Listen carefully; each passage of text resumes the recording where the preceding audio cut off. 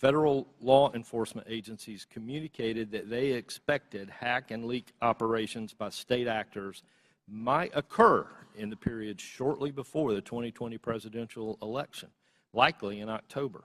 Is this your statement? Yes, it was. And Mr. Roth, you said since 2018 you had been meeting with the Office of the Director of National Intelligence, the Department of Homeland Security, the FBI, and industry peers regarding election security, correct? Yes, sir. And Mr. Roth, you were told there would likely be a hack and leak operation occurring in October. Is that correct? I believe the FBI has objected to the word likely or expected, but we certainly discussed that possibility with them. All right. Thank you. Mr. Chair, I yield back. Gentleman yields back. Chair recognizes Ms. Bush for 5 minutes. St. Louis and I are here today to talk about the crisis posed by the power of private companies that operate social media platforms. Republicans are holding this hearing because of their ridiculous, politically motivated obsession with Hunter Biden. This is a distraction from their inability, again, to govern, and it hides the shared concerns raised by Republicans and Democrats alike about the vast power, impunity, and lack of accountability of social media platforms. There are so many examples of these companies responding inadequately or inappropriately in crisis that we have come to understand misconduct as the norm for social media giants and not an aberration. Social media played a key role in fanning the flames of violence on January 6th, on that attack on our U.S. Capitol. The impact has spread all over the world. Last fall, after Reuters reported that disinformation about Chile's proposed constitutional referendum was traveling 3 times faster on social media platforms than facts, several members of this committee wrote to Meta, Twitter, and TikTok demanding further action to reduce the dissemination, reduce the lies, reduce the hate. They did nothing.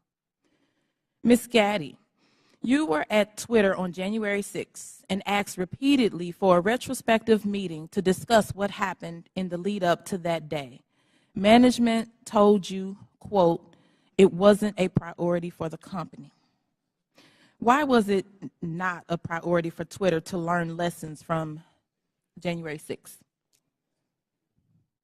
I don't believe you're referring to me. Apologies. I'm the chief legal officer.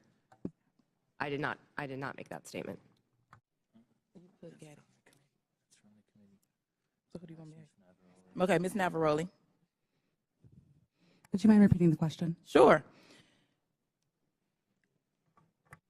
On January 6th, you were at Twitter and asked repeatedly for a retrospective meeting to discuss what happened in the lead up to that day. Management told you, quote, it wasn't a priority for that company. Why was it not a priority for Twitter to learn the lessons from January 6th? I can't speak to leadership's motivations or why it would not have been a priority for them. What I can say is myself and individual members of my team repeatedly asked that we do a retrospective to understand not just what happened on January 6th, but leading into January 8th and the permanent suspension of the president. What can you say is Twitter's top priority? I can't speak to Twitter's top priority at this moment. I can say that, again, my team's responsibility was to balance free expression and safety and to ensure the safety and lack of harm for people on the ground. Thank you. Twitter's top priority seems to be to maximize its profit. The people on this panel were among the top experts moderating content for equity and safety at Twitter, and your concerns were consistently steamrolled by executives pursuing profit. We know this situation must change, but I would argue that the structure of these corporations ensures this malpractice will continue. These social media companies have shown themselves unfit to maintain a digital public square with almost universal usage and vast power. Their purpose is not to facilitate healthy, fact-based discourse. It is to aggressively pursue profit for their billionaire executives and shareholders. Even when they make a good decision about removing a post or a user, It is only to make a profit. This existential problem will not be solved by asking these for-profit corporations to tweak their approach around the edges. We need to re-envision what the internet can be. Digital platforms, including social media, are here to stay, but we need to make sure that they operate for the public good and not the private interests. We need to invest in better alternatives to big tech, and we need to establish public ownership and control to ensure these platforms serve everyone fairly. Thank you, and I yield back. Chair recognizes Mr. Perry for 5 minutes. Thank the chairman. I thank the witnesses. It's been a long day. Mr. Roth, going back to your statement Mr. Edwards talked about, I want to just kind of revisit that a little bit, where it was communicated to you, at least per your statement, by the FBI that there was expected hack and dump or hack and leak operations, and that they would occur before the election, and that these, at the bottom here, the meetings that were rumored, and those meetings were rumored that the hack and leak operation would involve Hunter Biden. Subsequent to that, well, first of all, who told you that? Was that, did you get that? Can you tell us where you got that information, if you know? The subject of a possible hack and leak was raised by a number of representatives of the FBI. Was one of them Mr. Chan? Elvis Chan? Yes, Mr. Okay. Chan was a part of it. So are you familiar with the fact that in his testimony in November of 2022 that he says we did not see any similar competing intrusions to what happened in 2016? And of course, you have been talking to intelligence agencies and law enforcement agencies for some time, and they were referring to the 2016 hack and dump operation. Are you familiar that he said that subsequent to you saying this? They didn't have any evidence? I was not aware of Okay, Mr. that's Chan's fair. deposition. That's fair. No. Did they ever give you any evidence of the hack and dump operation that happened in 2016? And what I think I'm referring to is the allegation that the Clinton campaign, the DNC server was hacked, and that information was spread about through WikiLeaks or other information channels. Did they ever give you any evidence of that occurrence during these discussions?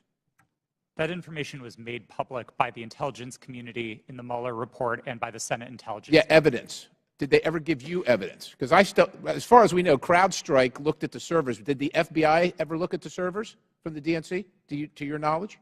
I think that would be a question better directed at the Fair FBI. enough, but the point is you never saw any evidence, right? You're just taking it on, and I'm not blaming you, because a lot of people want to believe the FBI. I've always wanted to believe the FBI. The question is, did they ever give you any evidence to believe that? Because they're making the case.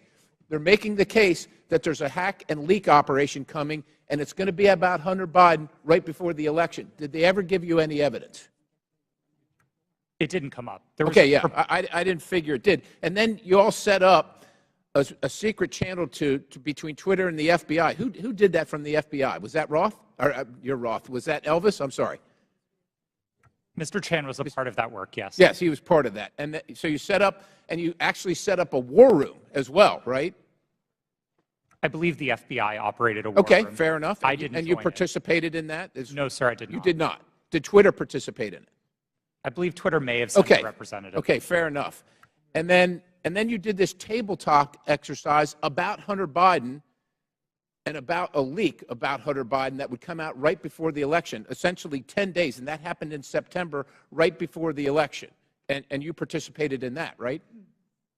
Yes, I did. Who facilitated that exercise? I know the Aspen Institute, but who facilitated the exercise proper? Was anybody from a government agency facilitating any part of that? Were they involved in the discussions during the exercise? No, I don't believe so, no. So they were just spectators. I wasn't aware that they were spectators either, but I don't recall exactly who was there. I know you don't recall who was there. Then who facilitated it? Do you recall that?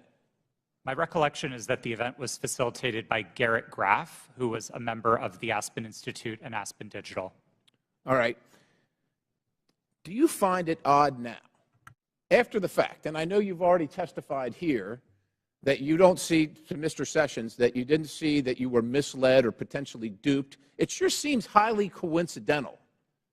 Would you agree? It at least seems highly coincidental. Knowing that the FBI had the laptop, that the FBI set up the war room and the channel and told you, per your statement, that this was going to happen, do you find it highly coincidental that it actually happened and it was Hunter Biden at all? I want to be clear that my statement to the FEC does not suggest that the FBI told me it would involve Hunter Biden. That's a popular reading of that declaration, but it was not my intent. I think there is a coincidence there, and I really can't speak as to how that came about. Yeah, it's really coincidental. One last question. Did the CIA or the other governmental agency ever ask Twitter to look at something that violated Twitter's policy? I don't recall specific outreach by the CIA specifically. Other government agency is what it was called in the Twitter files.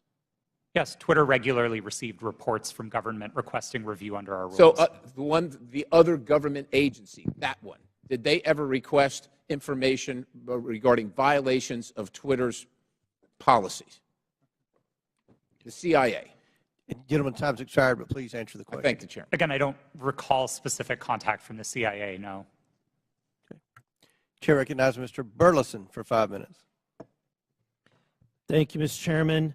I've sat here listening. I'm glad to be last in rank. I get to listen to all the testimony. And what's become clear to me, there are a few things, and that is that the censorship efforts of the big tech, the intelligence community, and the media were all working in concert to affect the 2020 election. I find it unbelievably ironic, and I hope others do too, see the irony that people who were so concerned and hell-bent and worried about the interference of outside groups on the 2016 election became willing participants to interfere in the following presidential election. These three groups worked together, and it's clear, worked hand in hand to hide the truth from the American people. The fact that the FBI had the Hunter Biden laptop, heck, it was in their possession for a year before the election, is appalling. But that didn't stop them from spreading a lie and a bogus claim about it being Russian interference again. And you know, it's clear to me why they reached out to you, because they knew you would buy the lie. They knew that an organization with 99% of its employees donating to Democratic candidates and efforts would absolutely not look at any information with a jaundiced eye. You would take it as the gospel truth. And so they knew that, because it was clear from your tweets before that you have an opinion about the president, you have an opinion about the Republican Party. And so when all of that leading up to the October 14, 2020, when the New York Post published its story, everything was already in place. So, Mr. Roth, my question to you is, when 51 intelligence officials told us that the Hunter Biden laptop was Russian disinformation, the Democrats, the mainstream media, the president, all repeated this lie. Now that you know what you know years later, do you still believe that the Hunter Biden laptop is not real? Or do you believe it's real? Sir, I never held that belief. Do you believe that the story is Russian disinformation? No, sir. I didn't then, and I don't now. Okay. I have a question for Mr. Baker. You started your role as Twitter's deputy general counsel in June of 2020, correct? Yes, sir. Who hired you for that role? Who specifically hired me? My boss was a person named Sean Edgett, who was the general counsel. Sean Edgett? Edgett, Edgett. E-G-E-T-T. And that's who you interviewed with? I interviewed with numerous people, but Sean was my boss. Anyone that comes to mind outside of Sean? Ms. Gotti I interviewed with. You're saying other people that I interviewed with at Twitter? But ultimately, the hiring agent was Sean Edgett. I'm not sure exactly who made the decision, to be frank with you, but Sean was my boss. Okay. My next question is, when you were fired from Twitter in December of 2022, after the release of the first installment of the Twitter files, did you destroy any internal communications related to that first batch of the Twitter files? As I said in my testimony, I didn't destroy any documents, period. What reason were you fired? You'll have to ask Mr. Musk about that. That was not given. You were not given any information. He made a public statement about it in a tweet, but I think you would have to ask him for the precise reason. Okay, thank you. Back to Mr. Roth.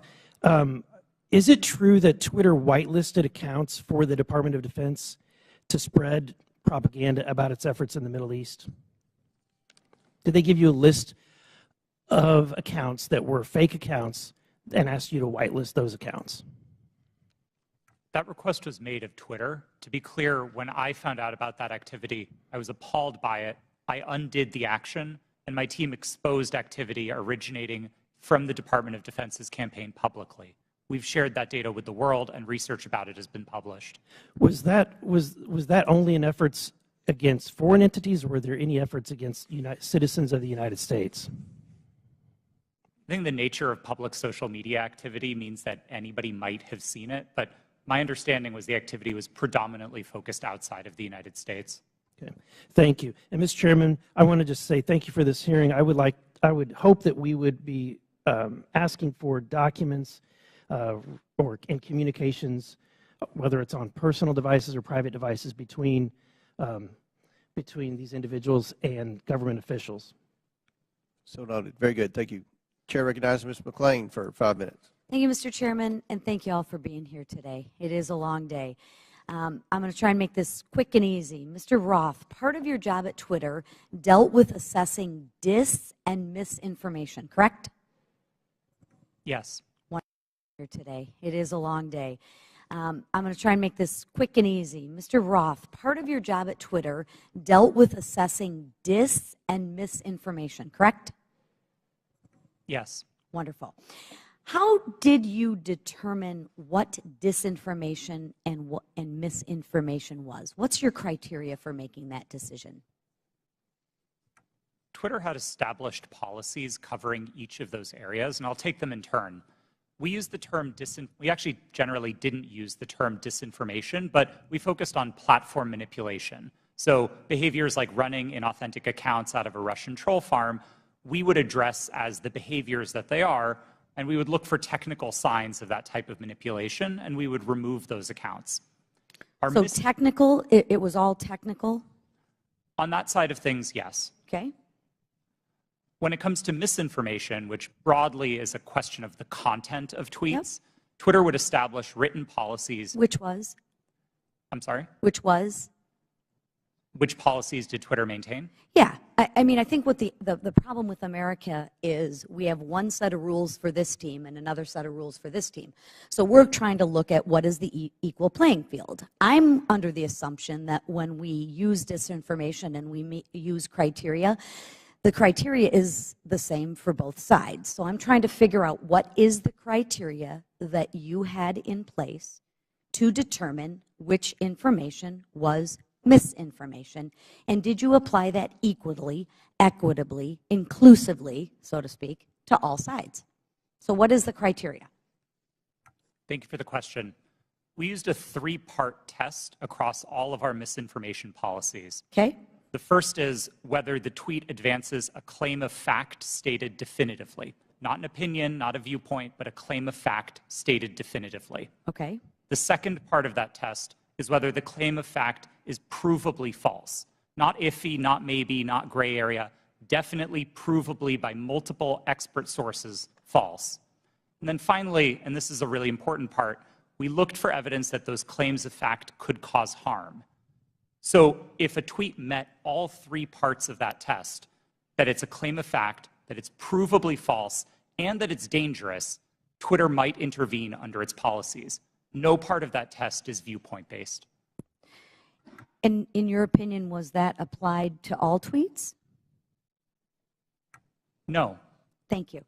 Mr. Roth, you're familiar with the reports that the Biden administration was considering establishing a disinformation governance board under the Department of Homeland Security. I am aware of public reporting about that, yes. Thank you. And that board was never established, correct? That's my understanding. That is correct. It seems to me that the federal government had far more powerful disinformation governance board in its relationship with Twitter. Again, Mr. Roth, question: how often were you meeting with people from the federal government while you were at Twitter? Weekly, daily, monthly? I would estimate somewhere between weekly and monthly. Okay. And were you aware that Mr. Baker was also taking these meetings with the federal government as well? I was not aware of Mr. Baker's calendar, no. So you had no idea that he was meeting, there was no you just worked in silos? I mean, Mr. Baker and I were in some of the same meetings together, but no, I did not know the ins and outs of what he was doing. Okay. What did you understand Mr. Baker's role to be at Twitter besides offering general legal advice? Mr. Baker supervised the primary legal team that advised the trust and safety team. He was the supervisor of the attorneys who advised my team. Okay. And how about Ms. Gaddy's role at Twitter besides offering general legal advice? For the final, I believe, year and a half of my tenure at Twitter, Ms. Gaddy was my direct supervisor. Oh, okay. What was her role? Just to supervise you, to make sure you followed those 3 claims? Ms. Gaddy supervised what my team's goals and objectives were. She made sure I was doing my job. She made sure that if there was conflict in the workplace, she guided me on how to address that. She did the job of a manager. Okay. And she oversaw you and the trust to make sure that your 3 claims of fact, provable faults, and would cause harm, she oversaw that?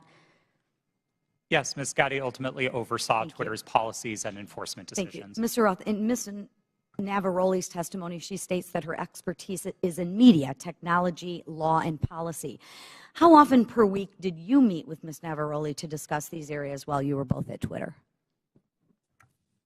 We did not. You did not. Okay. Thank you so much. Gentlelady's time has expired. Chair Thank you. Chair recognizes Mr. LaTurner for 5 minutes. Thank you, Mr. Chairman. Based on everything I've seen regarding this issue, it is clear to me that government officials colluded with Twitter employees to censor the New York Post's legitimate reporting of the Hunter Biden laptop story. Democrats on this committee have so far characterized this hearing as unnecessary and a waste of time. I'd invite any of my colleagues across the aisle to talk to folks in Kansas, because I can promise you they do not feel that way. In fact, my constituents are very concerned, and rightfully so, that a social media company collaborated with a government entity and a political party to suppress certain social media accounts and filter news ahead of an election cycle. Americans deserve answers on this outright attack on our First Amendment rights, and I look forward to gaining clarity from our witnesses. Mr. Baker, your testimony focuses heavily on the fact that Twitter acted lawfully in its reaction to the Hunter Biden laptop story. But this isn't a criminal trial. It's a congressional hearing. I'm here because my constituents are genuinely concerned that they will be kicked off these platforms for any statement that managers at those companies disagree with. They feel that social media companies like Twitter are forcing them to play a game that they don't know the rules to. I want to know your opinion on if you think it is appropriate for people in positions of power to determine what information gets shared. If not, what criteria is acceptable for making those determinations? Excuse me, sir, that's a very broad question on people in power. I'm not sure I can answer that effectively and address your... Could you try? Well, I mean, the Congress is in power. Congress is restricted by the Constitution of the United States. Congress passes laws. Those laws impact how, for example, private sector actors exercise their power or spend their money, that type of thing.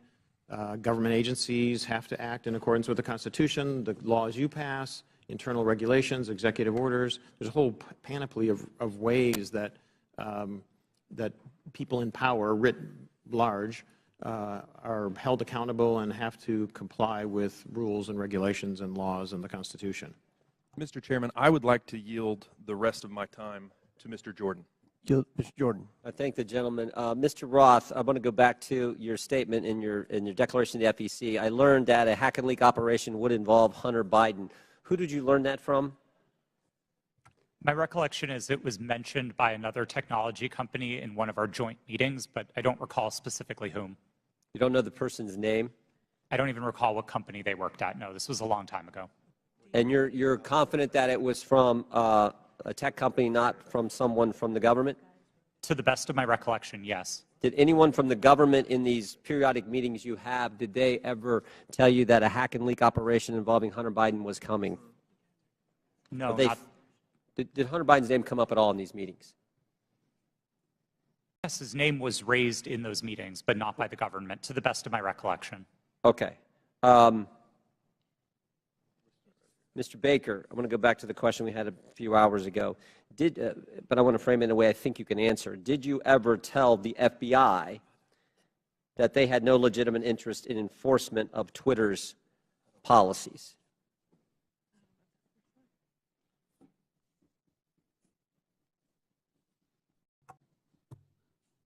I don't think I understand. I think I understand the question. I don't recall ever having such a conversation with the FBI. Okay. Did you think there was a problem with the FBI sending you a list of names and accounts and saying, hey, these violate your policies? Did you see that as as some kind of potential concern?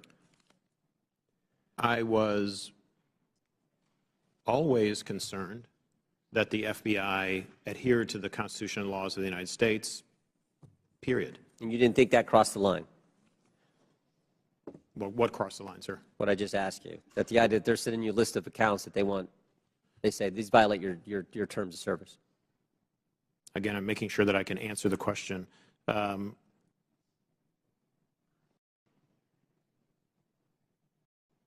Had I thought that they were doing something unlawful, I would have taken appropriate steps to address it. Okay, Mr. Roth, why were you reluctant, based on what I read in the Twitter files, why were you reluctant to work with the GEC? It was my understanding that the GEC, or the Global Engagement Center of the State Department, had previously engaged in at least what some would consider offensive influence operations. Not that they were offensive as in bad, but offensive as in they targeted entities outside of the United States. And on that basis, I felt that it would be inappropriate for Twitter to engage with a part of the State Department that was engaged in active statecraft. We were dedicated to rooting out malign foreign interference no matter who it came from. And if we found that the American government was engaged in malign foreign interference, we'd be addressing that as well. Yep. Gentlemen's time's expired. In closing, I want to again thank our panelists for being here. I know it's been a long day. We apologize for the electricity going out. That's never happened in my 6 years in Congress. But before we close, the ranking member and I are going to have very brief closing statements. I yield to the ranking member. Well, thank you kindly, Mr. Chairman. Thank you to the witnesses for your endurance and patience today. I hope you don't feel as bad about the day as you seem to look right now, but it's going to be over soon. I want to start with a simple point that I hope will be sympathetic to you, and I began the long day with this. It's even more important now that we have members who are actually threatening witnesses with arrest and prosecution for clearly imaginary offenses, or at least offenses that might make sense in their minds, but I don't quite know what they would be. But Twitter is a private First Amendment protected media entity, and you make your own decisions like Fox News makes its decisions. And I might get kicked off of Fox News, or they might not cover me, or Wall Street Journal, or MSNBC. I've got no constitutional right to go there. So I think there's just a fundamental legal fallacy and logical fallacy that pervades most of the questioning today. And my friend, the chairman, and my friend, Mr. Jordan, certainly know that under our First Amendment, there's a state action requirement. There is no state action here. Now, there's an attempt to perhaps jerry-rig some state action by claiming, well, it was really the FBI that committed whatever offense was there. But what do we have in terms of what we found today? Well, today's witnesses, each and every one, testified that no U.S. government official directed any of them to censor, remove, or take down the New York Post story. That was their mistake. 2, today's witnesses all testified that the Biden campaign did not direct Twitter to take action against the New York Post story. And 3, the whole hearing was predicated on the idea that the FBI directed Twitter to take down the New York Post story to protect Biden, but once again, not a single witness testified that the FBI even communicated with Twitter about the New York Post story. So to me, this has been a wild cyber goose chase all day. It has turned up absolutely nothing, but there was one serious point made by our witness, Ms. Navaroli, who said that the violence and the chaos that was wreaked upon this institution, not far from where we sit today, on January 6th, the attempt to topple a presidential election and install someone who had not been elected as president, was facilitated by Twitter and other social media entities. And at Twitter, at least, the brass there specifically rejected the pleas of employees to take seriously all of the signs and clues of coming violence in the insurrectionary action that took place.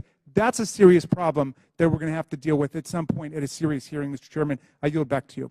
Gentleman yields back. I will conclude by reminding my friend, the ranking member, that you've gone through quite the transition at the beginning of the hearing. You, as well as many of your colleagues, said this was a conspiracy theory.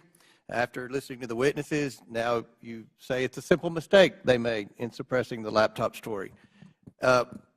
Twitter is a private company, but they enjoy special liability protection, Section 230. They also, according to the Twitter files, receive millions of dollars from the FBI, which is tax dollars, I would assume. And that makes it a concern of the Oversight Committee.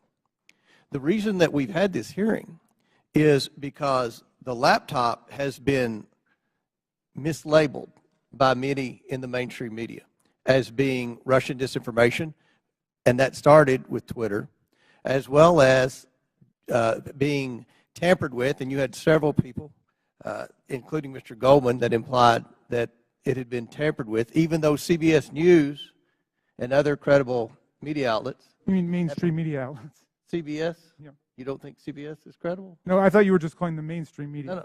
Okay. CBS News. CBS News has done a forensic audit that shows that the hard drive is legitimate and it was not tampered with. So these are misconceptions that are out there, and they started because of the suppression of the laptop story. The reason the laptop's important is because there's evidence on there that should concern every American about potential corruption, as well as evidence that would suggest that there's a possibility that this administration could be compromised because of the millions and millions of dollars that they've received from our adversaries around the world. We believe that's worth investigating. We believe national security is important. We had a hearing yesterday on our border. We believe there's a crisis at the border, and it threatens our national security. We had a hearing today. We believe that we need to make sure that this administration is not compromised because of the millions of dollars that they've received from our adversaries around the world. That much of that evidence is contained in the laptop. So I think this was a very successful hearing. I appreciate the witnesses' time. I know it was a very long day, and again, we've never had the electricity go out before. But again, we appreciate your sincere testimony. And with that, and without objection, all members will have 5 legislative days. Mr. Chair, I apologize to interrupt. It's come to my attention that I have to seek your unanimous request in order to submit some additional documents. Without objection, so ordered. Thank you. Apologies. With that, and without objection, all members will have 5 legislative days within which to submit materials and to submit additional written questions for the witnesses, which will be forwarded to the witnesses for their response. If there's no further business, without objection, the committee stands adjourned.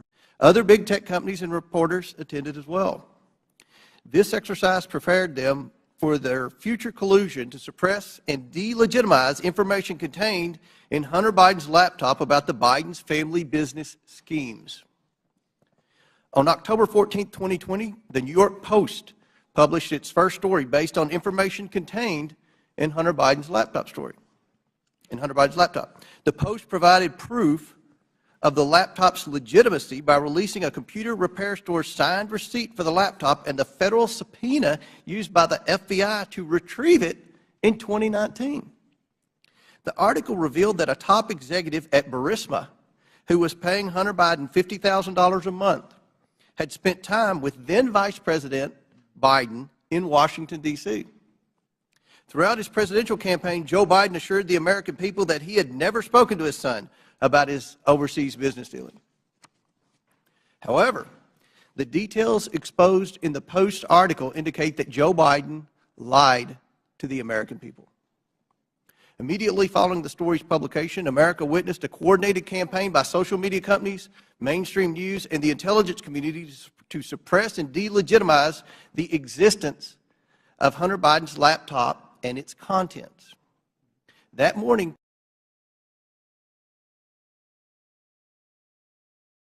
Twitter and other social media companies took extraordinary steps to suppress that story. Twitter immediately removed the story and banned the New York Post account. Twitter also banned accounts who shared the story, including White House Press Secretary Kayleigh McEnany, and blocked its transmission via direct message. This episode marked the first time Twitter directly limited the spread of information from a mainstream news organization. And the New York Post would not get its account back for 2 weeks.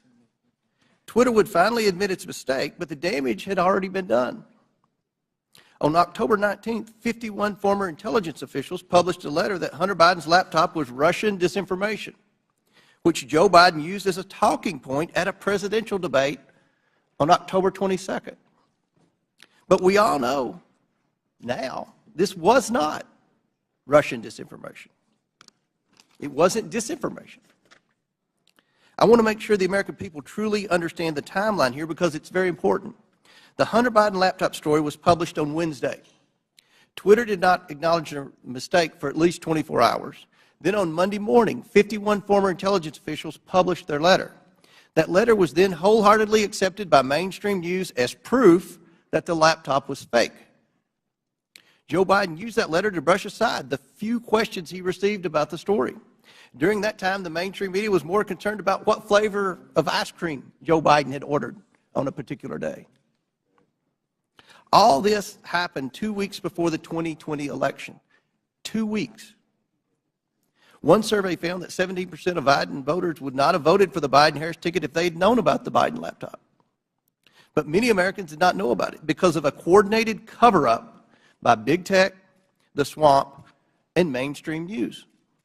Now mainstream media outlets have verified the laptop, but the damage has been done. Today we are joined by 3 former high-ranking employees at Twitter. Vijaya Gadde, Twitter's former top lawyer, James Baker, Twitter's former deputy general counsel, and Yoel Roth, Twitter's former head of trust and safety. We are also joined by Annika Collier-Navaroli, Twitter's former head of trust and safety, a former Twitter member of U.S. safety policy team. Let me get that right. I would like to thank you all for your participation in today's hearing. We owe it to the American people to provide answers about this collusion to censor information about Joe Biden's involvement in his family's business schemes. With that, I yield to the ranking member for his opening statement. Thank you kindly, Mr. Chairman. Last night in his State of the Union address, over all the heckling, President Biden reviewed significant achievements his administration and congressional Democrats are delivering for the American people. The lowest unemployment rate in over 50 years, a manufacturing boom in clean energy, semiconductors, and infrastructure, expanding health care for veterans and lowering prescription drug costs for seniors and people with diabetes, beating the opioid epidemic and addressing our national mental health crisis, historic action on climate change. But this morning, we return not to focus on advancing this robust agenda of progress, but instead to take up an authentically trivial pursuit, all based on the obsessive victimology of right-wing politics in America.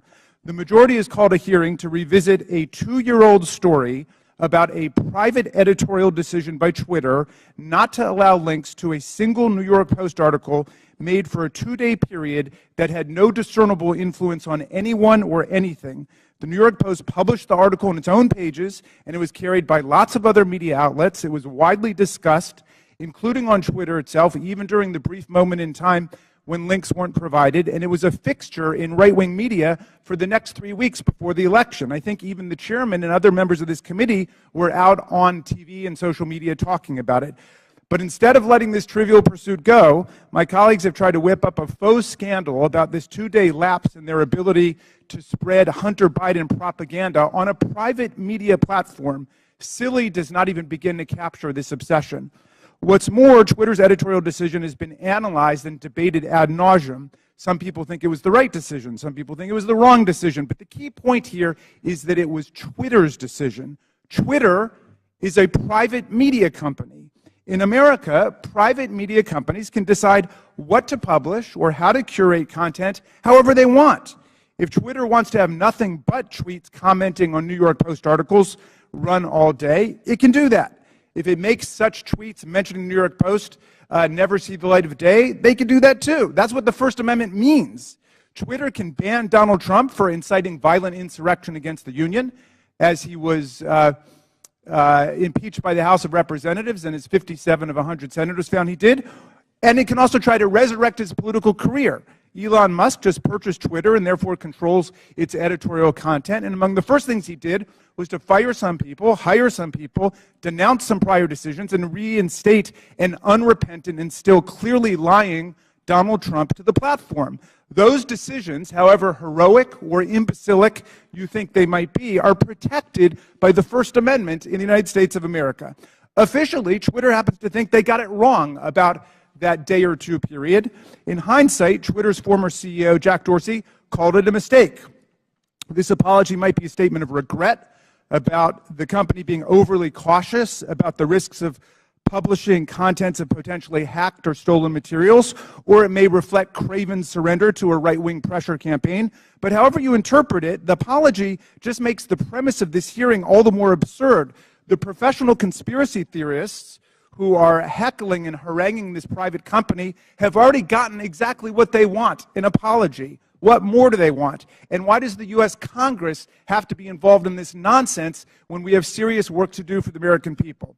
But what makes this hearing tragic is that if our colleagues really wanted to examine a serious problem involving American democracy and social media, my friends, it is staring us in the face right now. Twitter and other social media companies acted as central organizing and staging grounds for the January 6th violent insurrection against Congress and against Vice President Pence.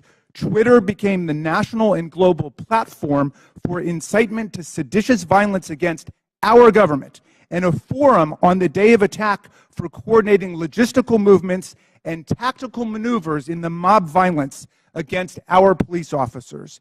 In the lead up to January 6th, Twitter decided to allow Donald Trump and countless MAGA extremists to use the platform to spread Trump's ridiculous big lie and disinformation about the election. And soon the internet was replete with incitement for civil war, race war, insurrection, revolution, and mob violence.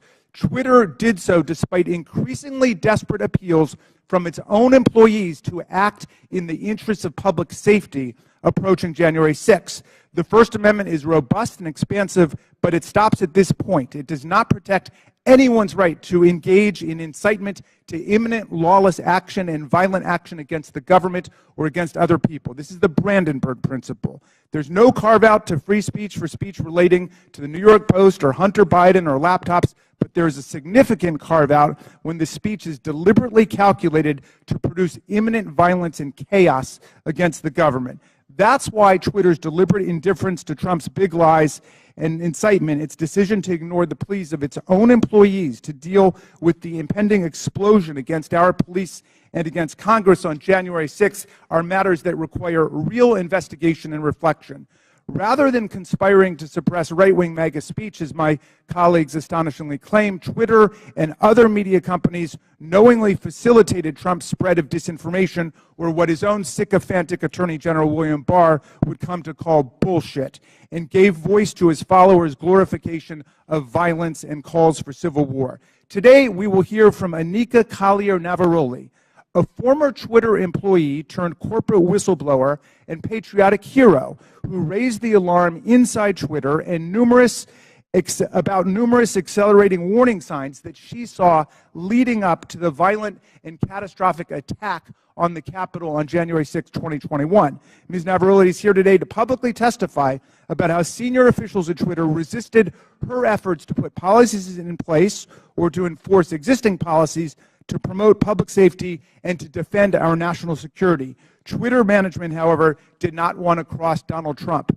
I don't know precisely how we will solve the problem of private social media platforms being used for the organization of coups and incitement of violent insurrections against the United States or Brazil or any other country. But this is a grave problem confronting democracy, not just in America, but all over the world. It is not a silly, concocted partisan issue. We must analyze it carefully and legislate effectively to address it, and we must never forget that the enemies of democracy, led by autocrat and war criminal Vladimir Putin, are spending hundreds of millions of dollars on social media propaganda and disinformation to destabilize democracy all over the world, even as they wage their genocidal, illegal, aggressive war against the people of Ukraine. How are we going to prevent the liberal democracies from being overrun by propaganda, disinformation, and violent incitement? We'll listen to Anika Collier-Navarrete because she has something important to say. She poses a problem that would be worthy of a serious congressional hearing, and we should have one. Thank you, Mr. Chairman. I yield back.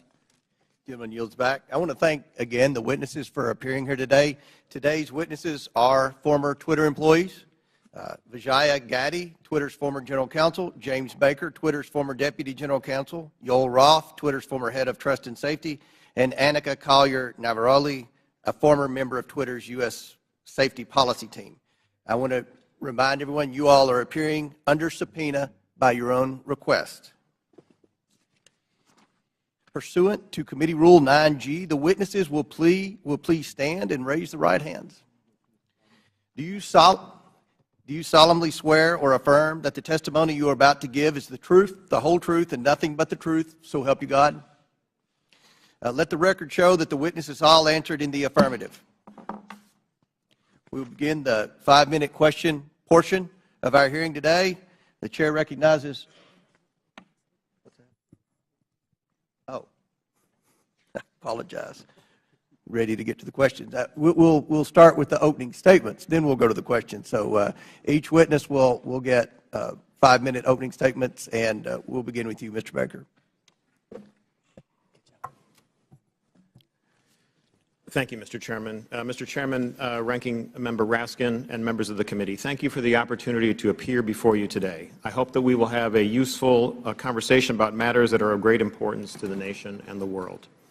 My main goals for this statement are simply to attempt to set the record straight with respect to certain false assertions that have been made about me in the public arena, and to offer a suggestion with respect to potential legislation in the area of social media regulation. As the committee is aware, however, based on the advice of counsel, I believe in good faith that I'm constrained today by my legal and ethical obligations as a former lawyer for Twitter, as well as by certain non-disclosure agreements. Within those constraints, however, I will endeavor to respond to the committee's questions as fully as I possibly can. And I believe I can make the following statements. First, I was not aware of and certainly did not engage in any conspiracy or other effort to do anything unethical, improper, or unlawful while I was at Twitter, period. I did not act unlawfully or otherwise inappropriately in any manner with respect to Hunter Biden's laptop.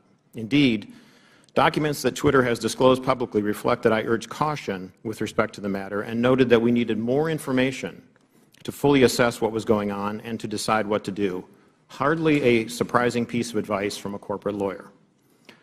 Moreover, I'm aware of no unlawful collusion with or direction from any government agency or political campaign on how Twitter should have handled the Hunter Biden laptop situation.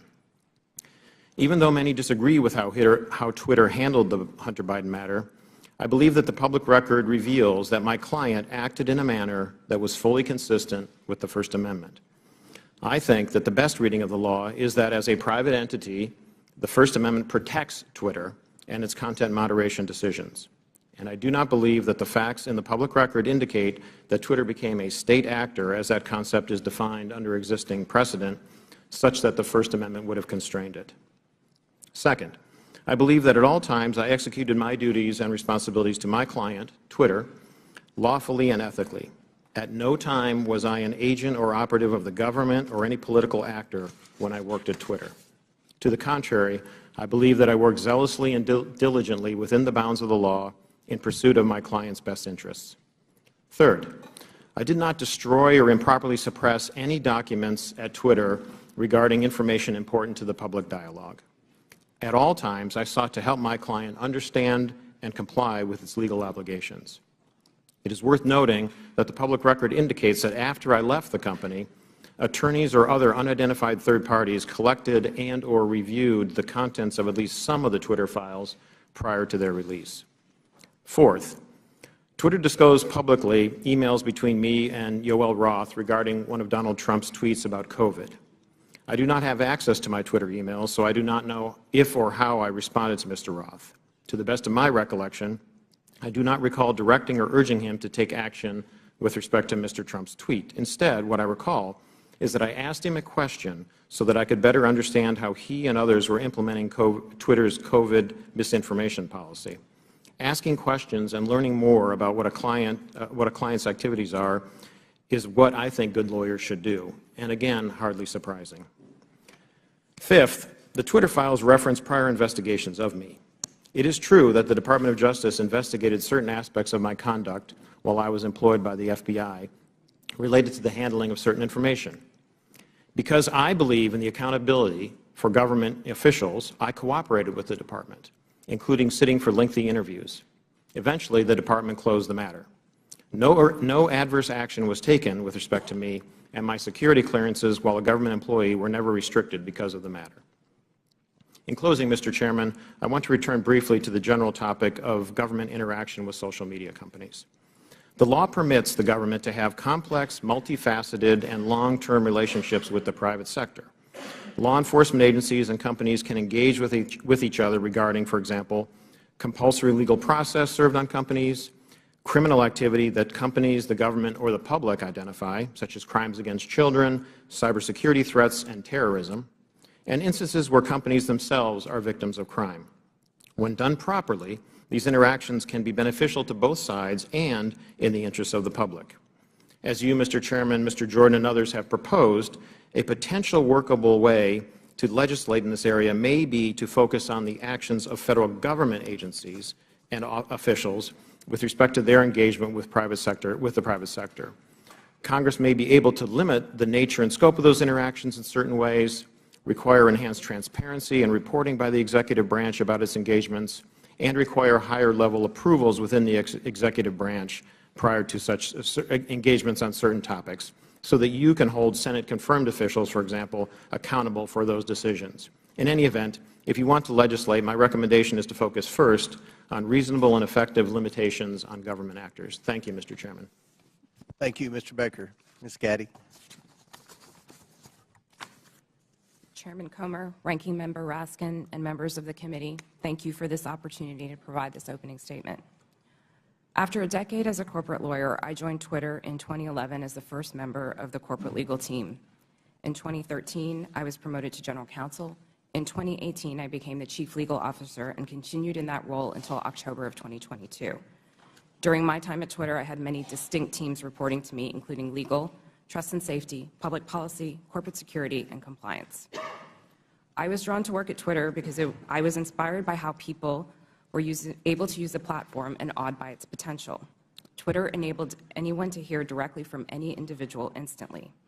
People from around the world were coming together on Twitter for an open and free exchange of ideas. The work was challenging and fulfilling. After Jack Dorsey returned as CEO in 2015, one of his top priorities became what we called the health of the public conversation. This was based on customer research, advertiser feedback, Twitter's declining revenue, user growth, and stock price. Teams across Twitter were focused on making the platform safer, better, and more profitable. As an executive of the company, I also was responsible for helping to achieve the corporate goals set by Mr. Dorsey, and I was accountable to him, the board of directors, and ultimately Twitter's public stockholders. As we prioritized the health of the public conversation, we did not lose sight of what Twitter was for most people, a place to talk about their favorite things. Topics that animated the platform range from K-pop to the World Cup to video games and movies. We needed to ensure that differences of opinion would not cross the line, for example, into sending death threats to soccer players who missed important goals, distributing non-consensual intimate photos, or cyberbullying so vicious that it could compromise a teenager's mental health. Twitter's platform rules covered a wide range of conduct and changed over time based on new behaviors and harms on the platform and feedback from customers, regulators, governments, advertisers, researchers, and others. This feedback led to a principles-based approach, which we applied to an array of difficult yet equally complicated situations around the world. These rules were also benchmarked against industry standards. We all knew how difficult it would be to design, much less apply, one set of global rules for hundreds of millions of accounts that shared billions of tweets a week. While I was at Twitter, the company never lost sight of its deep commitment to promoting and defending free expression around the world. For example, to protect human rights defenders, we fought for the right of people to use pseudonyms on the platform.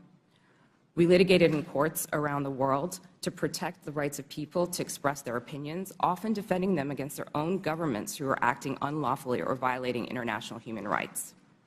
And we took extra precautions to ensure we scrutinized or challenged and never just acquiesced to government legal demands. Defending free expression and maintaining the health of the platform required difficult judgment calls.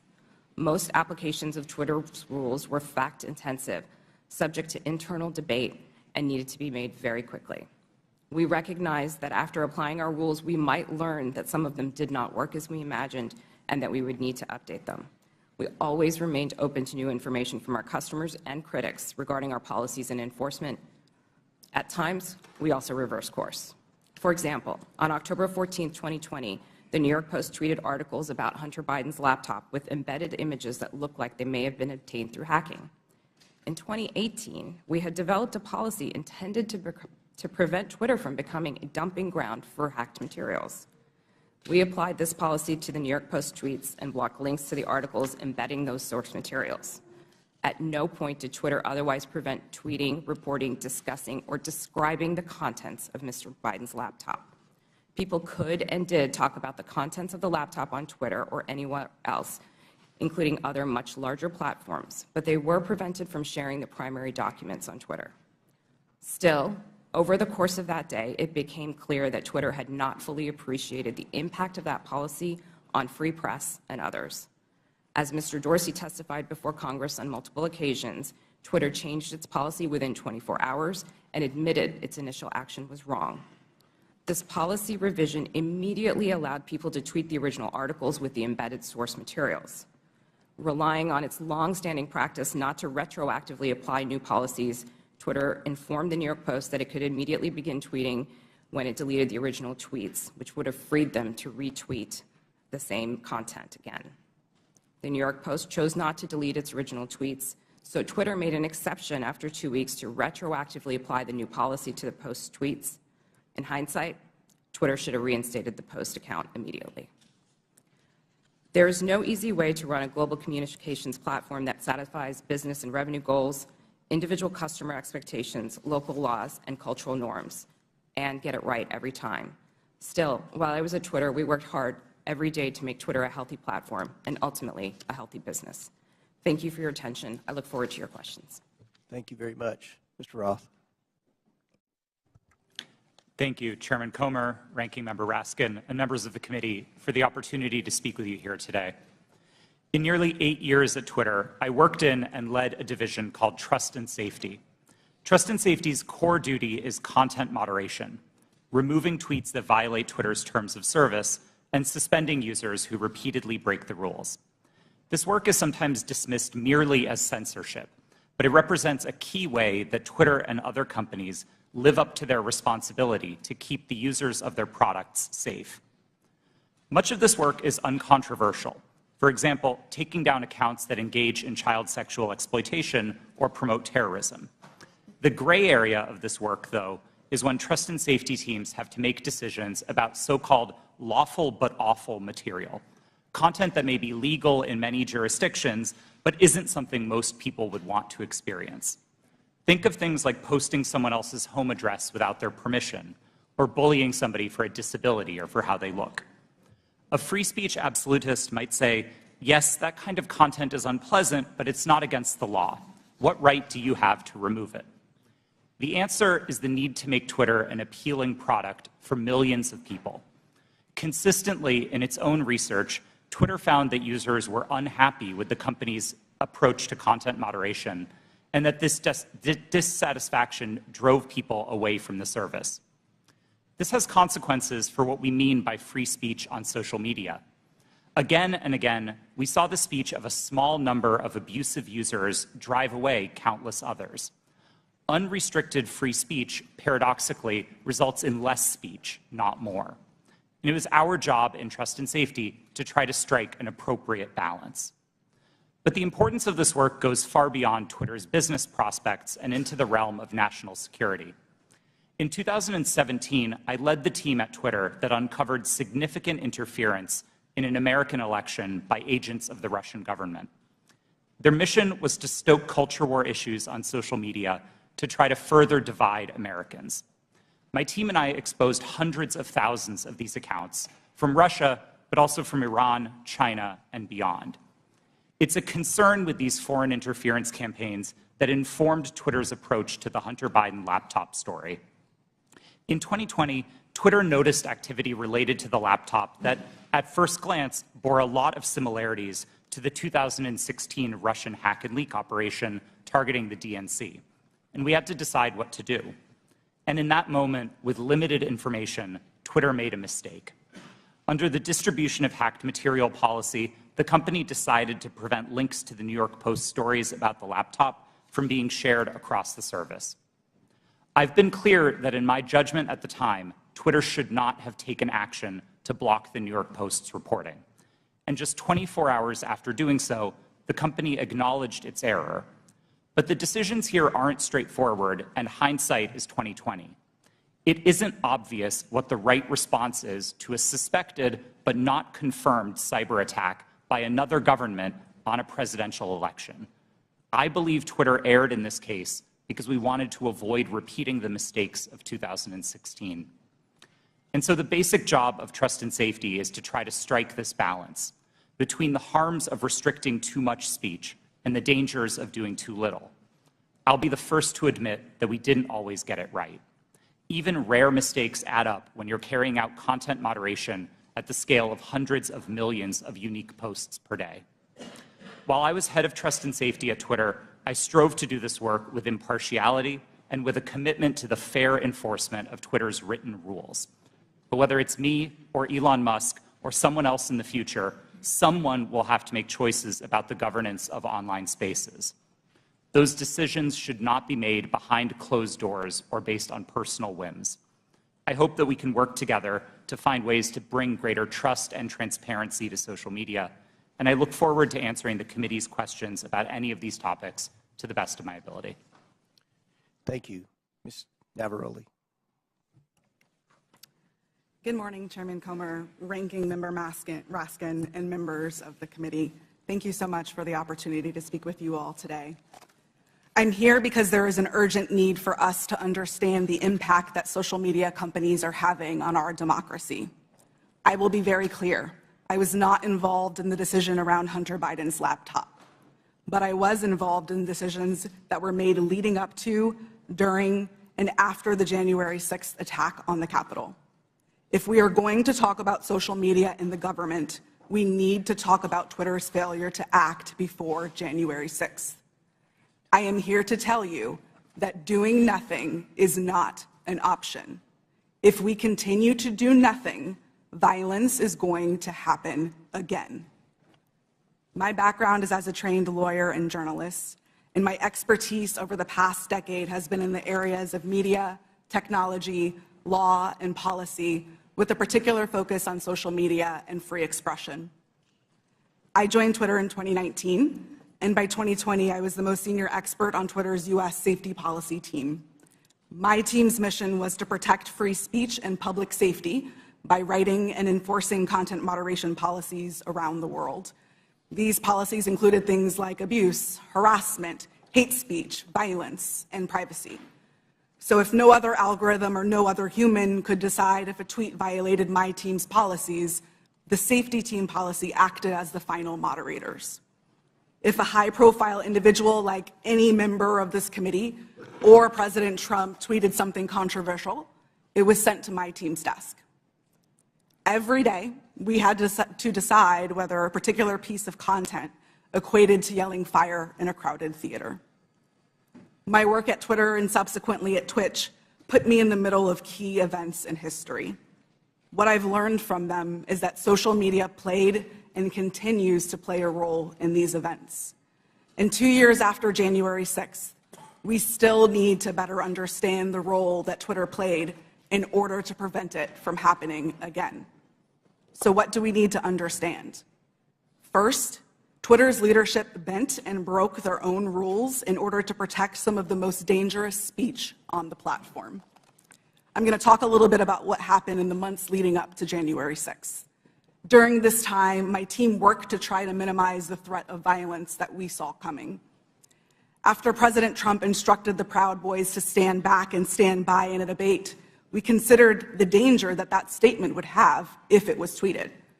So we crafted what we called a coded incitement to violence policy to address dog whistles like this. Instead of approving it, management bent over backwards to find ways to not approve it. On January 5th, when the policy was still not approved, I led a meeting where one of my colleagues asked management whether someone was going to have to get shot before we were allowed to take down tweets. Another colleague looked up live tweets and read them to management to try to convince them of the seriousness of the issue. Still, no action was taken. On the morning of January 6th, I sent Twitter lawyers a message warning them that our team was hamstrung by leadership. 2 days later, when it looked like it was going to happen all over again, I asked management whether they wanted more blood on their hands. Only then did they act. The second problem is that there is way too much power concentrated in the hands of too few. With January 6th and many other decisions, content moderators like me did the very best that we could. But far too often, there are far too few of us, and we are being asked to do the impossible.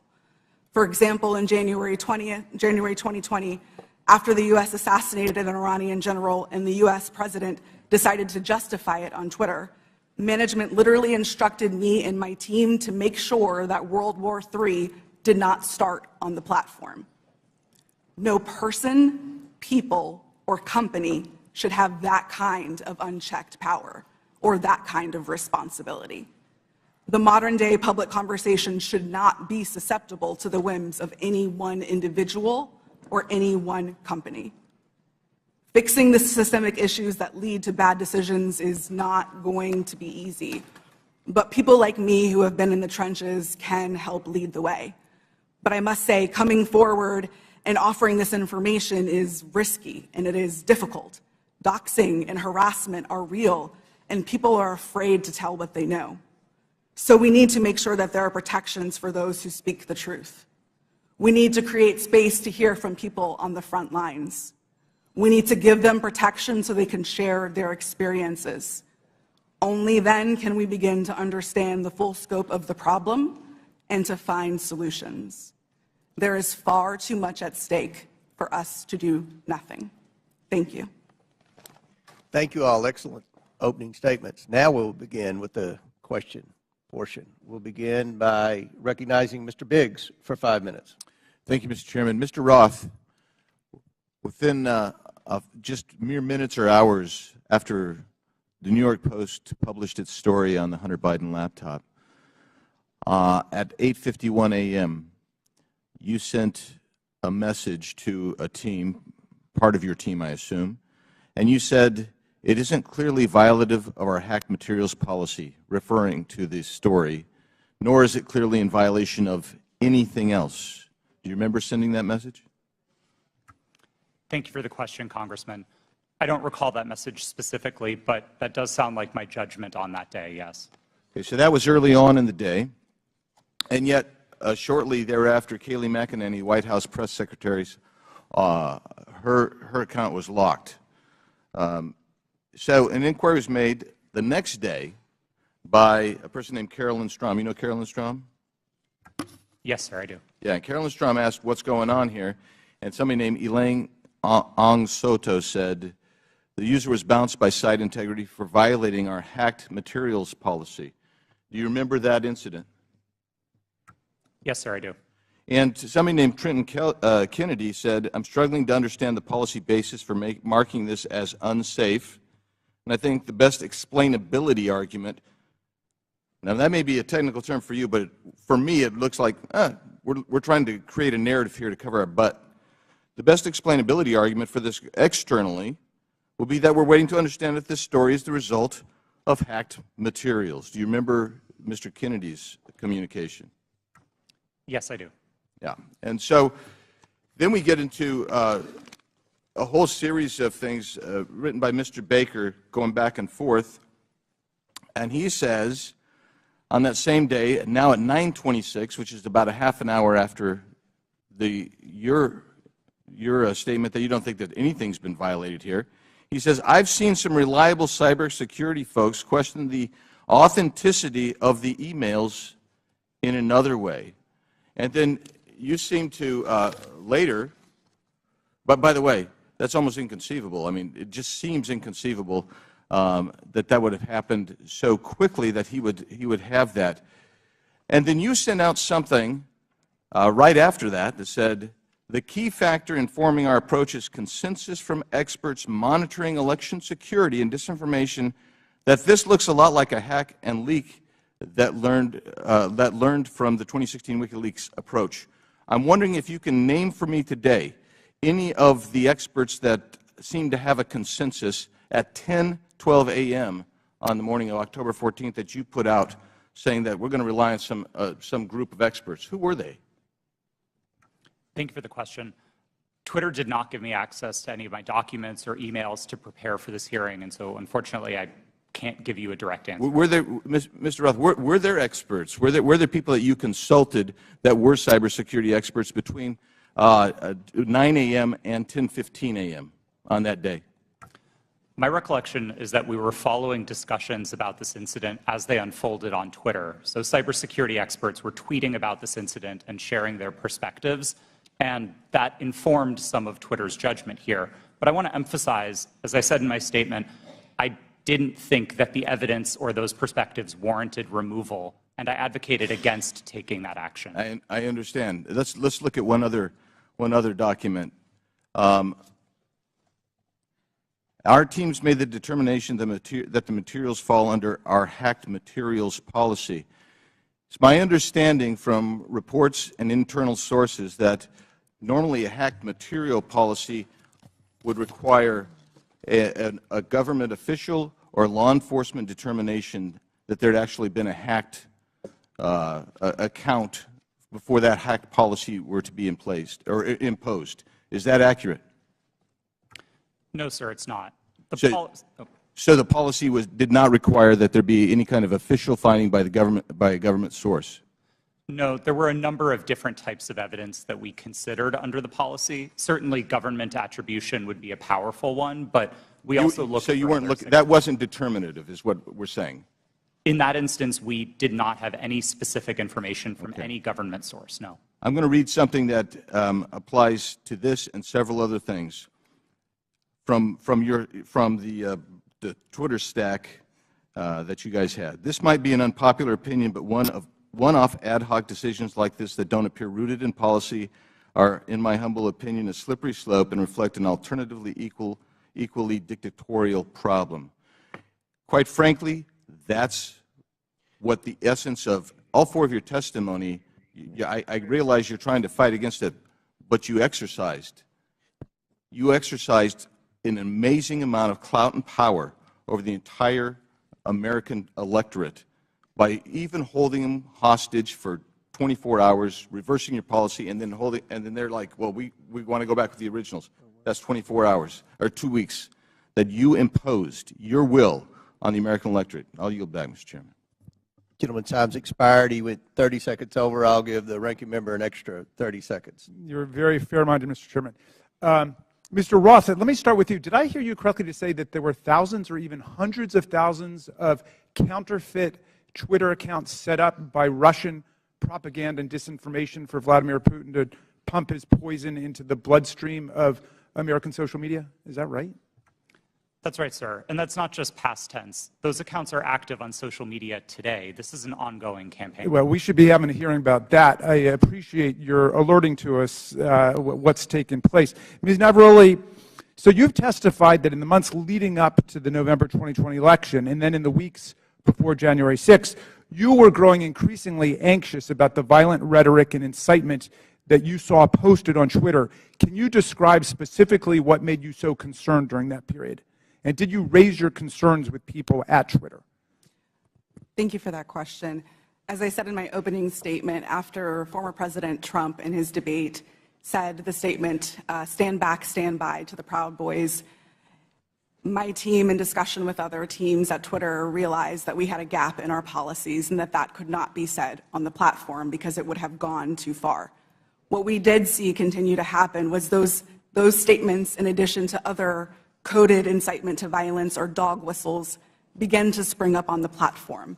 And so what was once fringe ideology or fringe statements that were calling for the overthrow of the government became a loud roar. And so we heard individuals beginning to say that they were locked and loaded, that they were ready for Civil War Part 2, that they were ready for another revolution, that they were ready for the day of the rope, in very clear English on Twitter. And on the January 6th committee, we have tens of thousands of statements like that being made on Twitter and other parts of social media. So we got a little taste of what you were experiencing on a daily basis. Now, there was this meeting on January 5th at Twitter. I don't think it was called specifically to look at what was going to happen the next day. That just happened to be a regular meeting. But at that meeting, you and other employees raised urgently the problem of what you saw coming on January 6th. How did Twitter management respond to the concerns that you raised? That's a great question. And yes, that meeting was a regularly scheduled meeting. Within the meeting, I believe I referred to it in my testimony to the January 6th committee as I was at my wit's end. I had argued, I had asked questions, I had asked for clarification. We had found dangerous tweets within the meeting, and yet the individual who is the most senior leader within the team in that meeting told us that we were not allowed to take that content down and that we were not allowed to use the coded incitement to violence policy. The reason that she gave us mirrored what we had been told by the former head of Trust and Safety, Del Harvey, that individuals might be saying things like locked and loaded or stand back and stand by in ways of self-protection. That was not what we were seeing on the platform. So when you were seeing things like locked and loaded and Civil War Part 2 and race war and so on, were you warning your superiors at Twitter that you thought there was going to be real violence, that this was not hyperbole that was being spoken at that point? Absolutely. I specifically told Del Harvey herself that someone was going to get shot, as I testified to to the January 6th committee. You stated that Donald Trump described his own tweets as little missiles. Why did that stick in your mind? Yes, the quote that you're referring to, I don't remember exactly what news article that it was in, but it was a news article that I had read in which the former president said that he liked to send out his tweets like little missiles. To me, that sounded exactly like weaponization of a platform, in his own words, and yet Twitter was not concerned. All right. Well, again, this bears a complete hearing on its own. This is a real issue, unlike something that happened a couple of years ago for 24 hours that has already disappeared in the sands of time. But this is facing us today. As you say, those right-wing violent forces are still out there, and the social media can still be used as a channel for incitement to violent action against state legislatures, school boards, the Capitol of the United States, Congress, and so on. How do we prevent this from happening in the future, and do you think that Twitter is dealing with this problem effectively now? As I said in my opening statement, we have to do something. There is too much at stake for us to continue to do nothing. And this question of how do we prevent it is a big one.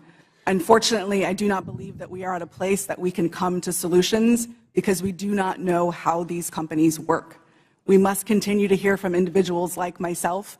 We must have a seat at the table to be able to share our experiences, because our experiences and the ways that we have succeeded, the ways that we have failed, hold the key to our futures and the key to our democracies. All right, thank you, Mr. Chairman. I would just say I was skeptical about revisiting the whole New York Post thing, where there have already been congressional hearings and they've already apologized for their little lapse, but this is a serious issue, and so I'm glad we at least have the opportunity to begin to talk about it in public. And I yield back to you. Thank you. Gentleman yields back. I'll recognize myself now for questioning. The Biden family investigation begins with the story of how big tech, the media, former intelligence agents, and the Bidens themselves suppressed the story of Hunter Biden's laptop weeks before the 2020 election. Today, we're hearing from Twitter executives who buried the New York Post laptop story, claiming it violated the platform's hacked materials policy. In reality, the Twitter executives were hostile towards conservatives and biased towards anyone who opposed their points of view. For example, Mr. Roth, did you write this tweet? I regret the language that I used in some of my former tweets, but yes, I did post that. And I'll read the tweet so it's in the record. Yes, that person in the pink hat is clearly a bigger threat to your brand of feminism than actual Nazis in the White House. Mr. Roth, do you think all conservatives are Nazis? Certainly not, sir. What about the hundreds of people who worked in the Trump administration? Certainly not. Did Ms. Gaddy or any other lawyer at Twitter ever tell you to take down that tweet? No, Twitter did not have a practice of restricting employees sharing their personal viewpoints on the service. Okay. Turning back to the laptop, Ms. Gaddy, are you aware that Hunter Biden's lawyers, as recently as last week, wrote the Department of Justice about Hunter Biden's laptop? I've seen some articles about that. Yes, they did. And it appears that Hunter Biden's attorney is admitting that the laptop and emails on it are authentic. So, Ms. Gaddy, on October 14, 2020, did Hunter Biden report to Twitter that he was the victim of a hack? No, I don't believe he did. Ms. Gaddy, when the New York Post initially broke the story about the laptop, did you call Hunter Biden's lawyer to ask if it was authentic? No, I did not. Isn't it correct that the Biden campaign had contact with Twitter in the run-up to the 2020 election? Not to my knowledge. And you're telling this committee that you didn't ask any Biden representative if the laptop was real or for Hunter Biden's attorney's phone number to confirm its authenticity? We did not speak to anybody related to that. Mr. Baker, are you aware that the FBI had Hunter Biden's laptop since December of 2019? I'm sorry, am I aware of that now? Well, were you aware then? Then, no. I don't believe, sir, that to the best of my recollection, I don't think I knew But that. you're aware now? I've heard that now, yes. Mr. Baker, did you call any of your contacts at the FBI to ask whether or not they knew if the material had been hacked? I don't recall contacting them about that on that day. Mr. Roth, Ms. Gaddy, and Mr. Baker, it appears to me that you failed at your jobs. You were entrusted with the highest level of power at Twitter, but when you were faced with the New York Post story, instead of allowing people to judge the information for themselves, you rushed to find a reason why the American people shouldn't see it. In a matter of hours, you were deciding on the truth of a story that spans years and dozens of complex international transactions. You did this because you were terrified of Joe Biden not winning the election in 2020. That's what it appeared. I can assure you this committee will succeed in holding the Bidens accountable. So much of the evidence of wrongdoing from this family is located in that hard drive that you all led the American people to believe was Russian disinformation, when in fact it was not. Now, I agree with Mr. Baker's opening statement. The concern for me is the level of involvement the FBI had with not just Twitter, but all of our social media platform companies. And I think it kind of goes in the opposite direction of where my friend, the ranking member, was trying to take this in his opening statement. This is something this committee should be concerned about. The government doesn't have any role in suppressing speech. And that's something the media should be very concerned about. What if there's a conservative president that somehow cleans out our FBI and they put in conservatives to suppress liberal speech? We don't, that's something that should never happen. So I look forward to more questions, and at this time I Well, I yield to the gentleman from I think Ohio. the chair for yielding. Mr. Baker, you said you didn't talk with the FBI that day. Did you talk to the FBI about the Hunter Biden laptop story prior to then or after that day? I'm trying to make sure I can answer this question consistent with the restrictions that I talked about in my opening Simple statement. question. Did you Yes. talk to the FBI about the Hunter Biden story? To the best of my recollection, I did not talk to the FBI about the Hunter Biden story before that day. Did you talk to him after it? You said your recall. response is real specific to the chairman. You said, I did not talk to the FBI about the Hunter Biden laptop story that day. I assume that day is October 14th. I want to know if you talked to him on the 13th or before, or if you talked to him on the 15th and after. I don't recall speaking to the FBI, sitting here today, I don't recall speaking to the FBI at all about the Hunter Biden matter. Well, then why'd you answer it the way you did? I beg your pardon? I yield back there. Chair recognizes Ms. Norton for 5 minutes. Thank you, Mr. Chairman. Like Benghazi before, Republicans are on a taxpayer-funded expedition to attack their political rivals, and they're feeding the flames of conspiracy in the process. With the release of the so-called Twitter files, Donald Trump has seized the moment to further his own conspiracies about the 2020 election, writing in December, and I quote, "Do not throw the presidential election results of 2020 out and declare, do you throw the presidential election results of 2020 out and declare the rightful winner, or do you have a new election? A massive fraud of this type and magnitude allows for the termination of all rules, regulations, and articles, and even those found in the Constitution," end quote. Now, it bears repeating that this is the same man who incited an insurrection on January 6th, and just last week reposted a message on Truth Social that suggested his supporters will, quote, and I'm quoting him now, "physically fight for him this time," and added, "They got my 6 and we are loaded, and I mean loaded." This is a question for Ms. Navarrete.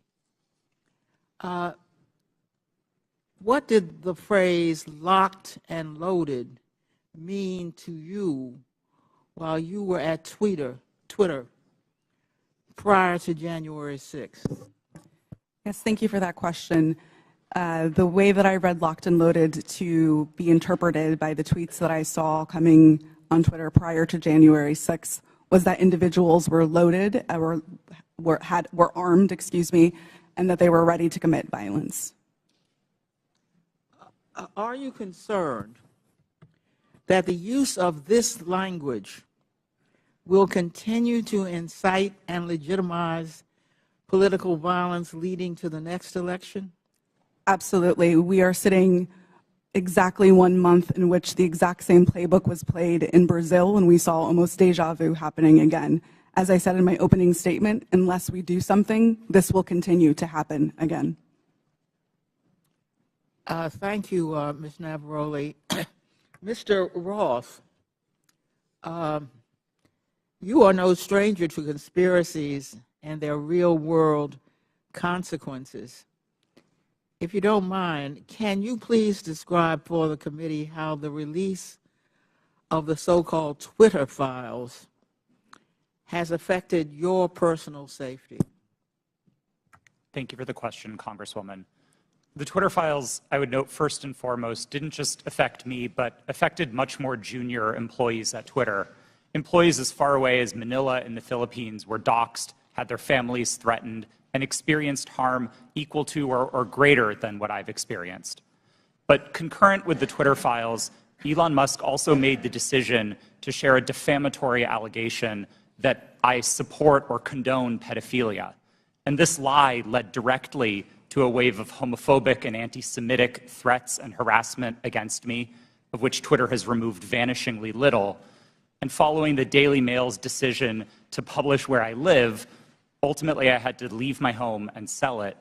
Those are the consequences for this type of online harassment and speech. Well, I must say, those are very real consequences. By legitimizing unsubstantiated conspiracy theories about the deep state, big tech, and government censorship for political gain, committee Republicans are holding a match to a powder keg. We all saw the consequences of this kind of rhetoric on January 6th, and we continue to see it play out as political violence and hate crimes grip communities around the country. And I yield back, Mr. Chairman. That lady yields back. Chair recognizes Ms. Mace for 5 minutes. Thank you, Mr. Chairman. The Twitter files were not just about Hunter Biden's laptop. Twitter files make it apparent Twitter worked overtime to suppress accurate COVID information. Dr. Jay Bhattacharya is a professor of medicine at Stanford who once tweeted an article he wrote about natural immunity. Thanks to Elon Musk's release of the Twitter files, we learned some of his tweets were tagged with the label of Trends Blacklist. Apparently, the views of a Stanford doctor are disinformation to you people. I, along with many Americans, have long-term effects from COVID. Not only was I a long hauler, but I have effects from the vaccine. It wasn't the first shot, but it was the second shot that I now developed asthma that has never gone away since I had the second shot. I have tremors in my left hand, and I have the occasional heart pain that no doctor can explain, and I've had a battery of tests. I find it extremely alarming Twitter's unfettered censorship spread into medical fields and affected millions of Americans by suppressing expert opinions from doctors and censoring those who disagree with the CDC. I have great regrets about getting the shot because of the health issues that I now have that I don't think are ever going to go away. And I know that I'm not the only American who has those kinds of concerns. Another example of what Twitter has done to censor folks is from Dr. Martin Koldorf, a Harvard-educated epidemiologist who once tweeted, "COVID vaccines are important for high-risk people and their caretakers. Those with prior natural infection do not need it, nor children." The Twitter files reveal this tweet was deemed false information because it ran contrary to the CDC. So my first question this morning of Ms. Gaddy, may I ask of you, where did you go to medical school? I did not go to medical school. I'm sorry? I did not go to medical school. That's what I thought. Why do you think you or anyone else at Twitter had the medical expertise to censor a doctor's expert opinion? Our policies regarding COVID were designed to protect individuals. We were seeing... You guys censored Harvard-educated doctors, Stanford-educated doctors, doctors that are educated in the best places in the world, and you silenced those voices. My next question is, did the U.S. government, I have another chart I want to show you, Ms. Gaddy. I have another tweet by someone with a following of a full 18,000 followers. This person put a chart from the CDC on Twitter. It's the CDC's own data, so it's accurate by your standards, and you all labeled this as misleading. You're not a doctor, right, Ms. Gaddy? No, I'm not. Okay. What makes you think you or anyone else at Twitter have the medical expertise to censor actual, accurate CDC data? I'm not familiar with these particular situations. Yeah, I'm sure you're not. But this is what Twitter did. They labeled this as inaccurate. It is the government's own data.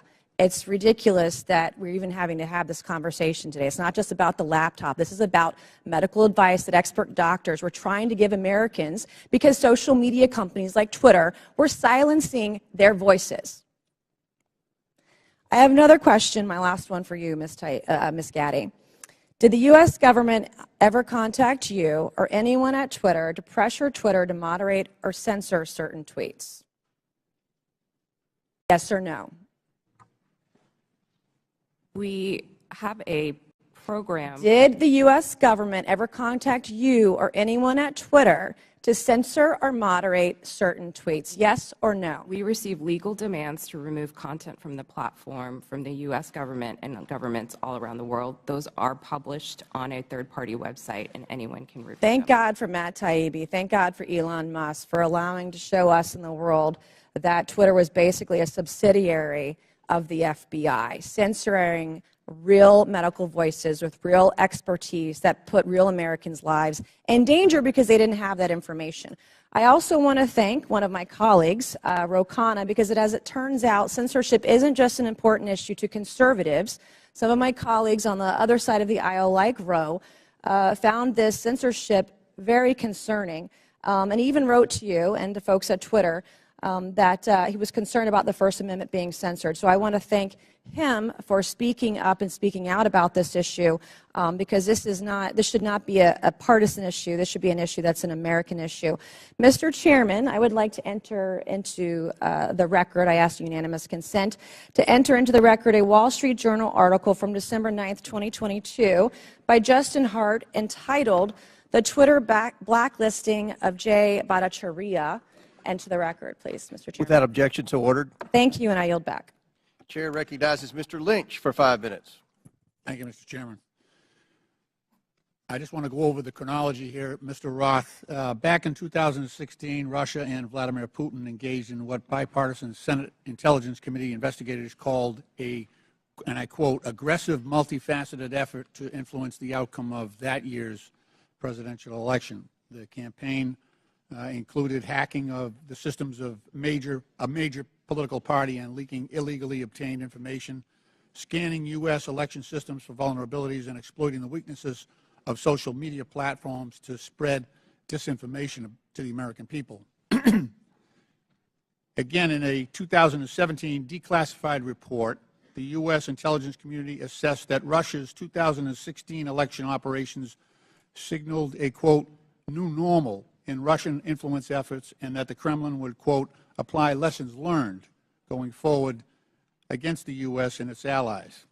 Mr. Roth, in a December interview with journalist Kara Swisher, you state that this declassified assessment was, quote, and I'm quoting you, a watershed moment in the history of content moderation and the Internet, close quote. You also stated in that interview that Twitter discussed potential threats to the integrity of the 2020 elections, and it was, quote, and I'm quoting you again, obvious to think about the most influential thing that impacted the 2016 election, which was the hack and leak campaign organized by the Russian government, and that, quote, we would have been stupid not to think about that risk. Mr. Roth, why would Twitter have been stupid to ignore that risk? Thank you for the question, Congressman.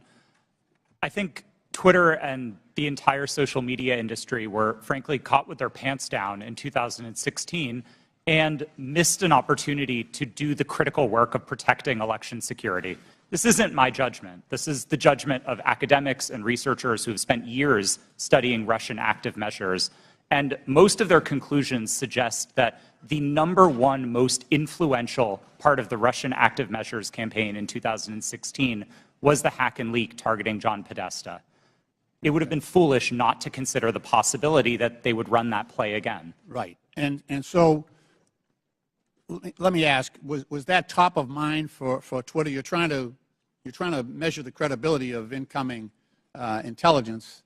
Was that top of mind in regard to your decision, the company's decision to temporarily limit the distribution of the October 14th New York Post story that was delivered by Mayor Giuliani?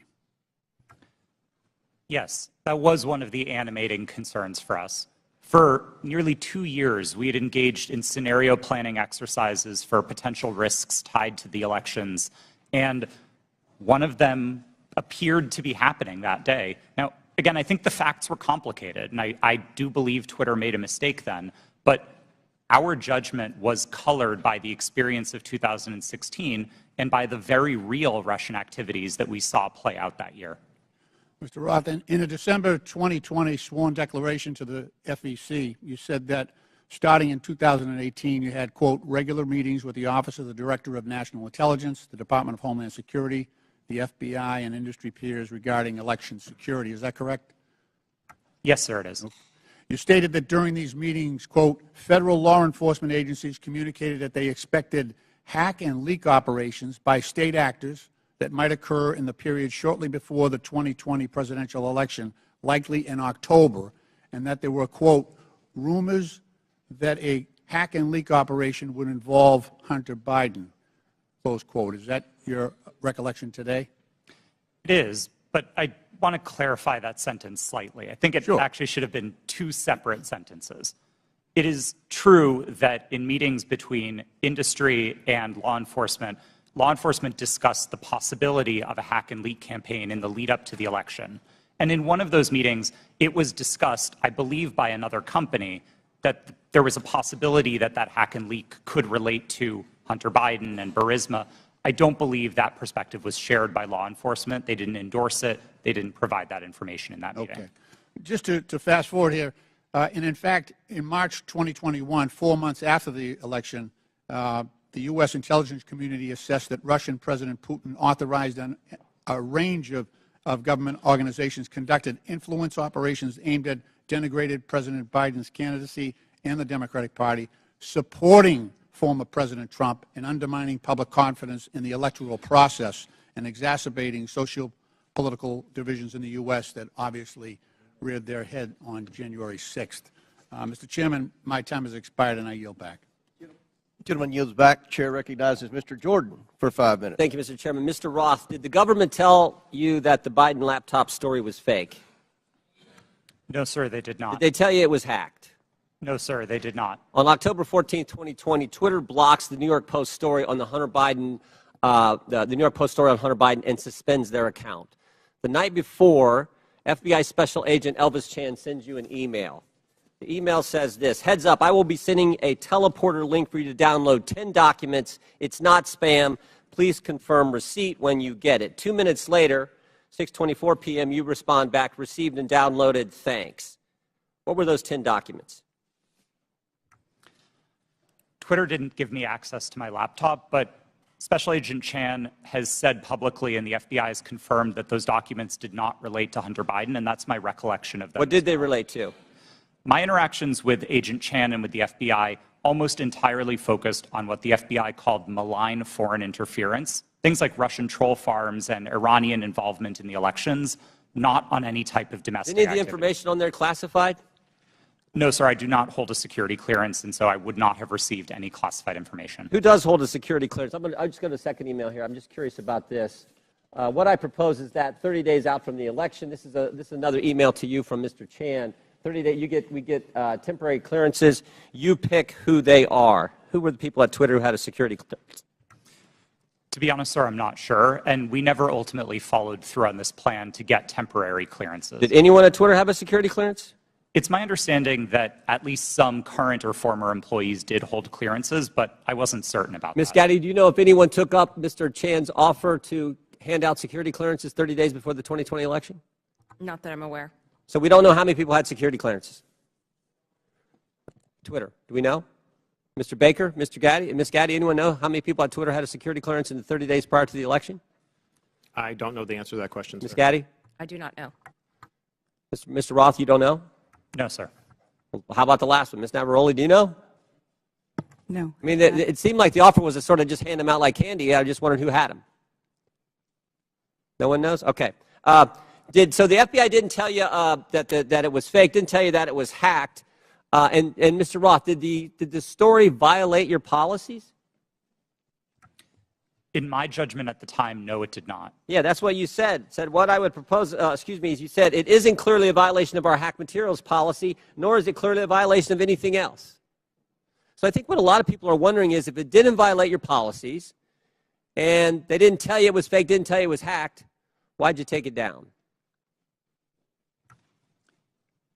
The company made a decision that found that it did violate the policy. It wasn't my personal judgment at the time that it did, but the decision was communicated to me by my direct supervisor, and ultimately I didn't disagree with it enough to object to it. You know what I think happened, Mr. Roth? I think you guys got played. I think you guys wanted to take it deep down. We saw what the chairman put up where you said, everyone in the White House is a fascist. I think you guys wanted it to be taken down. I think you meet with these guys every week. We know that's been established in the Twitter files. You had weekly meetings with Mr. Chan in the run-up to the election. They send you all kinds of emails. They send you documents on the super secret James Bond teleporter. You get information on that. I think you guys wanted to take it down. I think you guys got played by the FBI. And that's the scary part.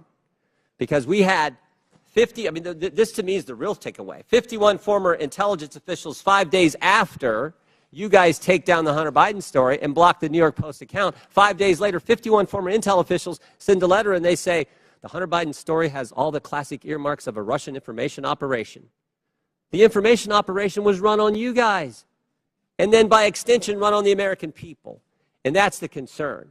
And to Mr. Raskin's point that you guys aren't bound by the First Amendment because you're a private company, okay, maybe so, but your terms of service don't have to comply with the First Amendment. Would that be right, Mr. Roth? They don't have to. You've said that as much in your testimony. My understanding of the First Amendment is that it protects people and businesses from government, not informs how the... in your terms of service. So here's what I want to know. Here's what I want to know. Is this a violation of the First Amendment when the government, Mr. Chan, again, sending you an email saying, we think these accounts need to be looked at because they violate your terms of service? That's a different standard. So you got the government saying your terms of service, which don't have to comply with the First Amendment, but the government saying we don't think these accounts comply with your terms of service, please take them down. You see a problem there, Mr. Roth? Mr. Chairman, I'm seeing a flashing red light. I'm happy to answer the question. Do I think that that's a valuable use of the FBI's time? No, but I don't see in a request for review a problem under the First Amendment, no. I sure do. I thank the gentleman. I yield back. Chair recognizes Mr. Conley for 5 minutes. Thank you, Mr. Chairman. Very good. My, what happens when you hold a hearing and you can't prove your point? We heard from the chairman in his opening statement that it's wrong for government to call Twitter and say, take down a tweet. Did I hear that correct, Mr. Roth?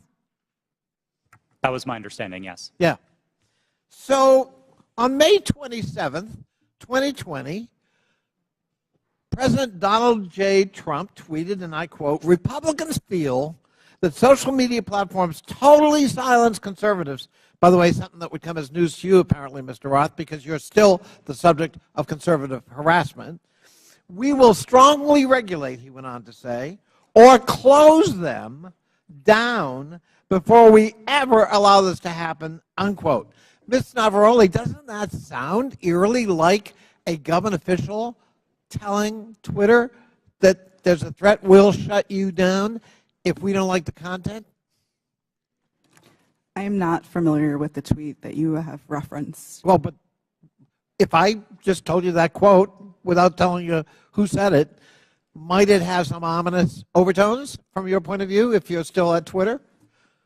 We'll shut you down. We'll regulate you. We will never allow this to happen. Those are pretty strong words. They are. Yeah. Okay. On September 8th, 2019, at 11:11 p.m., Donald Trump heckled two celebrities on Twitter, John Legend and his wife, Chrissy Teigen, and referred to them as the musician John Legend and his filthy-mouthed wife, unquote. Ms. Teigen responded to that email at 12:17 a.m., and according to notes from a conversation with you, Ms. Navaroli's counsel, your counsel, the White House almost immediately thereafter contacted Twitter to demand the tweet be taken down. Is that accurate? Thank you for the question. In my role, I was not responsible for receiving any sort of request from the government. However, what I was privy to was my supervisors letting us know that we had received something along those lines or something of a request. And in that particular instance, I do remember hearing that we had received a request from the White House to make sure that we evaluated this tweet and that they wanted it to come down because it was a derogatory statement directed towards the president. They wanted it to come down. They made that request. To my recollection, yes. I thought that was an inappropriate action by a government official, let alone the White House. But it wasn't Joe Biden about his son's laptop. It was Donald Trump because he didn't like what Chrissy Teigen had to say about him. Is that correct? Yes, that is correct. My. You ever think it's appropriate for the President of the United States to direct or otherwise influence a social media company to take down its content? I think it's a very slippery slope. Mr. Roth, Ms. Gaddy, Mr. Baker, any evidence that Joe Biden's ever done that?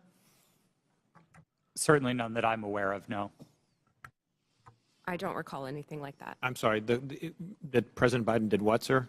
Has Joe Biden ever called Twitter, to your knowledge, or his White House at his behest, to take down content or urge you to take down content? I don't know the answer to that question, sir. Well, I'm going to have to conclude, at least from 3 of the 4, you don't know. There's no evidence he's ever done that, but there's plenty of evidence Donald J. Trump tried to do that. And if we're going to have a hearing about the misuse of social media and the intrusion of government in the content on social media, we've got an environment-rich target, but it's not Joe Biden. It's Donald J. Trump, and of course we don't want to talk about that. We don't want to talk about Russian bots and Russian fabrications using fake accounts on Twitter to a political purpose, and it's not to help elect Democrats.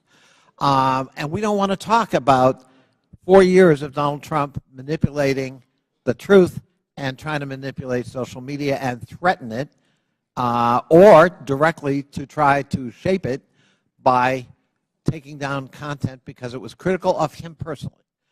And that's what we ought to be talking about as we move forward, not the subject of today's hearing. I yield back. Gentleman yields back. Chair recognizes Mr. Donalds for 5 minutes. Thank you, Mr. Chairman. Real quick, Mr. Roth, you've stated already that what happened with the New York Post story was similar to the hack and leak scenarios from 2016. You also said that you actually were opposed to deleting the New York Post story. Who advocated for the removal of the New York Post story? The company's decision to treat it as a violation. Mr. Roth, who at the company actually went over your recommendation? Because you're pretty high up. Who overrode you? The decision was communicated to me by my direct supervisor. Who was that person? Her name was Del Harvey. She was Okay. the vice president of trust and safety at the time. All right, thank you so much. Ms. Gaddy, real quick, you said to the chairman earlier, and I want to paraphrase what I heard earlier, is that Twitter had no contact with anybody from the Biden team. Is that correct to your knowledge? Not to my knowledge. Put that up for me. Okay, over my right shoulder, we have an email.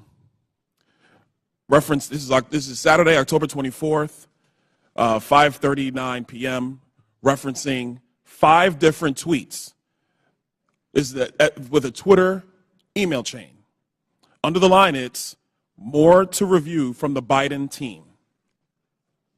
Does anybody have a comment on how much interaction was happening with the Biden team at Twitter with respect to tweets that they wanted Twitter to review? Ms. Gaddy, Mr. Roth? I'm not familiar with this email. So you're not familiar with this email, Mr. Roth? Are you familiar with this email? Only from what's been reported in the Twitter files. Did you ever have contact with anybody from the Biden team? No, sir, I did not. We explicitly separated the teams that would interact with campaigns from teams like mine that were responsible for content moderation. How big was the organization in Twitter that was actually working with campaigns? I couldn't say for sure. Did you ever have any contact with the DNC? Directly? No, I did not. Did anybody at Twitter have any contact with anybody at the DNC? I think it's likely that somebody at Twitter did, yes. In these emails, it's listed that these are tweets that had to be flagged from the Biden team. That's what's in the files. You have no idea how many people actually engaged with the Twitter team or how frequently that engagement happened. No, and again, that was by design. We kept those functions separate from content moderation so that we could impartially assess reports like this. Do you know how many tweets were actually flagged and taken down at the behest of the Biden team? I wouldn't agree with the characterization of it as being at the behest of them. These tweets were reported, and Twitter independently evaluated them under its rules. But the email is very clear. More to review from Biden team. The response 3 hours later at the bottom, hold this up real quick so we can see. The request at the bottom, it says, handled these. What does handled these mean? My understanding is that these tweets contained non-consensual nude photos of Hunter Biden and they were removed by the company under. Hold on, real quick, Mr. Roth. How could you know so much about the content of these tweets? I mean, as far as I'm concerned, these are just web addresses. I don't know what's in these tweets. You have these things committed to memory that you know the content, but you don't know who you talk to at the Biden team? Sir, I didn't meet with the Biden team, but there was extensive public reporting about these tweets specifically that uncovered what they were. You know the contents of the tweets. It was obviously at Twitter, but you have no idea how often people who worked in your organization had with the Biden team during the end of the 2020 presidential elections. I would emphasize that the people who interfaced with the campaigns were not part of my team or organization. I would know what the interactions were if they were on my team. It was a different part of the organization, not mine. Let me ask you a separate question, and I'll ask it of you too, Mr. Baker. Have you guys been able to quantify the amount of in-kind contributions associated with taking down the New York Post story? Because the New York Post story was down for 2 weeks, give or take. Do you have any understanding of how much that story was limited by Twitter and also by other social media companies? What the impact of an in-kind contribution that would be to the Joe Biden presidential election in 2020? I don't know the answer to that question, sir. Do you think it's big? I don't know the answer. Do you think it's more than a maximum contribution to a campaign? I wouldn't want to speculate. Would you call it 25,000? I don't know the answer to that question. 100,000? Sir, I don't know the answer to the question. $1 million? I don't know the answer to the question. Do you think Twitter will be in violation of federal election laws with the size of an in-kind contribution to take down a story, which is true, by the way, because you guys thought you knew something with limited information? I'm not going to speculate on that sitting here today, sir. I try to propound a legal analysis of election laws. I'll yield back. Gentleman yields back. Chair recognizes Ms. Ocasio-Cortez. It's your turn. You want to go? Okay. We won't start the clock till you get there. Appreciate also your generosity. I just want to start off right here at the top here. This isn't even my line of questioning, but I'd like to submit to the record a Washington Post article now warning about Hunter Biden laptop disinformation, the guy who leaked it. Here's the deal. Before I even get into my questions, I think that the story here with the Washington Post reporting is that what they're saying right here, when the New York Post first reported in October 2020 that it had obtained contents of a laptop computer allegedly owned by Joe Biden's son Hunter, there was an immediate roadblock faced by other news outlets that hoped to corroborate reporting, as many did. The newspaper wasn't sharing what it obtained. New York Post had this alleged information and was trying to publish it without any corroboration, without any backup information. They were trying to publish it to Twitter. Twitter did not let them, and now they were upset. I believe that political operatives who sought to inject explosive disinformation with the Washington Post couldn't get away with it. And now they're livid. And they want the ability to do that again. They want the ability to inject this again.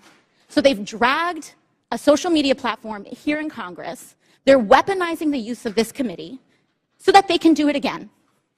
A whole hearing about a 24-hour hiccup in a right-wing political operation. That is why we are here right now. And it's just an abuse of public resources, an abuse of public time. We could be talking about health care. We could be talking about bringing down the cost of prescription drugs. We could be talking about abortion rights, civil rights, voting rights. But instead, we're talking about Hunter Biden's half-fake laptop story. I mean, this is an embarrassment.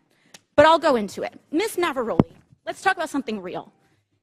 I'd like to show you a tweet posted by former President Trump about my colleagues and I on July 14, 2019. It says in part, quote, "Why don't they go back and help fix the totally broken and crime-infested places from which they came? Then come back and show us how it's done.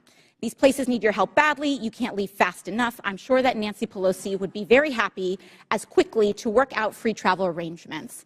A day or two after that, Donald Trump publicly incited, violence at a rally, targeting 4 congresswomen, including myself, saying, "Go back to where you came from." Ms. Navarrete, as I understand it, you were the most senior member of Twitter's content moderation team, or a senior member of Twitter's content moderation team when this was posted. As part of your responsibilities, did you review this tweet?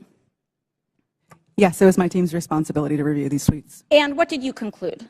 My team, Ray, made the recommendation that for the first time we find Donald Trump in violation of Twitter's policies and use the public interest interstitial. For the first time? Yes.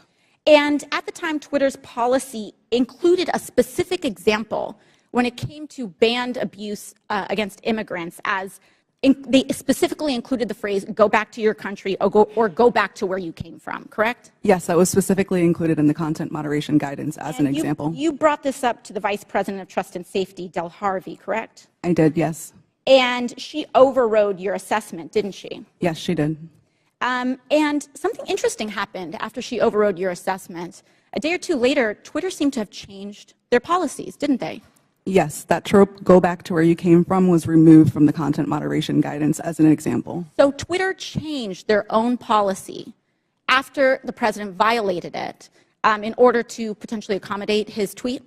Yes. Thank you. So much for bias against right wing on Twitter. Additionally, Ms. Navaroli, are you familiar with the account Libs of TikTok? I have heard of it from the news, yes. Mr. Roth, are you familiar with this account? Yes, ma'am, I am. Are you aware that from August 11th to August 16th, that account posted false information about Boston Children's Hospital, claiming that they were providing hysterectomies to children? Yes, I am aware of that and other claims from the account. And are you aware that this lie was then circulated by other prominent far-right influencers? Yes. And are you aware that all these claims, which I have reiterated were false, culminated in a real-life harassment and ultimately a bomb threat to the Boston Children's Hospital? Yes, I am aware. And this account is still on that platform today, isn't it? Regrettably, yes, it is. Despite inspiring a bomb threat due to the right-wing incitement of violence against trans Americans in this country, because they cannot let go of this obsession with fixating violence and inciting violence against trans and LGBT people, in addition to immigrants, in addition to women of color. This is a party that cannot pick on anyone their own size. And they are trying to co-opt an entire social media platform and use the power of this committee and of Congress in order to pursue a political agenda. I yield back. Lady yields back. Chair recognizes Mr. Fry for 5 minutes. Thank you, Mr. Chairman. This hearing shows who really has been in control of what is said to be one of the world's most widely used websites, Twitter. The American people probably didn't know who these witnesses were today, but these witnesses were powerful enough to silence an American president with just a few clicks from their California office. We're also learning that some of those in Washington, D.C. have forgotten their role and exercised their power to achieve ends antithetical to American principles of free speech and expression. The FBI is the lead federal agency responsible for investigating foreign influence operations. However, in recent years, the FBI has devoted countless amounts of time, taxpayer money, and manpower to combating Russian foreign influence on social media. The FBI, as one reporter noted, acted as a, quote, doorman to the vast program of social media surveillance and censorship encompassing agencies across the federal government, from the State Department to the Pentagon to the CIA. End quote. Reports suggest that thousands of reports from the FBI and the Foreign Influence Task Force were sent to Twitter. This isn't what the American people are paying for. This isn't what we trust the FBI to do. FBI agents shouldn't be sitting at a desk in Washington, D.C., scrolling through Twitter and emailing with social media companies. An email from one Twitter employee to another reads, quote, the FBI San Francisco Emergency Operations Center sent us the attached report of 207 tweets they believed may be in violation of our policies, end quote. Another email revealed that there are, quote, some folks in the Baltimore field office and at headquarters that are just doing keyboard searches for violations. Mr. Roth, Twitter usually found little evidence that the accounts the FBI flagged had ties to foreign influence. Is that correct? In part, but we received many reports from the FBI, particularly related to malign foreign interference, that were highly credible and were constructive. So I would say it was a bit of a mixed bag. And you pushed back to the FBI when they would send you a list of American-based accounts. Is that correct? Politely, but yes. Mr. Roth, it appears that Twitter employees were under pressure by the FBI and other government agencies to validate these theories of foreign influence. Would you agree with that? No, I wouldn't agree with the word pressure. The FBI was quite careful and quite consistent to request review of the accounts, but not to cross the line into advocating for Twitter to take any particular action. So flagging American accounts, in your view, is not foreign or theories of foreign influence. There's not pressure there just by flagging it to you. Again, domestic accounts. I don't think it's a great use of the Bureau's time, but I wouldn't characterize how they communicated with us as pressure. Mr. Roth, you enjoyed these meetings with the FBI, it seems, based on the tweets behind me or the communications behind me. In internal communications at Twitter, you said, definitely not meeting with the FBI, I swear. Is that correct? I believe I was joking with a colleague at the time, but yes. But I can assume that you were meeting with the FBI when you were communicating with your colleague. Is that correct? Yes, one of my job responsibilities was meeting with law enforcement about election security. And just so I'm clear, the person you're communicating with here says, very boring business meeting that is definitely not about Trump. I assume that's also sarcasm. Yes, that's my assumption. And we can assume that Twitter was having these meetings with the FBI about President Trump, correct? No, sir. The meetings that I was a part of with the FBI were almost entirely and exclusively focused on malign foreign interference, so accounts being operated outside of the United States by other governments, not on the accounts of Americans. So what is the basis of this communication then where you talk about not meeting with Trump or not meeting about Trump? Again, I think those comments are sarcasm, but the context for this interaction was the need to mark my calendar private after another Twitter employee joined one of those meetings with the FBI unexpectedly. And so I had to implement additional security measures around my calendar. This was a fairly banal interaction with a colleague. Mr. Chairman, I yield the rest of my time to Mr. Jordan. Can I ask Mr. Jordan? I thank the gentleman for yielding. Mr. Roth, was there ever any visibility filtering that was hard-coded by Twitter employees into accounts of specific users?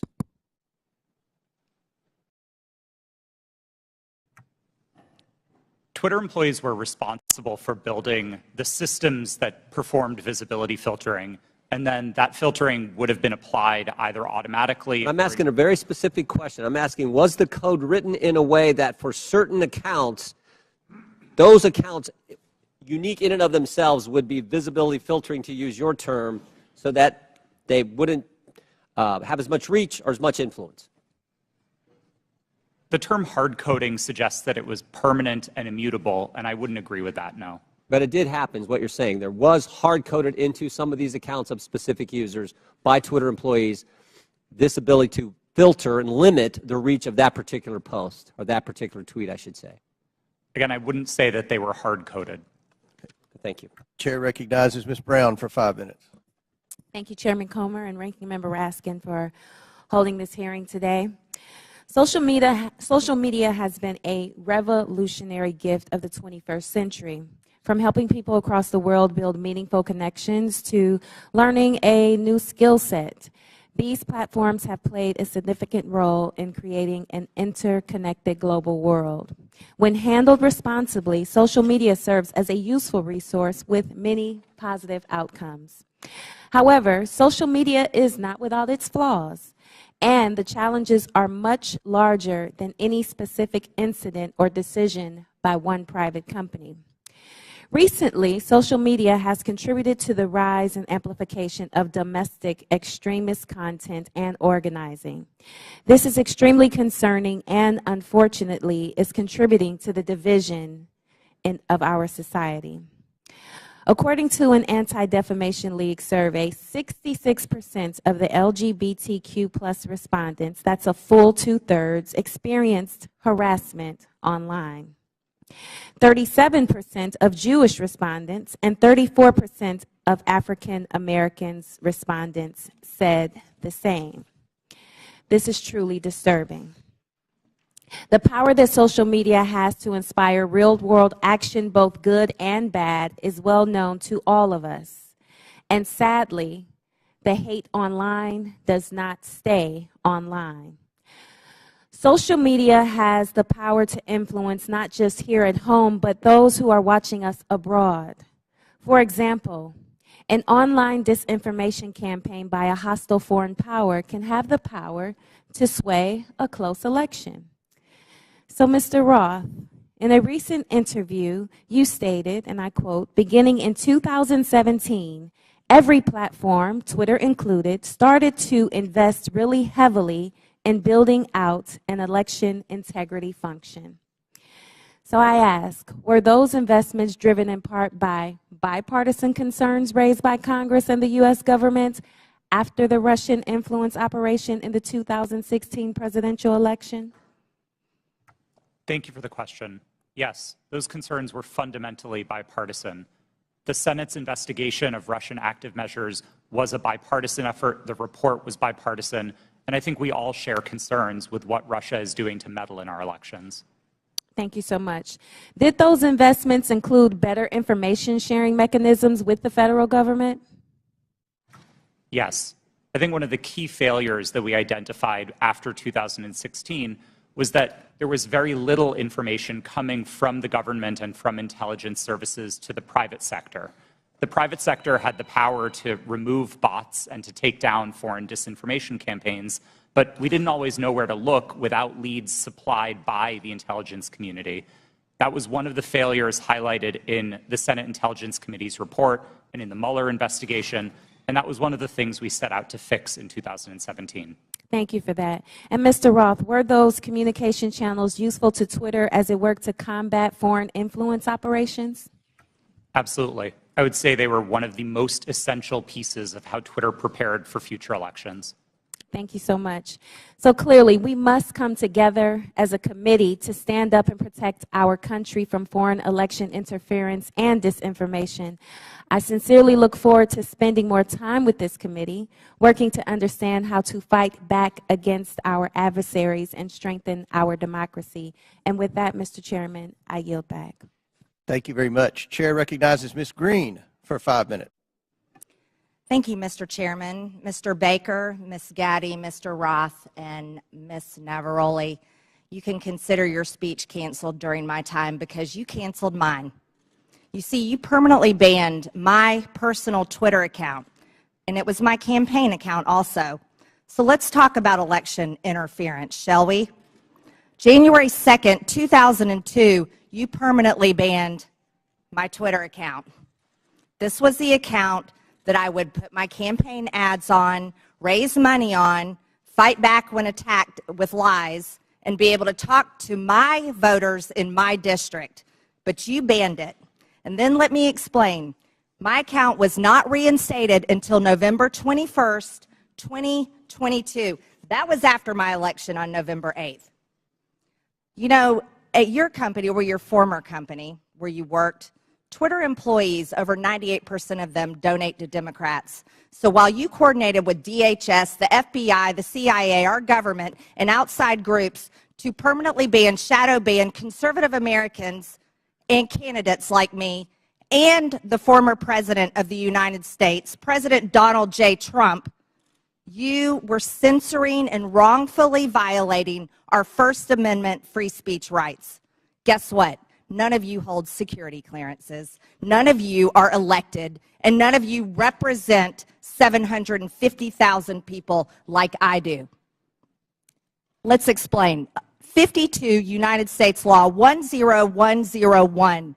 No person shall intimidate, threaten, coerce, or attempt to stop any other person for the purpose of interfering with their rights to vote, or to vote as he may choose. You didn't shadow ban or permanently ban my Democrat opponent. No, you did that to me. And that was wrong, and it was against the law. You see, not only that, was it me that you violated my First Amendment rights, you violated countless conservative Americans. These were doctors that were trying to tell the truth about COVID, doctors that were having success treating people with ivermectin that you all would not allow to be talked about on your platform. These were parents complaining about their school boards, teaching gender lies in their schools, biological males entering their daughters' bathrooms and sports. These were also people questioning the 2020 election. And guess what? That's Americans' First Amendment right. These were people talking about voting machines. You know what? Democrats did that in 2019, before the 2020 election. On Twitter, people could question elections such as 2016, saying Hillary won, but in 2020, no one could question elections saying Trump won. You abuse the power of a large corporation, big tech, to censor Americans. And you want to know something? Guess what? I'm so glad that you're censored down. I'm so glad you've lost your jobs. Thank God Elon Musk bought Twitter. And you know what? Let's talk about something a little bit further.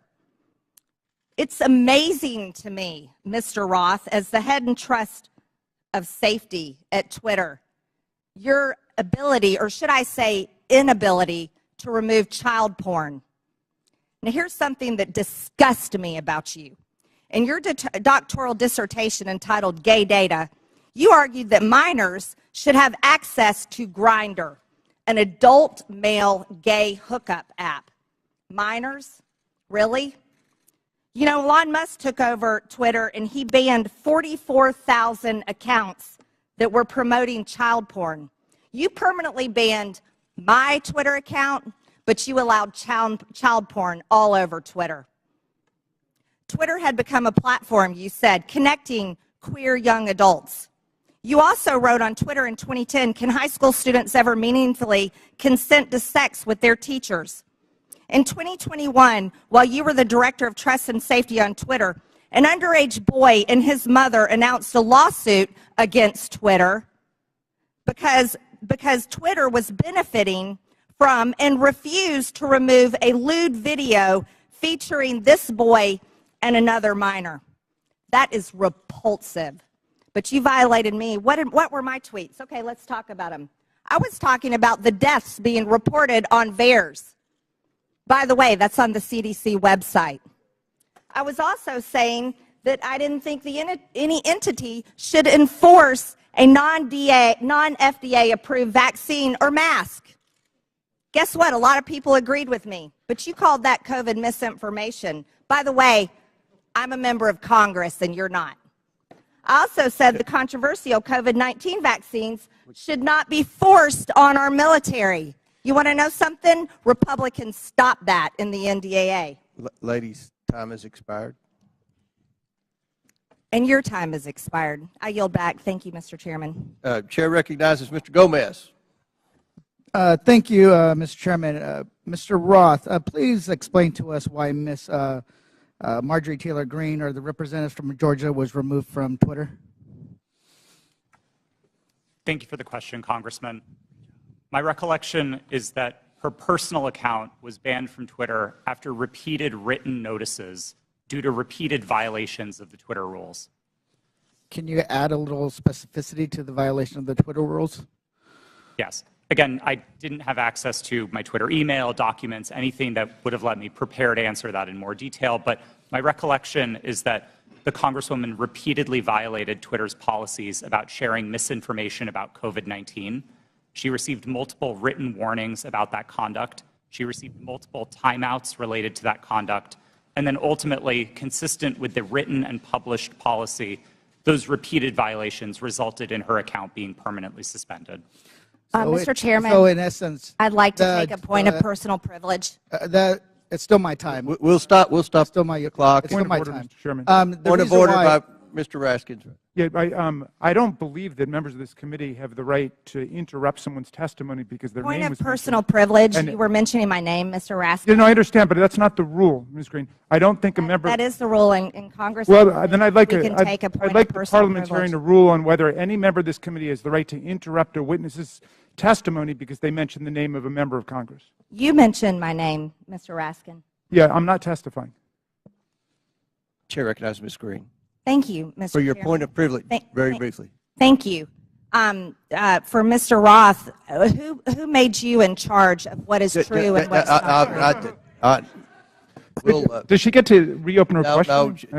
No, we'll go back to Mr. Gomez, and Mr. Gomez, please remember the decorum of the committee. The clock, we'll restart the clock now. You didn't lose any time. Chair recognizes Mr. Gomez. Thank you so much. The gentle lady from Georgia was suspended from Twitter for knowingly and consistently spreading conspiracy theories about COVID-19 vaccine, right? Which is shameful, shameful, especially in a pandemic where a million people have lost their lives. With that, I yield my rest of my time to the gentleman from New York, Mr. Goldman. Thank you, Mr. Gomez. Let's talk about the so-called Twitter files, which my Republican colleagues seem to think are God's gift to journalism. In one about the Hunter Biden laptop, the author says that every single fact in the New York Post story was accurate. And Chairman Comer, I notice you blew up the cover of that New York Post story, which I appreciate you doing that because I'd like to dig into this article. The very first paragraph says Hunter Biden introduced his father to a top executive at a Ukrainian energy firm less than a year before the elder Biden pressured government officials in Ukraine into firing a prosecutor who was investigating the company. That is false. 100% false. Is the gentleman sure about that? Yes. In fact, I am sure about that. And as the lead counsel in the first impeachment investigation, we proved that he was actually fired because he was not prosecuting corruption. Not that he was fired because he was prosecuting corruption. Corruption of the president's son's company. I'm sorry, would the gentleman yield corruption of the president's son's company? I'd like to reclaim my time. Gentleman's recognized. The fact that Joe Biden fired, consistent with U.S. policy in every single European country, the prosecutor general in Ukraine because he did not prosecute corruption, including at companies like Burisma, has been proven over and over and over.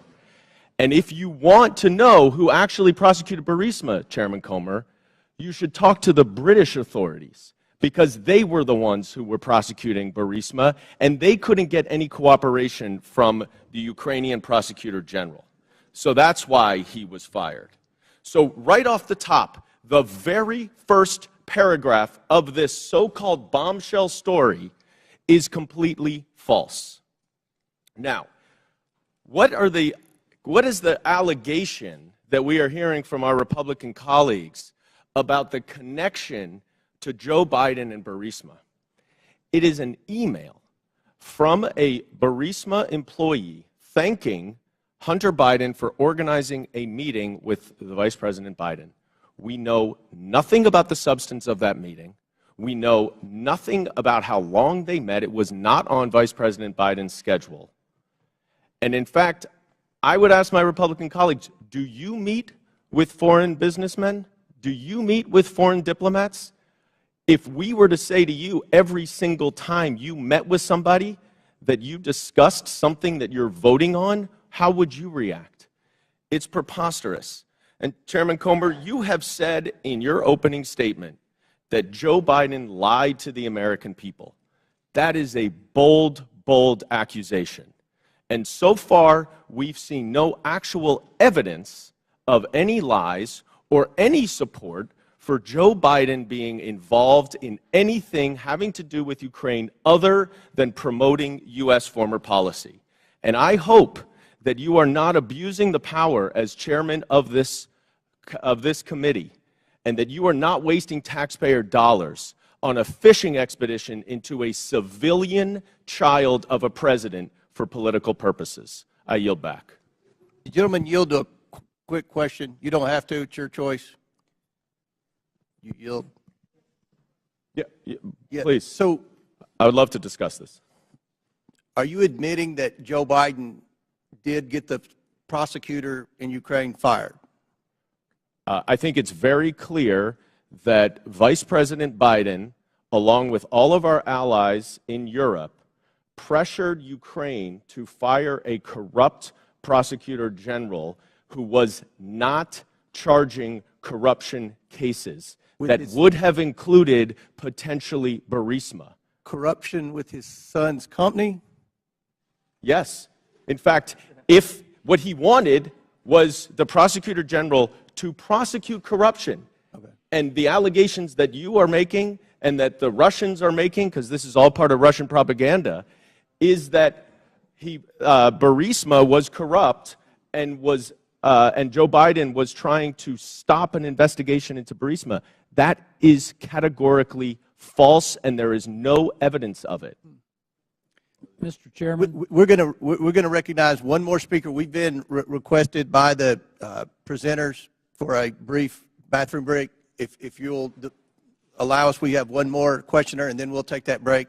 Chair recognizes Mr. Timmons for 5 minutes, and then we'll have a 5 to 10 minute break. Mr. Timmons. Thank you, Mr. Chairman. We have a big picture problem right now, and we're talking about Twitter specifically and Hunter Biden's laptop, but it's not just that. It's the general trend of the media, social media, the FBI, DOJ, doing one side's bidding.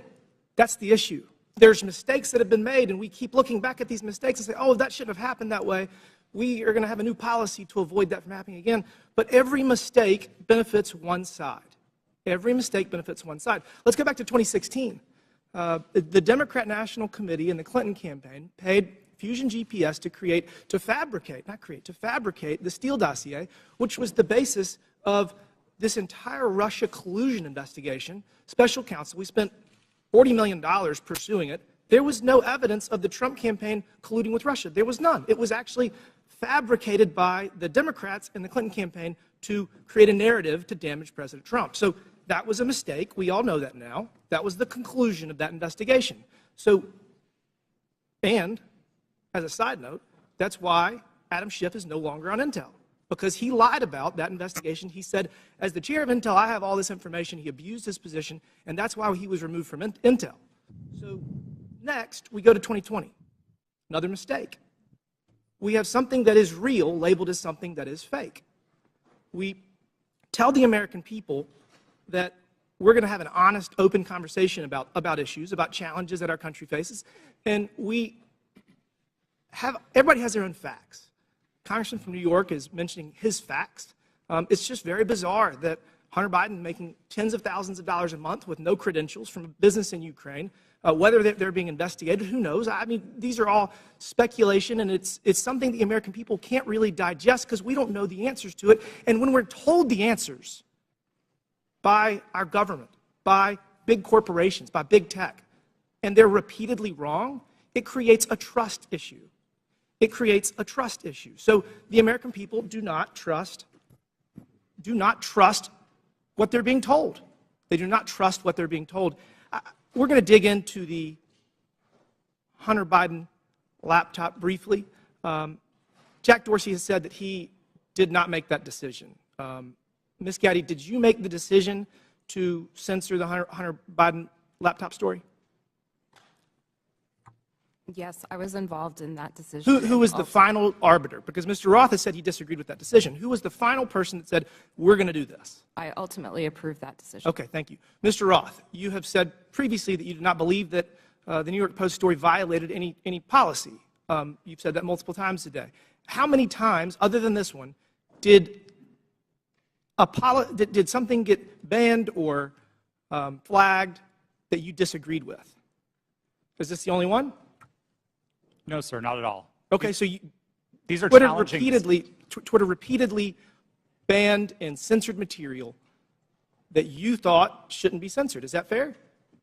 These are challenging judgment calls, and I think reasonable minds can differ about whether a given piece of content. Okay, but on this one you did disagree. I just want to say the American people need to have valid information to process decisions. I would argue that denying the American people the substance of Hunter Biden's laptop story was Hunter Biden's laptop was wrong. You got photos and text messages of Hunter Biden committing multiple felonies, which was never actually criminal. There were no criminal charges. Must be nice. Hunter Biden and James Biden were negotiating deals with Chinese Communist Party agents, one of whom Hunter Biden classified as the spy chief of China. We have evidence at least one of Hunter's deals with Chinese Communist Party-linked entities. Joe Biden was given a 10% equity stake in the joint venture. You have evidence that the Bidens were trying to sell America's natural resources to the Chinese, and this is my personal favorite. evidence that the Bidens and a Chinese energy company owned by the Chinese Communist Party had leased office space no further than 3 miles from where we're sitting right now. And the man running for president had his own office in that office space, his own personal office. Do you think the American people deserve to know that? I do. I think that there's a lot of smoke surrounding the Biden's relationship with the Chinese Communist Party. There's a lot of smoke surrounding the Biden's relationship with Ukraine. And they deserve to have the facts to make a decision for themselves. Y'all got it wrong in 2016 with Russian collusion. You got it wrong with Hunter Biden's laptop in 2020. You got it wrong regarding COVID at every turn. The American people deserve better. Will the gentleman yield for a question? Gentleman yield. Will the gentleman yield for a question? Gentleman yield. Yes. Then Mr. Raskins. Mr. Baker, did you talk to any of the 51 former Intel officials who sent the now famous letter on October 19th, 2020, saying that the Russian, the story in the New York Post had all the classic earmarks of a Russian information operation? Have you talked to any of those 51 prior to that letter being sent on the 19th or after? Sir, I can't remember who's on that group, but Clapper, Brennan, Morrill. I've talked to those people during the course of my career, yes. Have you talked to them in your time at Twitter? I can't remember who's on that list, so I'm afraid. No, how about the 3 I just mentioned, Clapper and Brennan? Okay. All right. Mr. Chairman, regular order. Last question, but feel free to answer.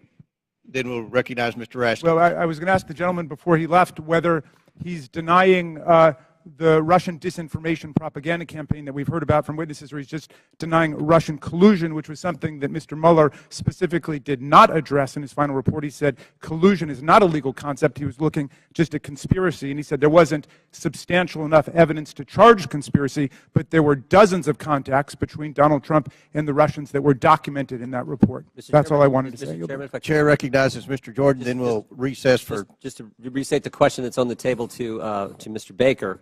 Did he talk with Mr. Clapper, Mr. Brennan, or anyone else that he knows of on that who signed that? Point of order, letter? Mr. Chairman. Whose time is this? Yeah, this was chairman's remaining 3 seconds of... he doesn't have remaining time. Okay. He's gone over by a minute. We're over. Mr. Baker, feel free to answer the question if you want, and then we'll take a recess. Mr. Jordan, I don't recall discussing that publication that they did about the Hunter Biden laptop with any of those people. We'll stand in recess for 5 minutes. When we return, Mr. Garcia will begin our questioning. We're in recess for 5 to 10 minutes. Mr. Chairman.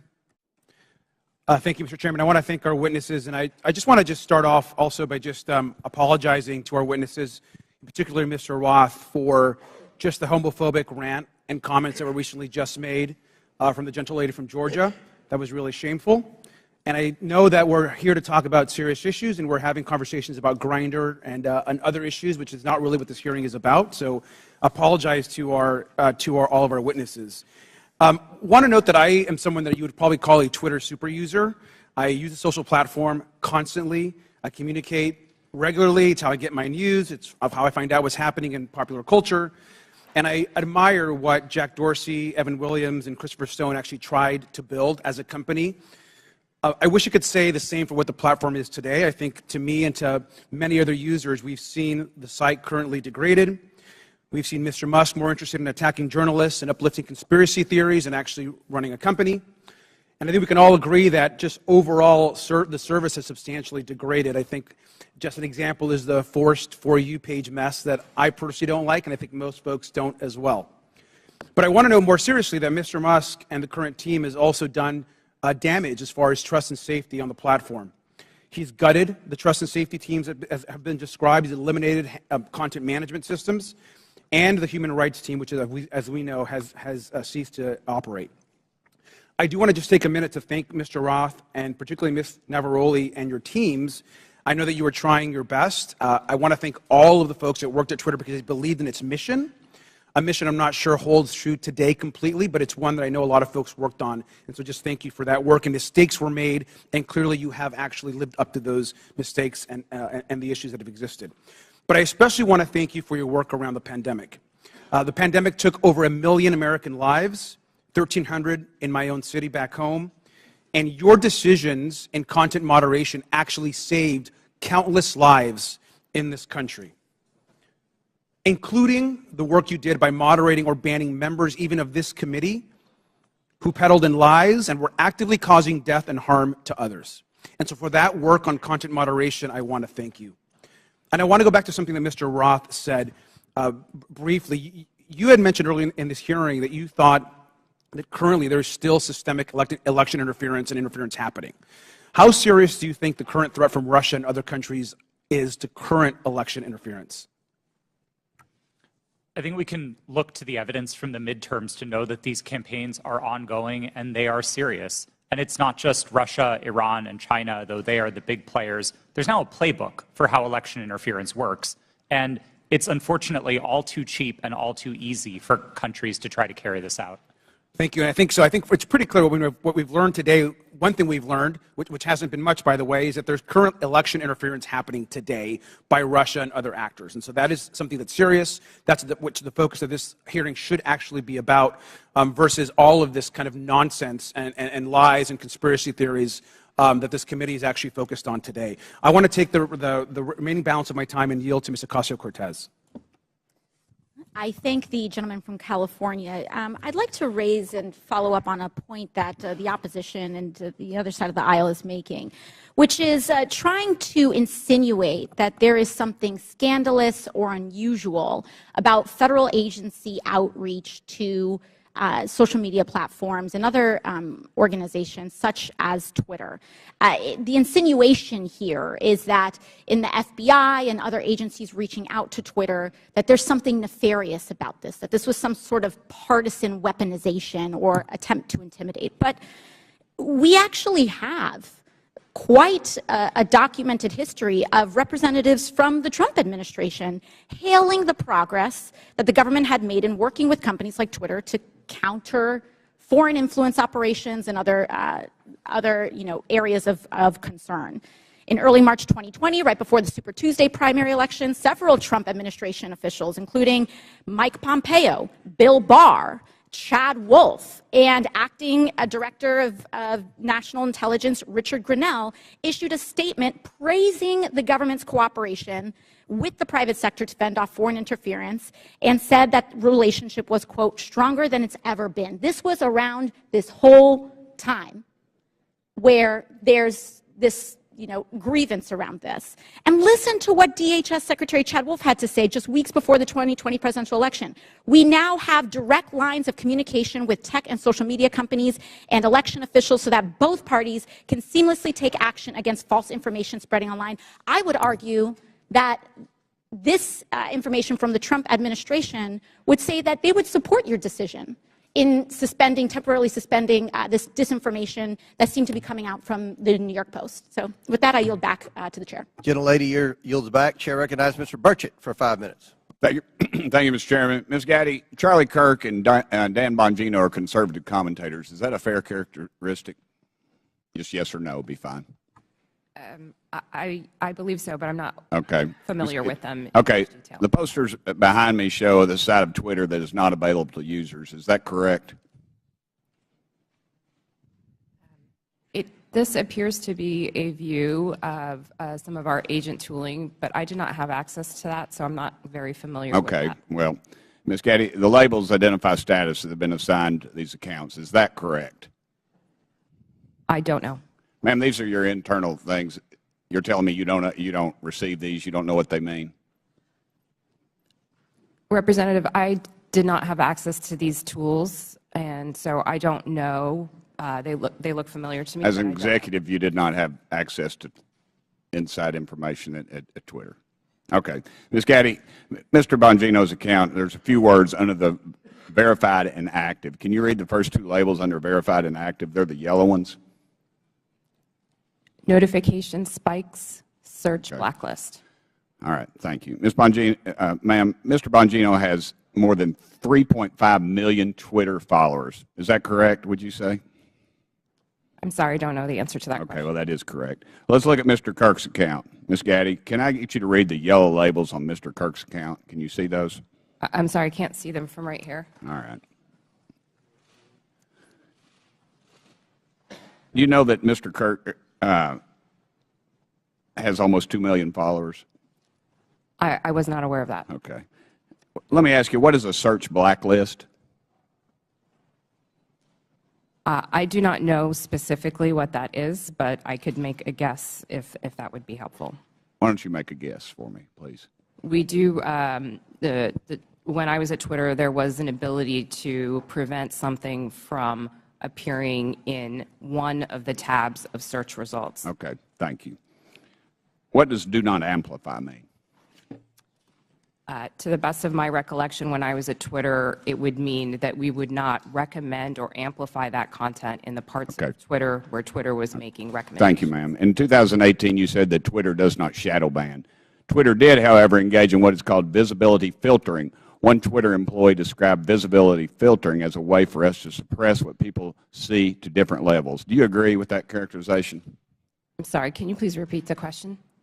I said Twitter, okay, they engaged in what is called visibility filtering. One Twitter employee described visibility filtering as a way for us to suppress what people see to different levels. Do you agree with that characterization?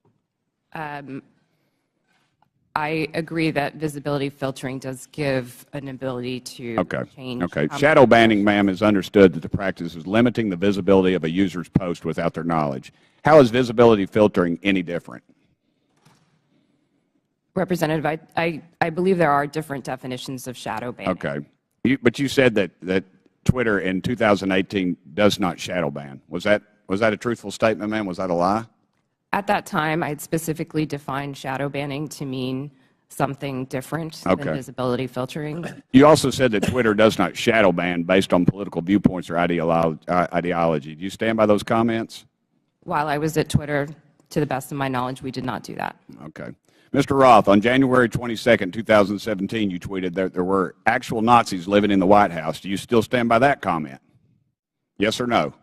Sir, I regret the language I used. No, I do not. Okay. Mr. Roth, earlier in your testimony, you said you regretted tweeting that, quote, actual Nazis are living in the White House. However, Iran's Ayatollah sent anti-Semitic tweets, one stating, quote, Israel is a malignant, cancerous tumor that has to be removed and eradicated. Yes or no, did Twitter ever ban the Ayatollah or remove this hateful anti-Semitic tweet?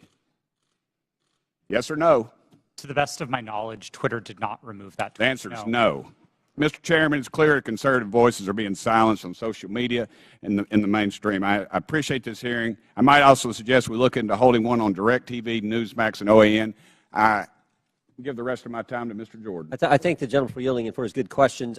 So the user knows when their account's been suspended or blocked, but they don't know when they have some of these gold terms that were under Mr. Bongino and Mr. Kirk. Is that right, Mr. Roth? As of the time that I worked at Twitter, yes, that's correct.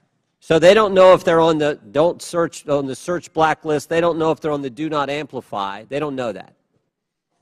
That's correct. Twitter did not disclose that. So you did that to these two accounts. What I want to know did you know, Mr. Roth, if that was at the prompting of anyone from the government? Gentleman's time's expired, but please answer the question. No, sir. I'm not aware of any requests or orders or demands or anything from the government requesting that visibility filtering be applied to those accounts or any others.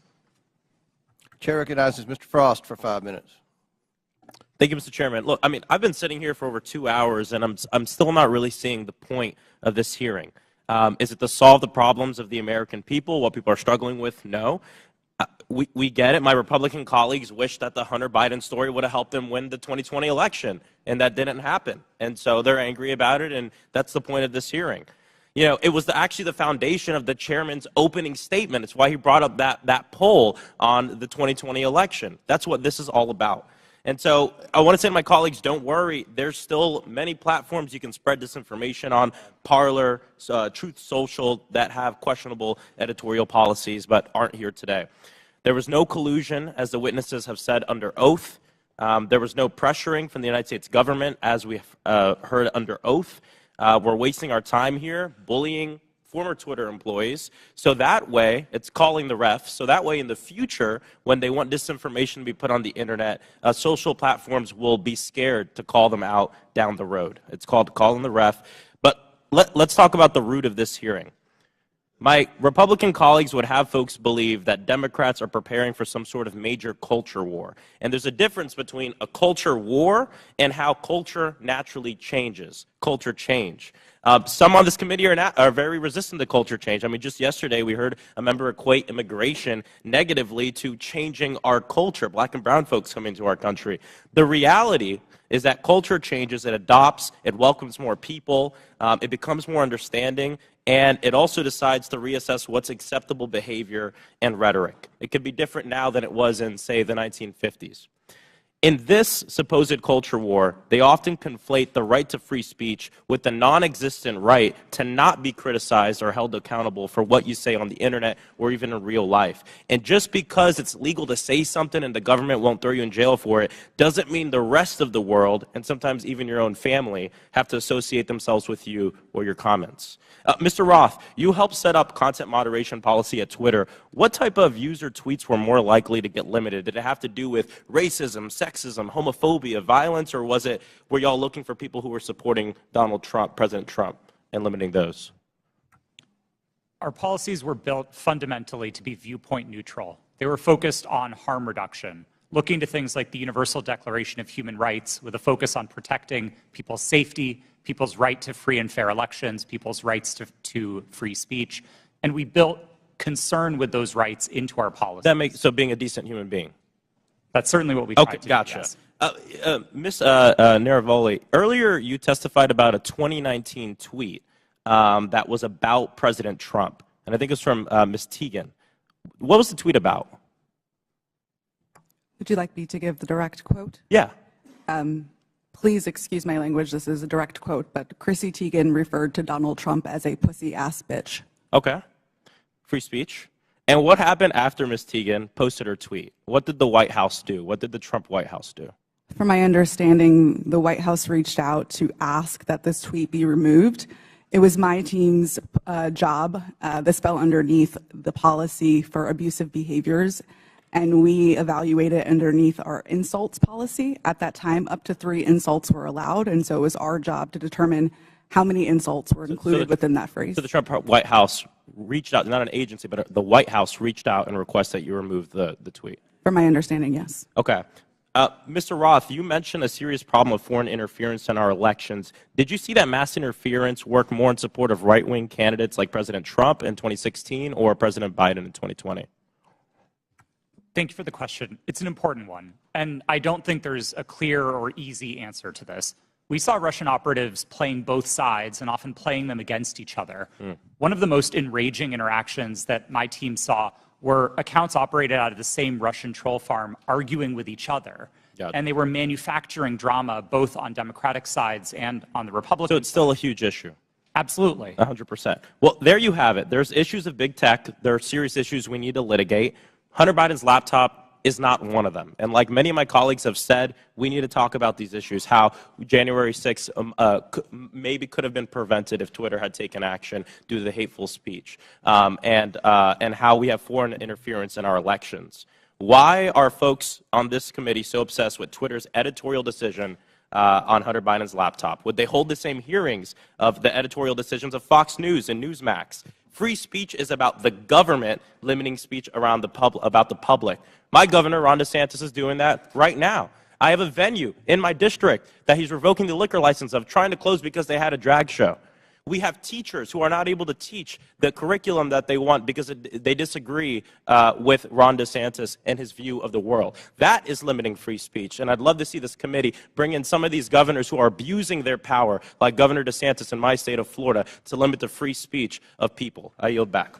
Gentleman yields back. Chair now recognizes Mr. Gosar for 5 minutes. Thank you, Mr. Chairman, for this important hearing, and thank you for our witnesses for appearing as well. I want to be clear. Despite claims in witness testimonies, government cannot deputize the private sector for actions that would be otherwise be restricted by the Constitution.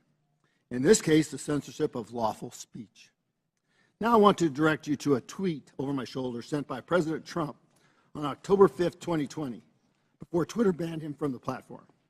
This was after President Trump had become infected with COVID and received treatment at Walter Reed Medical Center.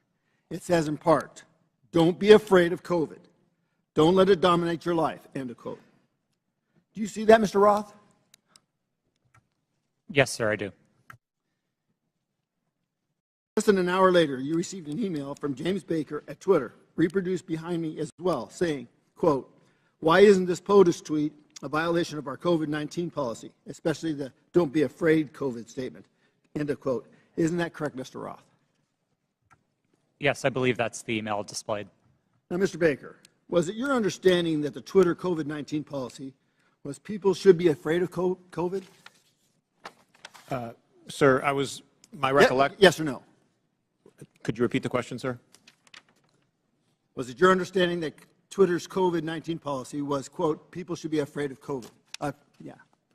At that point in time, I did not fully understand what Twitter's COVID misinformation policy was, and so I was trying to understand. I'm recapturing my time.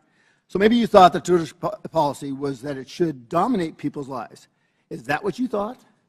I'm sorry, I'm having a hard time hearing you, sir. So is it the fact that Twitter, don't let it dominate people's lives? Is that the problem with the tweet? I didn't, at that point in time, I did not understand fully. I was relatively new at Twitter, and I was trying to understand what the policy was, and therefore I was. I just want to ask you, the other two were asked, where did you go to medical school? I beg your pardon? Where did you go to medical school? I did not go to medical school. Good. Now, I'd like to have a yes or no from each of the witnesses on these following questions. Did you or others at Twitter communicate with government officials by means of disappearing messaging systems like Signal, Snapchat, or Wicker? Mr. Baker, yes or no? Have I ever communicated with a government official using those? Yes or no? I don't recall. Ms. Gaddy? Not to the best of my recollection. Mr. Rao? Yes. Mr. Rowley? Not to my recollection, no. Once again, did you or others at Twitter receive requests from federal law enforcement to allow criminal activity or content whose distribution is criminal to proceed on Twitter? Mr. Baker? I'm sorry, I don't understand the question, sir. Ms. Gaddy? Can you please repeat the question, sir? Mr. Roth? If I understood the question correctly, it was whether we received requests to allow unlawful activity, and Yes. the answer is no. Okay, Ms. Navaroli? Not to my knowledge, no. Now, I'd like to submit for the record an article by the New York Post titled, quote, "Twitter refused to remove child porn because it didn't violate policies." Ms. Gaddy, who was involved in this determination? I'm not familiar with this situation. Mr. Roth, are you familiar with it? No, sir, I'm not.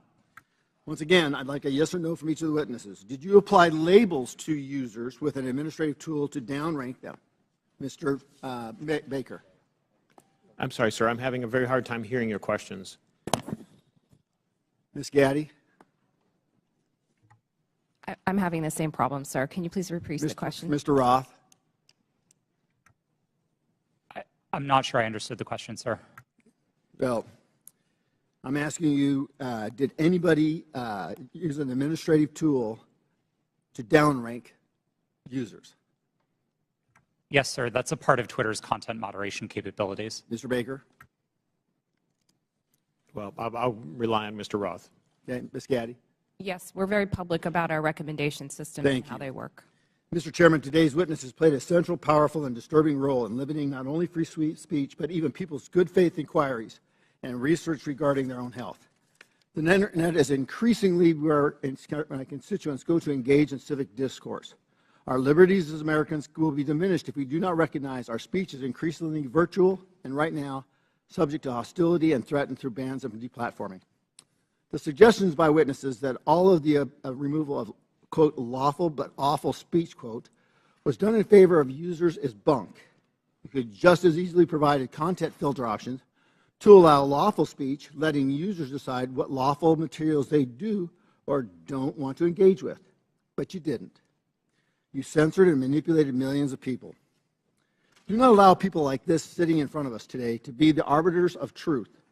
I urge my colleagues to support my Section 230 reform, Stop the Censorship Act, which empowers users with the editorial contract. Our private businesses, you always have a contract with your customers. Allow them to pick. I yield back my time. Gentleman yields back. Chair recognizes Ms. Balin. Thank you, Mr. Chairman.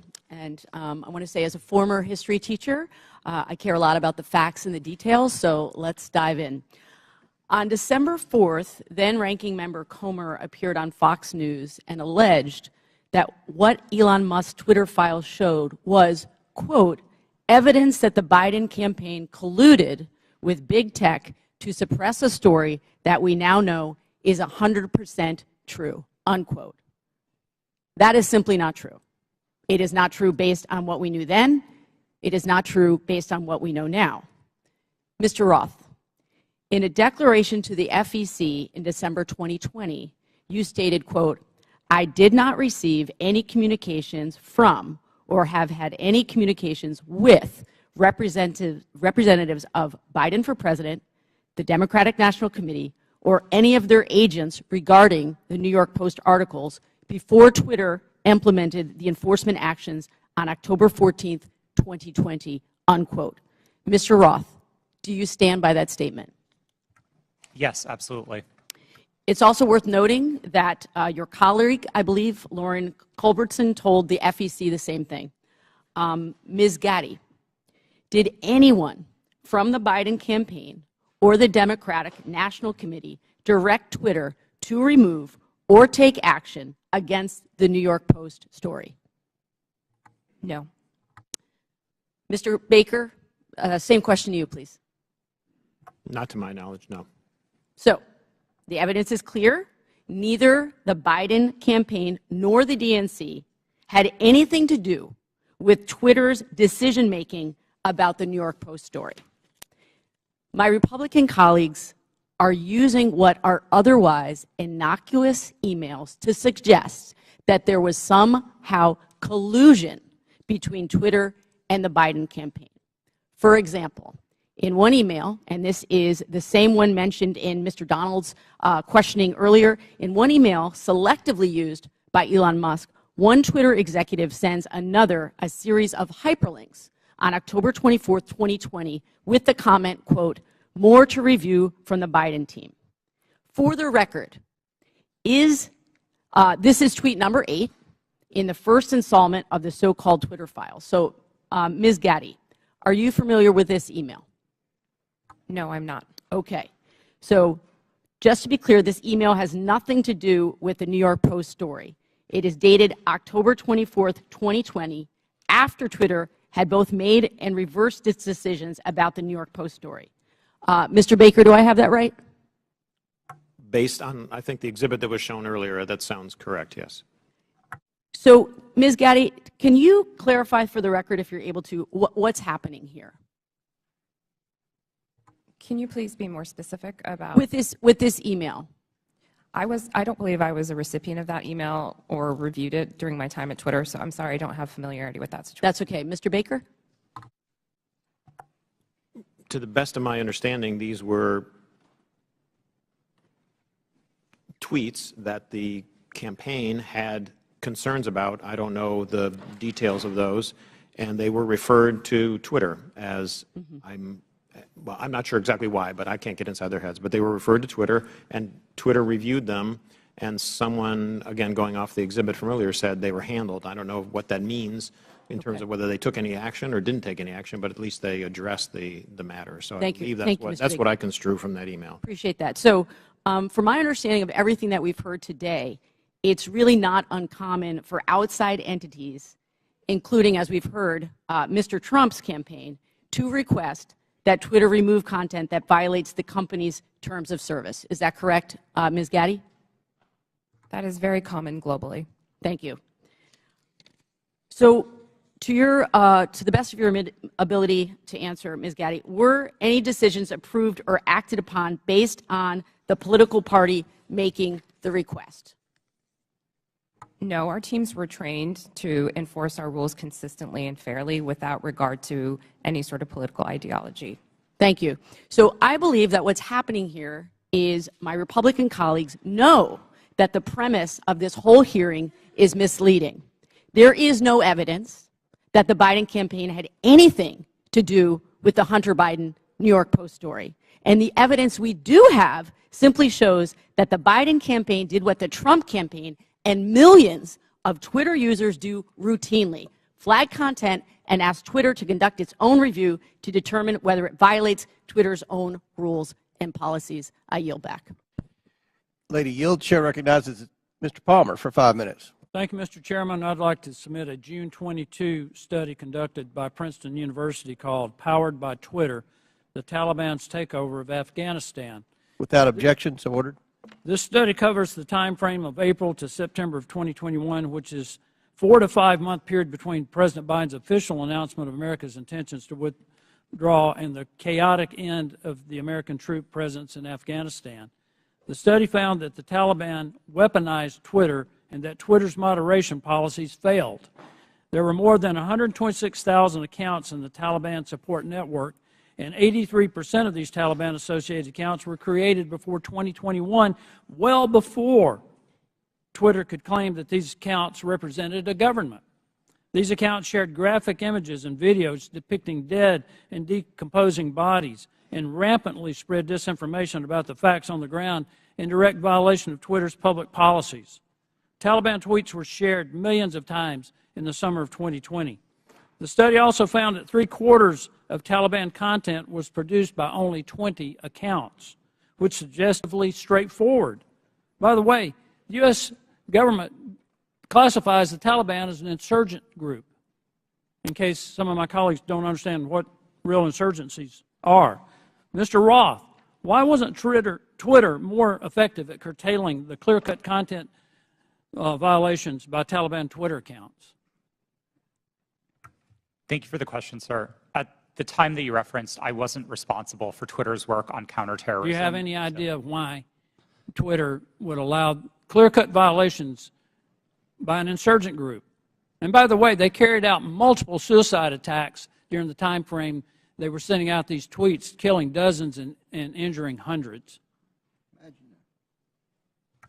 It's my understanding that Twitter's policies at the time distinguished between some of the more violent portions of the Taliban and some of the more political portions of it. I'm not rendering judgment on it. That stuff's still up on Twitter, and I just wonder how many content moderators were assigned, if any, to check on these accounts.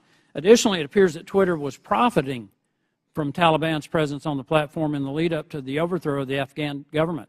Twitter placed ads from U.S. companies, including Amazon, Disney, McDonald's, and on the Twitter accounts of the Taliban news organization and their spokespersons and their senior leaders. Ms. Gaddy, did Twitter make money off placed ads on Taliban Twitter accounts on August 26, 2021, when 13 U.S. men and women died in a suicide bombing? I have no knowledge of this matter. You don't have any knowledge about whether or not these ads were up? I do not. According to Twitter, the decision to ban President Trump was after a close review of his tweets and the context around them, specifically how they are being received and interpreted on and off Twitter. On June 3rd... Minutes remaining, so I now yield 3 minutes to Mr. Palmer.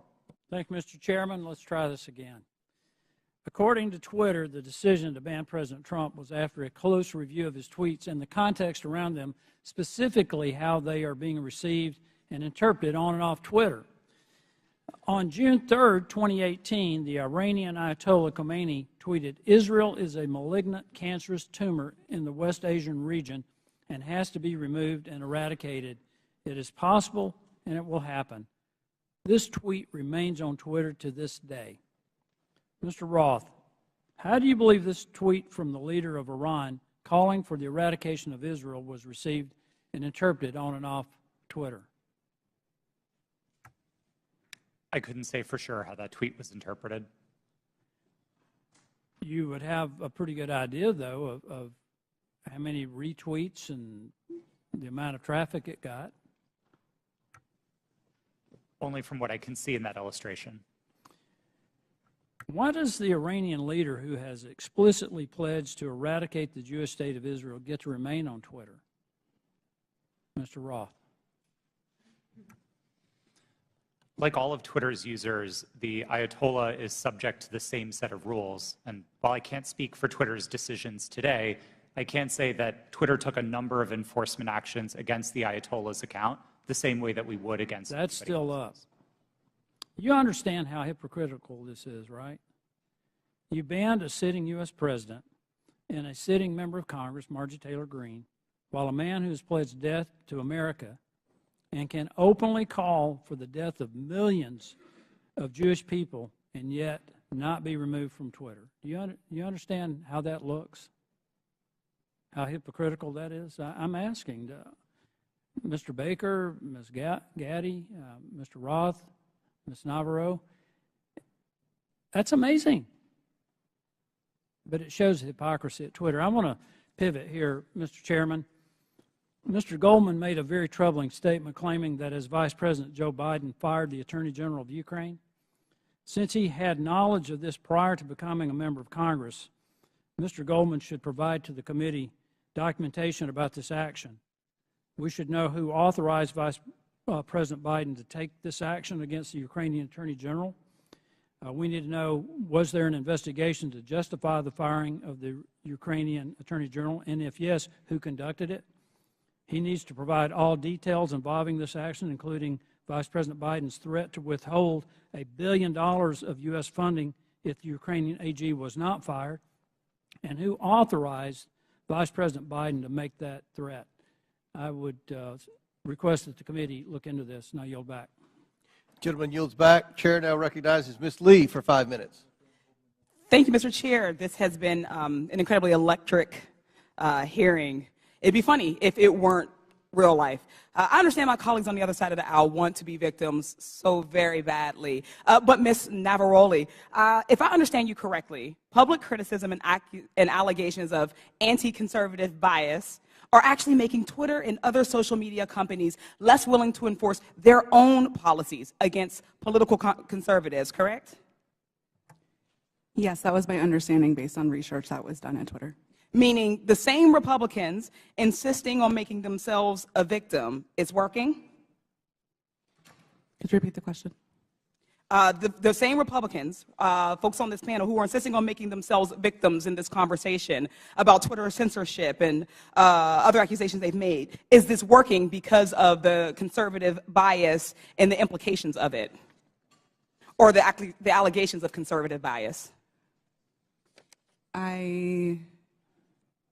In other words, are the allegations of conservative bias making it harder for those in Twitter or those who are working there to enforce these policies against folks who incite hate speech or make it? Thank you for rephrasing that question, and thank you for asking it. Yes, these allegations are very much having an impact on the leadership within every social media company, as they hope to not receive allegations of being biased or in any way being politically leaning. Thank you. I'm not the only lawyer in the room, so you all know that while the Constitution does provide us the right to free speech, there are, of course, limitations. As Ms. Navaroli pointed out, we cannot yell fire in a crowded theater. Compromising freedom of speech may seem dangerous until we weigh that compromise against the men and women massacred in Buffalo, for instance, or the many other places where radicalized violent extremists found their motivation to kill on social media. This isn't about oppression. It's about public safety. This isn't about censorship. It's about protecting our democracy from misinformation. Ms. Navaroli, it was your job to decide whether someone was yelling fire in the theater. Could you describe the coded incitement to violence policy Twitter did not implement? Yes, thank you for that question. The coded incitement to violence policy was an incredibly nuanced policy that was created in order to fill the gaps that were existing in the already existing policies around violence. The policies around violence were explicit. So these were calls that said, I'm going to, I want to, I plan to, I wish to. Those sorts of incitements would have come down. Things like stand back, stand by. Things like I am locked and loaded and ready for a civil war were dog whistles that were not covered underneath the policy. Thank you. Could it have saved lives if it were implemented on January 5th, 2021, or possibly in November of 2020? I can't speculate as to what might have happened, and I do wish we would have acted. Thank you. Ms. Gaddy, the very same words that were plastered across Twitter were shouted at the January 6th insurrection. What threats do Americans face now that Elon Musk has removed all guardrails and welcomed back Donald Trump to the platform? Thank you for the question. I'm actually not really familiar with what the content moderation policies of Twitter are today. Okay, thank you. Social media platforms like Twitter must own up to their responsibility in spreading violence and chaos. I'd argue so too do members of this panel and institution. Thank you. I yield the balance of my time to Mr. Raskin. Thank you very much. Mr. Roth, I want to go back to the whole question of your finding hundreds of thousands of fake accounts set up by Vladimir Putin and the Russian Internet Research Agency, I think they called it, which was the propaganda arm in 2016, and I suppose to this day. Some have been suggesting on the other side of the aisle that it's illegitimate for the FBI or any representative of the federal government, presumably even Donald Trump, who did a lot of this, to contact private media entities in order to apprise them of anything, whether it might be the penetration of organized crime or child pornography or foreign malign influence. And I'm just wondering if you would give us a sense of how much work is actually being done, and I was going to check with you and Mr. Baker about that. How much work does Twitter and other social media entities do that relies on the FBI and other national security agencies? Thank you for the question. There is a considerable amount of work to address foreign disinformation at Twitter and also at other companies. And this work was reliant in part on intelligence shared with companies by law enforcement and by the intelligence community. I would regard that work as essential. At Twitter, we had dozens of people working just on these questions of election interference. Those teams no longer exist under Mr. Musk. And Mr. Baker, if you could. Thank you, sir. Just generally, I mean, it's a matter of public record that the FBI has worked with the public, including private entities, for decades. Indeed, they've had for some number of years now an office of, I think it's called Office of Public Sector Engagement. This is part of what they do in order to fulfill their responsibilities and to do their jobs to protect the country. Thank you. Back. Chair recognizes Mr. Armstrong for 5 minutes. Thank you, Mr. Roth. I'm going to continue down that line of questioning. So when you testified, you were just talking about working very hard to keep foreign troll farms from using Twitter and to engage in malign foreign interference. This sounds like a fairly robust undertaking. You said between 2016 and 2020, you had different teams stood up to do this. Constant vigilance?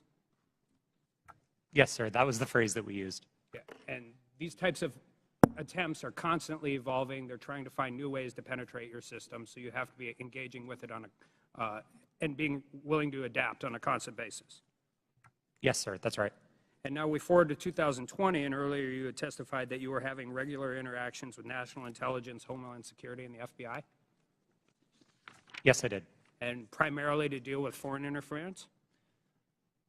Primarily, but I would say almost misinformation and all of that. exclusively. But you had said earlier, like your contact with Agent Chang was primarily with foreign interference? Yes, that's right. All right. And these were emails, were there meetings? Yes. Twitter met quarterly with the FBI Foreign Interference Task Force, and we had those meetings running for a number of years to share information about malign foreign interference. Agents from Homeland Security or intelligence, or just primarily the FBI? Our primary contacts were with the FBI, and in those quarterly meetings, they were, I believe, exclusively with FBI personnel. And you had multiple former FBI agents on the payroll. I mean, Mr. Baker, you have 10 years experience with FBI, DOJ? I was, well, with DOJ, it's 2 decades roughly, but I was, just for the record, I was never an FBI agent. Okay. Yeah. And Twitter has such a close relationship with at least one FBI agent that that agent could start emails with, "Hey, Twitter folks," and could actually advise your company about violations of your own terms of service. Mr. Roth, I think it's safe to say that you had a consistent dialogue with the FBI for the weeks and months prior to the New York Post. Is that fair? I had ongoing conversations with the FBI for years, I would say, about election security. And in response to Mr. Fry earlier, you said you would not categorize the FBI communications as pressure. No, I would not. However, Twitter's director of policy wrote to you in 2020 that Twitter has seen a sustained effort by the intelligence community to push Twitter and that Twitter should keep a solid front against these efforts. He specifically cited Elvis Chan, an FBI agent in San Francisco. Now, on August 11, 2020, Agent Chan sent you 3 documents in prep for a meeting and said the documents pertain to APT-28, a hacking unit connected with Russian military intelligence. Agent Chan arranged for having security clearance for Mr. Baker and facilitated encrypted networks for the FBI to share information with Twitter employees. And on October 14th of 2020, you stated that this feels a lot like somewhat of a subtle leak operation. Earlier today, you testified that you were following national experts on Twitter, national security experts on Twitter, as a reason to take down the New York Post story on Hunter Biden's laptop. Yes, sir, I did. So after 2016, you set up all these teams to deal with Russian interference, foreign interference. You're having regular meetings with the FBI. You have connections with all of these different government agencies, and you didn't reach out to them once? Is that question in reference to the day of the New York Post Yeah. article? That's right. We generally did not reach out to the FBI to consult on content moderation decisions, especially where they related to domestic activity. It's not that we wouldn't have liked that information. We certainly would have. It's that I don't believe it would have been appropriate for us to consult with the FBI. In December of 2020, you did a declaration to the Federal Election Commission that the intelligence community expected a leak and a hack operation involving Hunter Biden. Recently, Mark Zuckerberg confirmed that the FBI warned Meta that there was a high effort of Russian propaganda, including language specific enough to fit the Hunter laptop Biden security story. You're talking to these people for weeks and months, years prior to this leaking. They have specifically told you in October that there's going to be a leak potentially involving Hunter Biden's laptop. They legitimately and literally prophesized what happened. And you didn't contact any of them? No, sir, I did not. Did they reach out to you? On and around that day, to the best of my recollection, no, they did not. So after the story was taken down and you guys did it and you personally disagreed with it, Ms. Gaddy, you said you did. Did you contact them and say, hey, is this what you were talking about?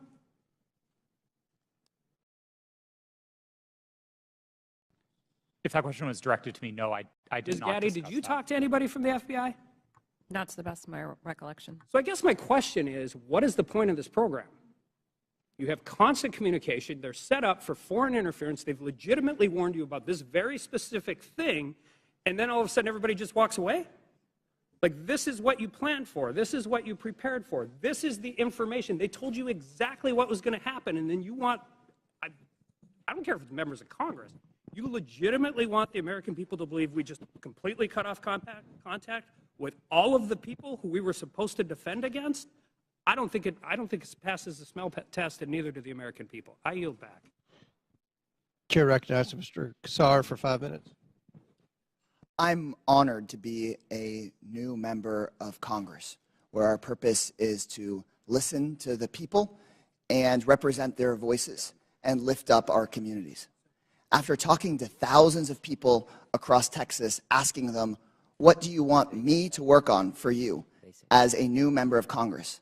Not a single person told me they were concerned about a New York Post story on Twitter about Hunter Biden. Is that really what we're dedicating this committee's time to? Is that really what we're going to dedicate the next 2 years to? Our constituents of all political backgrounds are worried they're getting pushed out of their neighborhoods by spiking housing costs. They see their public schools suffering because we aren't supporting our teachers. In my state, our rural hospitals are closing. We have more uninsured people than anywhere in the country. We have the highest number of food insecure kids, and reproductive rights have been stripped away. We're talking about none of that.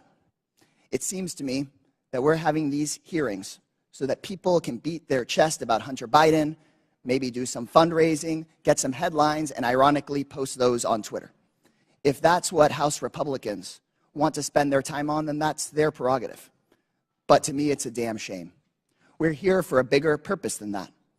Under the leadership of the legendary chairman, Jack Brooks from Texas, this committee implemented the Great Society through the creation of Head Start and the creation of Medicare. They investigated Watergate. They built the U.S. space program. Anything is possible if we all come together to work on what our constituents demand, if we make sure that we say to our constituents that your voice matters here.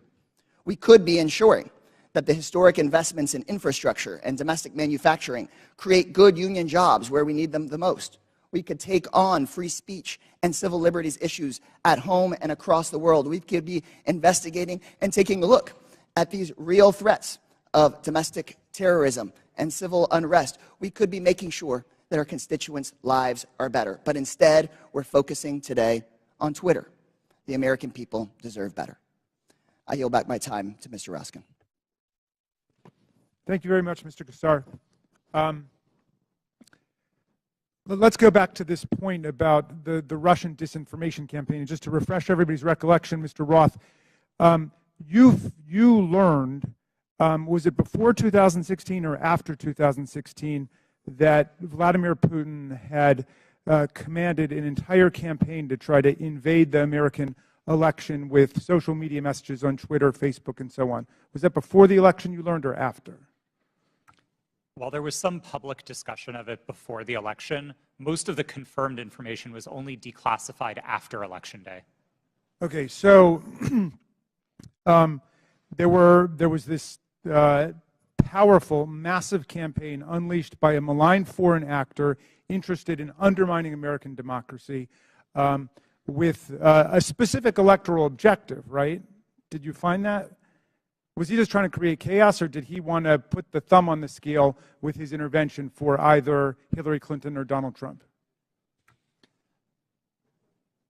A bit of both, honestly. I think there was a significant amount of the troll activity on social media in particular that wasn't tilted one way or the other. It played both sides and it played them off of each other. And I think that's bad for America and it's bad for democracy. I think the hack and leak campaign was a bit more skewed because that focused very specifically on the DNC and on John Podesta. Okay, and so the hack and leak campaign against the DNC and Hillary Clinton was one meant to damage Hillary Clinton's campaign. Is that right? That's what most research concludes was the objective, yes. All right. So some people are suggesting that if the U.S. government finds out about a malign foreign influence disinformation or propaganda campaign in our elections at any level, the government shouldn't say anything to the public or the news media about it. What do you think about that proposition? I believe that would be a profound failure. I think there's a collective responsibility across the private sector and the public sector to address our shared threats, and Russian interference in American democracy is one of those shared threats. Okay. Ms. Gaddy, do you agree with that? Yes, I do. Okay. And just back to you, Ms. Navaroli, for a moment. Did you follow the attempt to overthrow the official election result in Brazil? I was not working at Twitter at the time, but I paid attention to the news, yes. Okay, and were you struck by any of the resemblances between what happened in Brazil and what happened here on January 6th? Yes, it was the exact same playbook that was played on January 6th, in which a ruling party claimed that an election was stolen, and that misinformation continued to spread and lead to political violence. Thank you. I yield back, Mr. Chairman. Chair recognizes Mr. Fallon for 5 minutes. Thank you, Mr. Chairman. If there was ever, if there's ever a time where our government becomes the sole arbiter of truth, then we've lost the United States. Twitter's become the virtual town square. It now has the power to transform public opinion like no other medium in history, with their algorithms shaping and molding the public mind to their own ends. Mr. Roth, to the best of your knowledge, what percentage of your colleagues when you worked at Twitter donated to Democratic causes or candidates in 2020? I don't know, sir. We have it here. It was 98.4% of Twitter employees gave to Democratic candidates or causes in the 2020 election cycle. And believe it or not, those numbers actually went up in the 2022 cycle to 99.7% of Twitter employees donating to Democratic candidates and causes. So clearly, Twitter as a whole had a political bias. Mr. Roth, do you personally think that you have a political bias, and did you have one when you worked at Twitter? A personal political bias? No, sir. You didn't. That's remarkable because it's pretty obvious you did have strong biases when you compared, ironically using Twitter, people that worked in the Trump White House to Nazis. They were good folks that you simply disagreed with politically in our representative republic, and you compared them to the most evil people on the planet that murdered 60 million people, or at least were responsible for those deaths. You think that was a little bit hyperbolic? Yes, I do. As I said, I regret the language. I agree with you. It was. And so your political opinion spilled over into censorship work at Twitter. I think your biases had consequences, which you intentionally expressed through your propaganda and censorship role at Twitter. Additionally, You may have collaborated with U.S. intelligence community regarding stories that you all didn't want the public to see. So namely, what we refer to as the Hunter Biden laptop story that ran in the New York Post. So I'll ask you, Mr. Roth, did you receive 10 confidential documents from Special Agent of the FBI, Elvis Chan, the night before the Hunter Biden laptop story ran? Yes. You did. See, because it's interesting, with the immediacy with which you all acted to censor the New York Post Hunter Biden laptop story seems to be very indicative of foreknowledge. And the story was seismic, and it was rushed to be suppressed, knowing full well it was not Russian disinformation, as some here said. It was truth that was denied the American voter. And the Media Research Center polled Democratic voters in 2020 swing states and found that 17% would have changed their vote if they had known the contents and evidence of the New York Post story. President Trump lost key states, Georgia, Pennsylvania, Arizona, and Wisconsin, by collectively just over 100,000 votes. And if this is accurate, this poll, 3.2 million votes could have swung. And he only needed a teeny fraction of those 3.2 million. That decision almost certainly changed the result of the 2020 presidential election.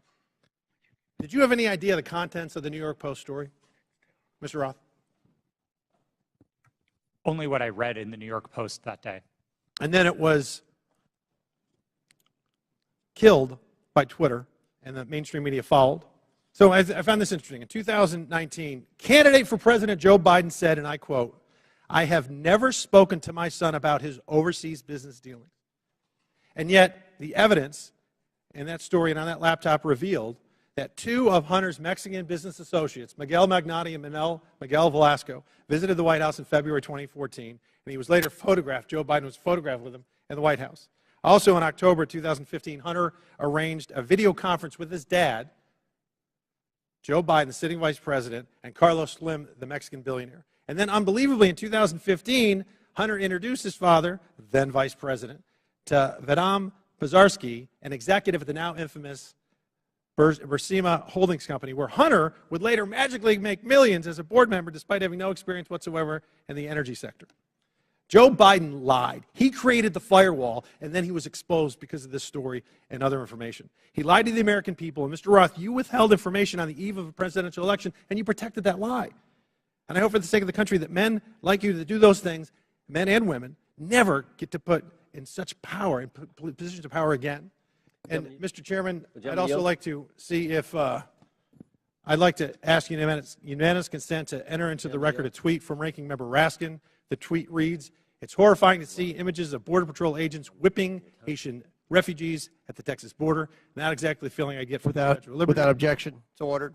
Thank you. Would you yield back? Would you yield? Yep. Oh, well, I just think that's misinformation, or at least it was a mistake, and Twitter left it up for a week, or not a week, a year, a full year. Gentleman yields. I yield. Mr. Baker, in top of page 2 in your written testimony, you said, "I did not destroy or improperly suppress Whose time is this? any documents at Twitter regarding information important to the public dialogue." The way you worded that, it sounds like there is some Chairman, kind how of much extra time is he going to get during this hearing? You finished He the had, question, he and had then you time. think Let him it's repeat the order. question, and then his time will be expired. And It please expired answer. before he started. Clearly, it's up to the chairman, so why don't you let him answer?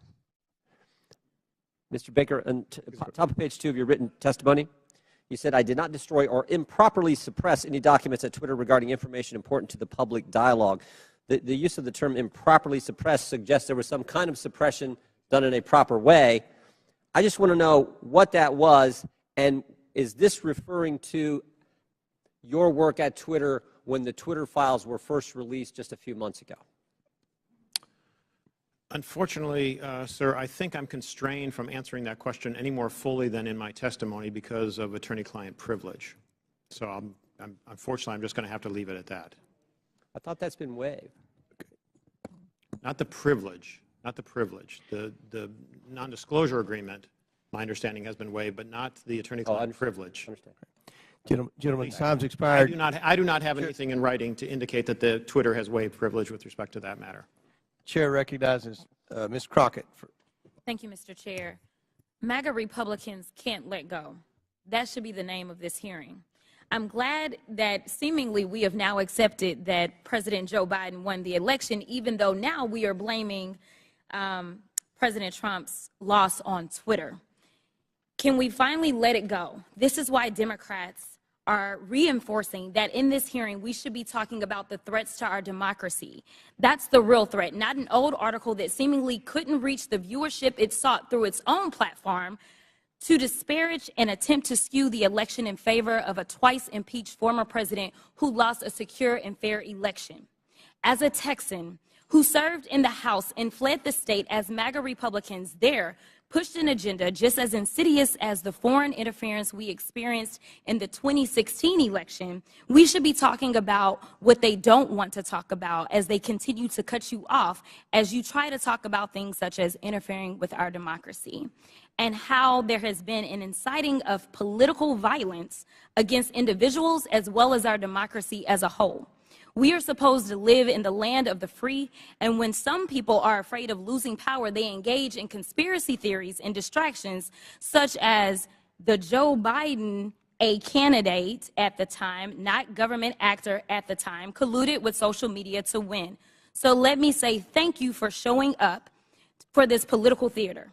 Unfortunately, the American people deserve better of its leaders. They deserve a robust conversation around the very real and very present threats to our democracy, the greatest democracy in this world. So with that being said, let me be clear. I believe that there has been testimony previously by Miss Navaroli. I hope I'm not just killing your name right now. At some point, you stated if January 6th and anything like it, that language, if we would have seen that happen in any other country with any other leader, Twitter would have acted completely differently. It is my understanding from this statement, and correct me if I'm wrong, that you almost felt as if Trump was treated differently. In fact, that you may have been of the impression that he was treated with more deference than other world leaders. Is that true? Yes. As I testified earlier today, Twitter bent and broke its own rules in order to protect dangerous speech, like the tweets that were directed towards Representative Ocasio-Cortez. And when we talk about bending, it's my understanding from another deposition that there were actual alarms that would go off if someone would access Trump's Twitter account other than, I believe, the CEO. It was my understanding that alarms would ring within Twitter if the account was accessed outside of a select group of individuals who had access to that account. Are you aware of this being an ongoing practice for other individuals' Twitter accounts? At my time at Twitter, the former President Donald Trump's account was the only account that I did not have access to. Okay, so we know that there weren't individual actors running around Twitter setting off alarms every other day. Is that correct? Not to my knowledge, no. Okay. Now, as we talk about January 6th, because I think that's the only thing we should be talking about, what I want to talk about is what, and anyone can answer this question. Did you see a correlation between a rise in homegrown domestic white supremacy online as it correlates to leading up to January 6th? I can answer that. So some of the things that we were seeing specifically on Twitter related to white supremacy fan fiction. I mentioned earlier in my testimony that we saw things like people wishing that the day of the rope would occur. That comes from things like the Turner Diaries, which are, again, white supremacy fan fiction. You would also agree with me that it was clear that white extremists were seemingly triggered and activated to take action against our very democracy here at home by some of the activity that was going on Twitter, correct? Yes, I believe so. Now, just to make sure that we can summarize what we allegedly are here to talk about, you all would agree with me when I say that there was no physical damage or destruction to structures, limb, or life as it relates to this article, yet we do know that there was actual harm, physical harm, as well as destruction that occurred as a result of January 6th, correct? Yes, people died on January 6th. Thank you. With that, I'll yield the remainder of my time to Chairman Raskin, or Ranking Leader Raskin. Thank you. Mr. Chairman, I would just use the second to ask unanimous consent to submit for the record an extraordinary article just published called "Twitter Kept Entire Database of Republican Requests to Censor Posts," published on February 8th. It was just published by Rolling Stone. So for everybody's reading enjoyment, if people think it was biased against conservatives, this would lead us to believe it was definitely biased against liberals and progressives. Didn't have you pegged for a Rolling Stone reader, but without objection, so ordered. Chair recognizes Mr. Groffman. First of all, just a comment. When we talk about the Pledge of Allegiance, one of the lines in there is, "To the Republic for which we stand." Ben Franklin, when he was asked about our Constitution, he said, "We give you a republic if you can keep it." Just two lines that maybe some people around here haven't heard. Now, this is kind of a little story for the three of you on the left here. In January of 2021, the Christian magazine called The Daily Citizen tweeted about President-elect Joe Biden's announcement that Dr. Rachel Levine was his nominee for Assistant Secretary of Health. They commented that Dr. Levine is a transgender woman. This was banned from Twitter. Are you familiar with this story? I'm not familiar with it, sir. Do you have any reason why it would have been banned?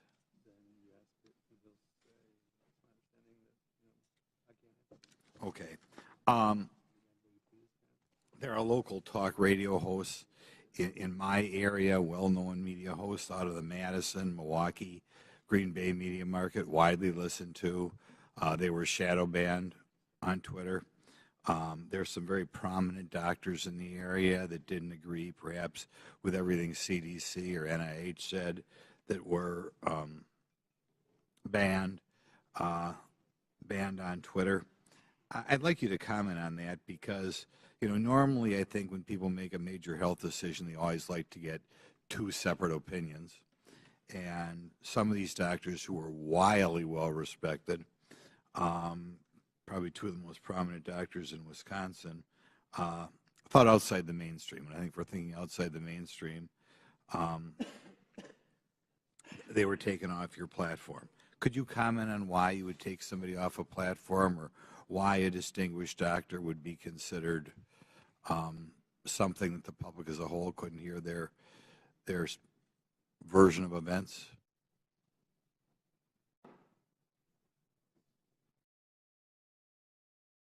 No, you're not aware that ever any doctors who commented outside the mainstream version of what was going on with COVID, going on with the vaccine, going on with treatments, that there were people who disagreed with the NIH recommendations and you took them off of Twitter? You're not familiar with that? None of you are familiar with that. Okay.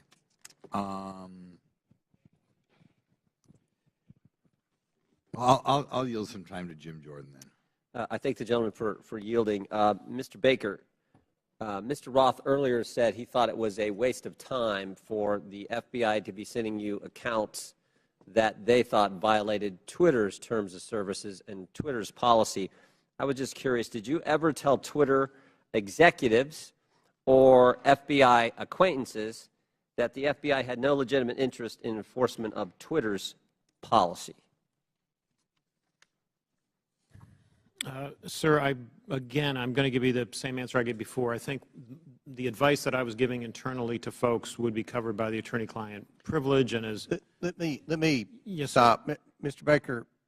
Although you're testified today by subpoena, you nonetheless have raised the attorney-client privilege to avoid answering this committee's question. Congress does not recognize the common law attorney-client privilege. With that, I'm going to allow Mr. Jordan to ask the question again. Well, there's been two questions I've asked that he's refused to answer. So let me, if I could, Mr. Chairman, I'll ask both again. I'll go back to the one asked a couple minutes ago. Top of page 2 of your testimony, you said, quote, "I did not destroy or improperly suppress any documents at Twitter regarding information important to the public dialogue." I would like to know what you're referring to that you, in your mind, properly suppressed, and when that took place, specifically if it took place during the time that the Twitter files were first being released just a few months ago? Well, again, sir, as I think we've notified the committee and we've had these conversations with Twitter as well to try to resolve this issue prior to coming up here today, I don't have anything in writing that clears me in my ethical responsibilities to my former client with respect to answering questions that I think fall squarely within the attorney-client privilege. So unfortunately, I don't think I can go beyond what I've said there already, sir. Unfortunately, Mr. Baker, your assertion that the attorney-client privilege, it's overruled as to this particular question and answer. So will you please answer the question by Mr. Jordan? Point of order, Mr. Chairman. State your point. Well, as I understand it, because we just went through this in the January 6th committee where multiple witnesses asserted attorney-client privilege, including people who weren't covered by it at all. Ultimately, that's for a court to decide. So I don't think there's anything we can do within the committee at this point, unless I'm missing something. We'll give you one more chance to answer the question. If you don't answer it, then we'll have to deal with it after the committee hearing. Mr. Baker, could you answer the question, I apologize, but I believe I have ethical responsibilities to my former client, and I don't think I can go beyond what I've said already, unfortunately. Yeah, I just said that. I just said that. Mr. Baker, you did suppress documents then that, in your language, was important to the public dialogue? I'm going to give you an extra minute, Mr. Goldman. Oh, You're thank next. you very much. I'm sorry, sir. Could you repeat the question? Again, going on what your written testimony. So you did suppress documents at Twitter regarding information that was important to the public dialogue. That's a yes or no.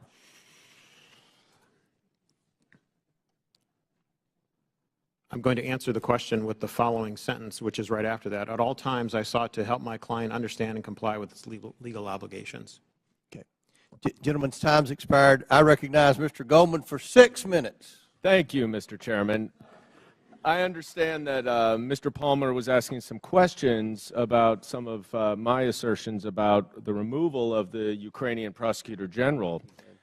First, let's be clear. I did not say that Vice President Biden fired Mr. Shokin. It was official U.S. and European policy to encourage Ukraine to fire him, which they did. But he is right about one thing. What I say is not evidence, and neither is what any of our Republican colleagues say on the other side of the aisle.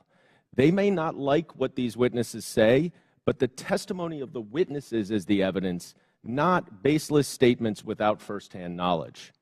But I urge Mr. Palmer, if he wants to understand what actually happened, to read the 300-page report that we published on the first impeachment investigation. There's a lot in there about Mr. Shokin.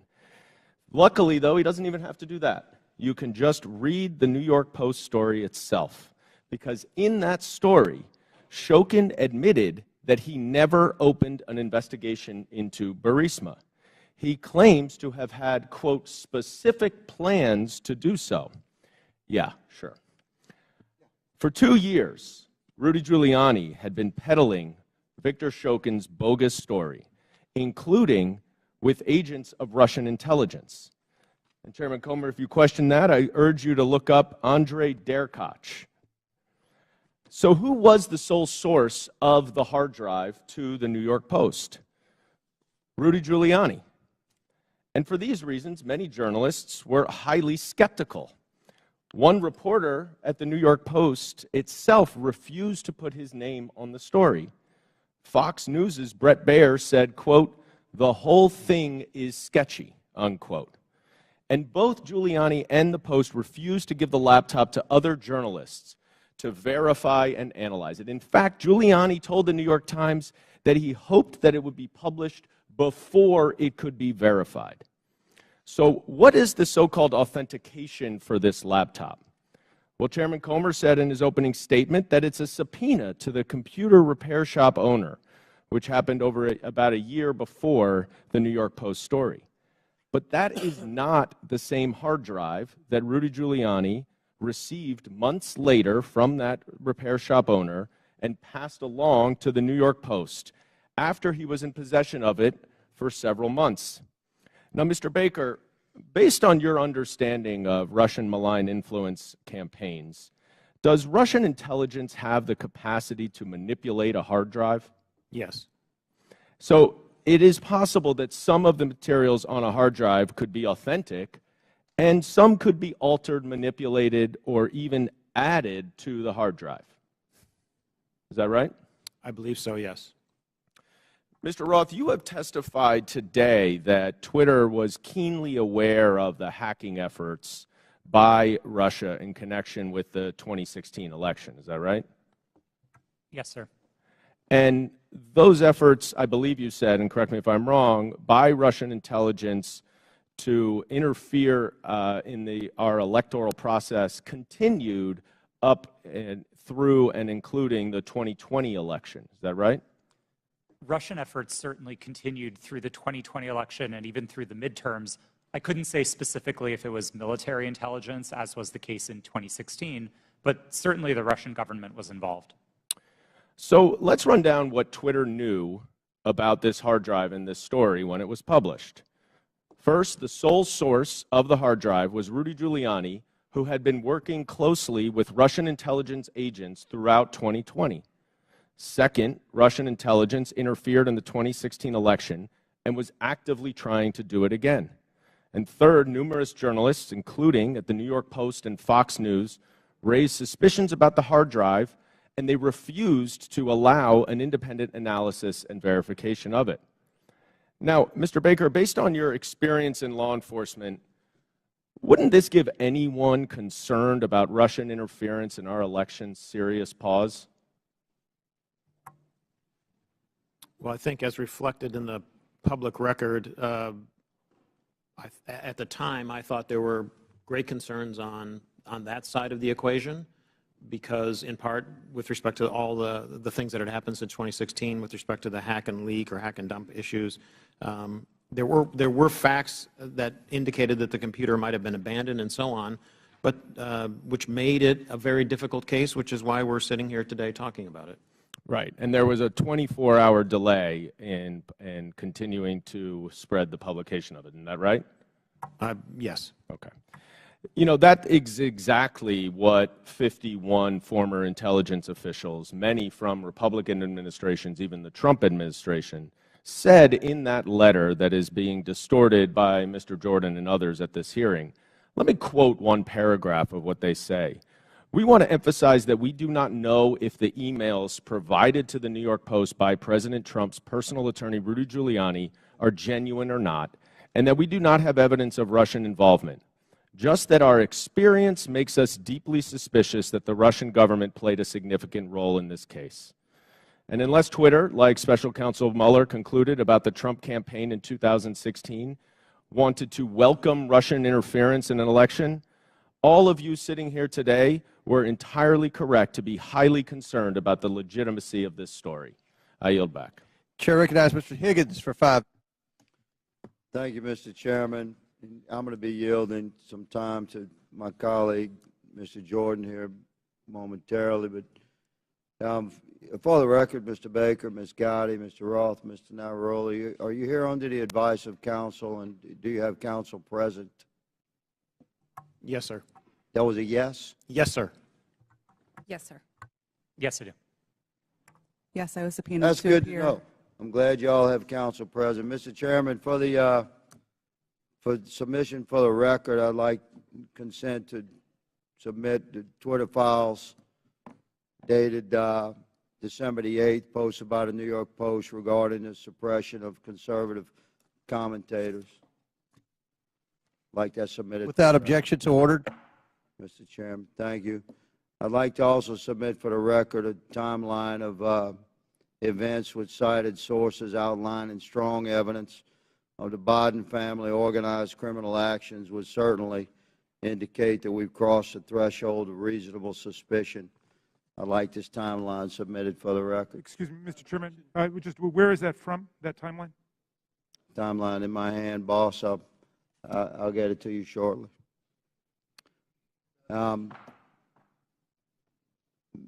bottom line is that the FBI had the Biden crime family laptop for a year. They knew it was leaking. They knew it would hurt the Biden campaign.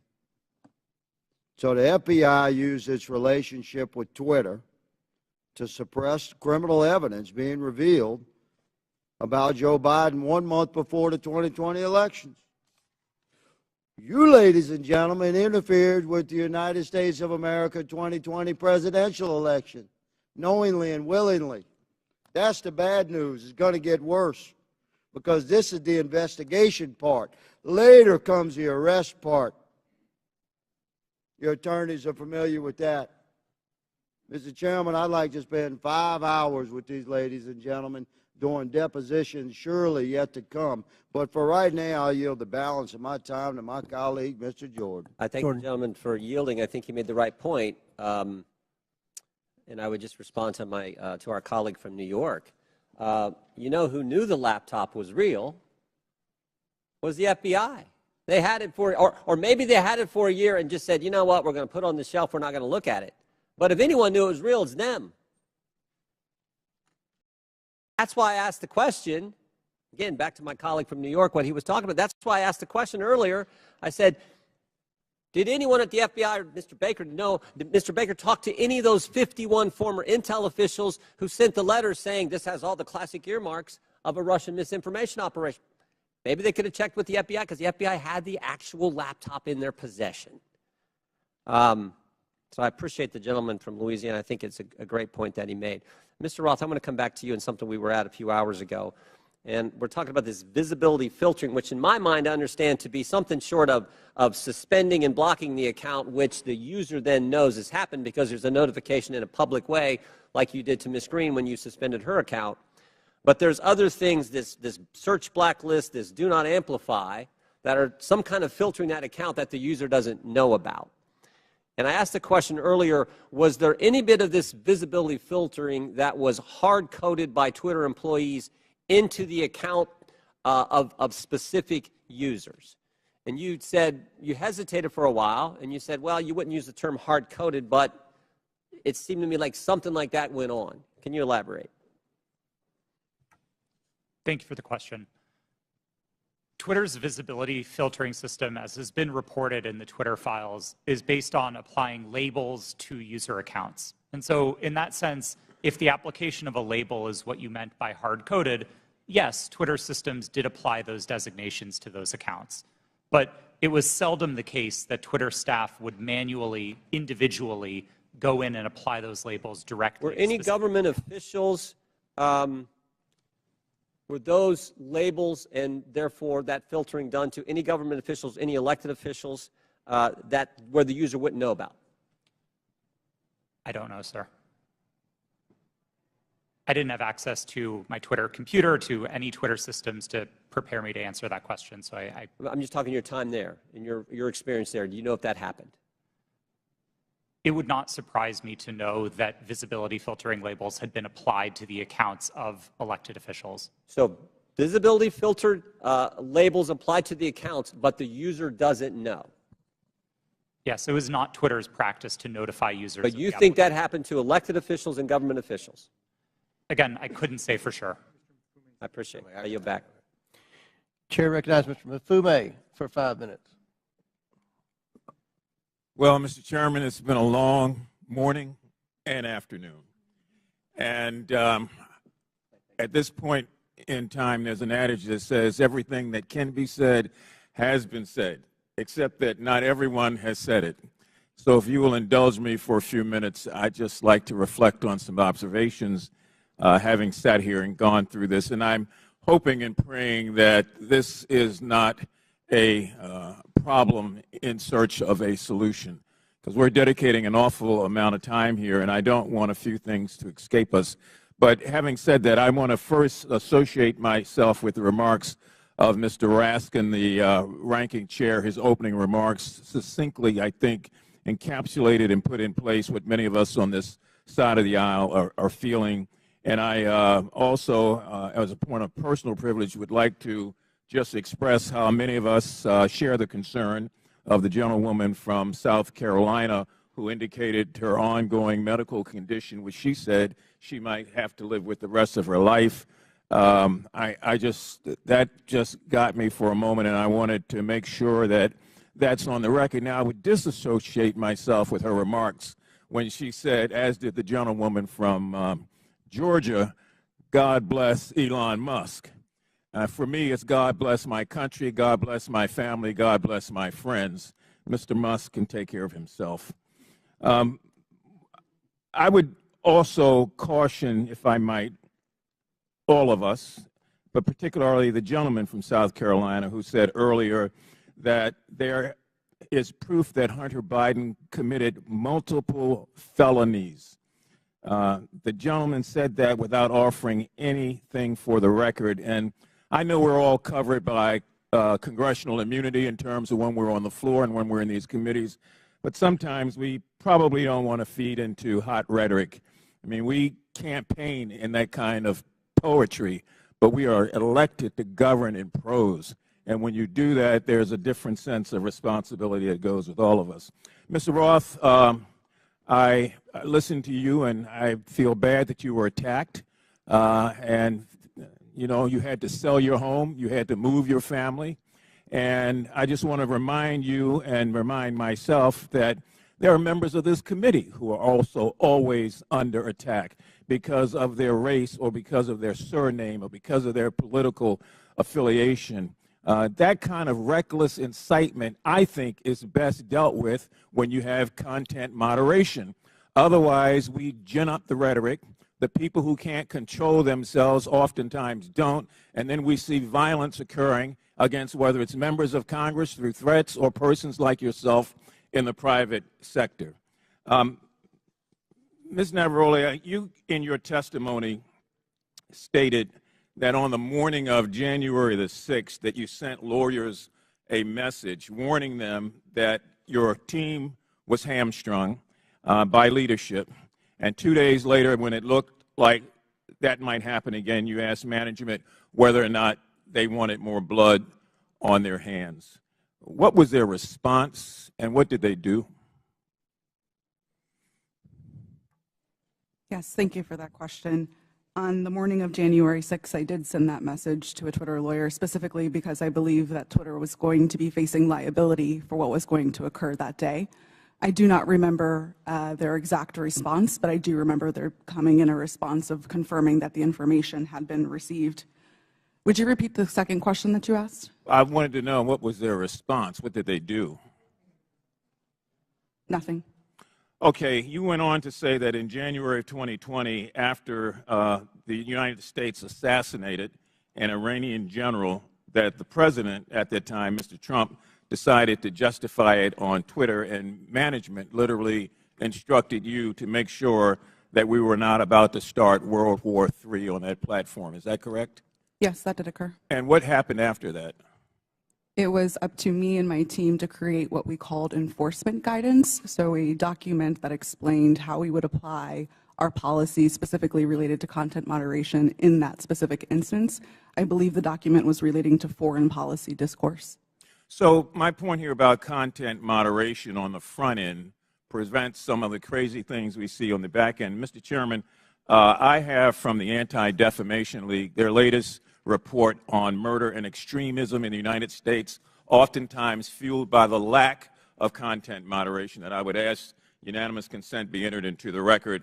And I also have the National Threat Assessment done by the Secret Service of our country. This was just released, and it talks about how 25% of all of these acts are being conducted by people who are not moderated, but who in fact end up breaking the law and threatening the lives of people. And I would ask unanimous consent that also be. Without objection, so ordered. Thank you, sir. Chair recognizes Mr. Sessions for 5 minutes. Mr. Chairman, thank you very much. So I will say it, God bless Elon Musk, because I think I feel that way. It was Elon Musk that revealed data that uncovered a disturbing cabal.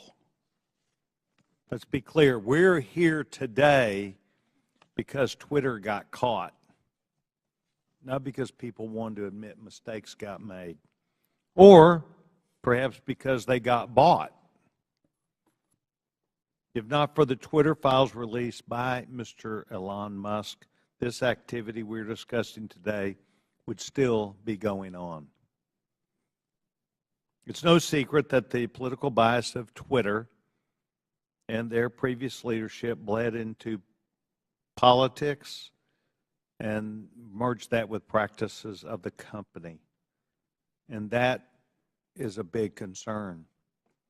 But a bigger concern is where our government, on a political basis by law enforcement, becomes engaged in things that a timeline would show were not truthful. That's the concern. The fact that Twitter was working hand in glove with the Federal Bureau of Investigation and the intelligence community to suppress free speech and things that were not true is disturbing. That is why we are here today. So, Mr. Roth, I would engage you, if I could, for a minute. By the way, I want to compliment all four of you. You've been here all day. This is hard to do. You've kept your cool. To the best of your ability, you're expressing honesty. I admire that. Mr. Roth, can you please tell me about the meetings with the FBI? How many? Where did they take place? How do they accomplish what they wanted? Thank you for the question. Yes, sir. Twitter met with the FBI, I would estimate, several dozen times over the course of multiple years. These meetings happened in person, in the Twitter office, in the offices of other technology companies, and at times they happened virtually. We issued press releases about these meetings. They were not happening in secret. They were not anything that the public sector or the private sector strove to hide from anybody. But in these meetings, we used it as an opportunity to discuss the shared threats of foreign malign interference, to discuss the preparations that the public and private sector were implementing, and to use that as an opportunity to make sure that we were having open channels of communication about those malign interference threats. Ms. Roth, did you at any time believe that the Bureau might not be honest about the things they knew and the information that they shared and passed to you? I would say I have a personal healthy skepticism about any type of law enforcement, but no, it was never my experience that representatives of the FBI were anything but forthright in those discussions. Do you believe that they, today, in looking back, misled you? I don't believe so, no. So you believe that the things which they told you, in looking back, are truthful even today? To the best of my recollection, yes. So the chance for FBI numerous times, dozens of times, to meet with you, did you put out information of the substance when you said you provided the public with information? Did you discuss what those meetings were about? I believe the public statements were fairly high level and talked about preparations for upcoming elections in the United States. Any internal records or meeting minutes would be on my Twitter computer, which I don't have access to. And does that reside, to the best of your knowledge, currently at Twitter? Yes, sir. I returned all Twitter property to the company when I chose to leave. Yes, and that would be a requirement, generally speaking. Yes. So you believe that the Bureau met with you, they did not mislead you, that you were as forthright as you could be to the public, and that you were playing the role that you felt like was responsible. Is that your testimony today? Yes, sir, it is. Thank you very much, Mr. Chairman. I yield back. Gentleman yields back, and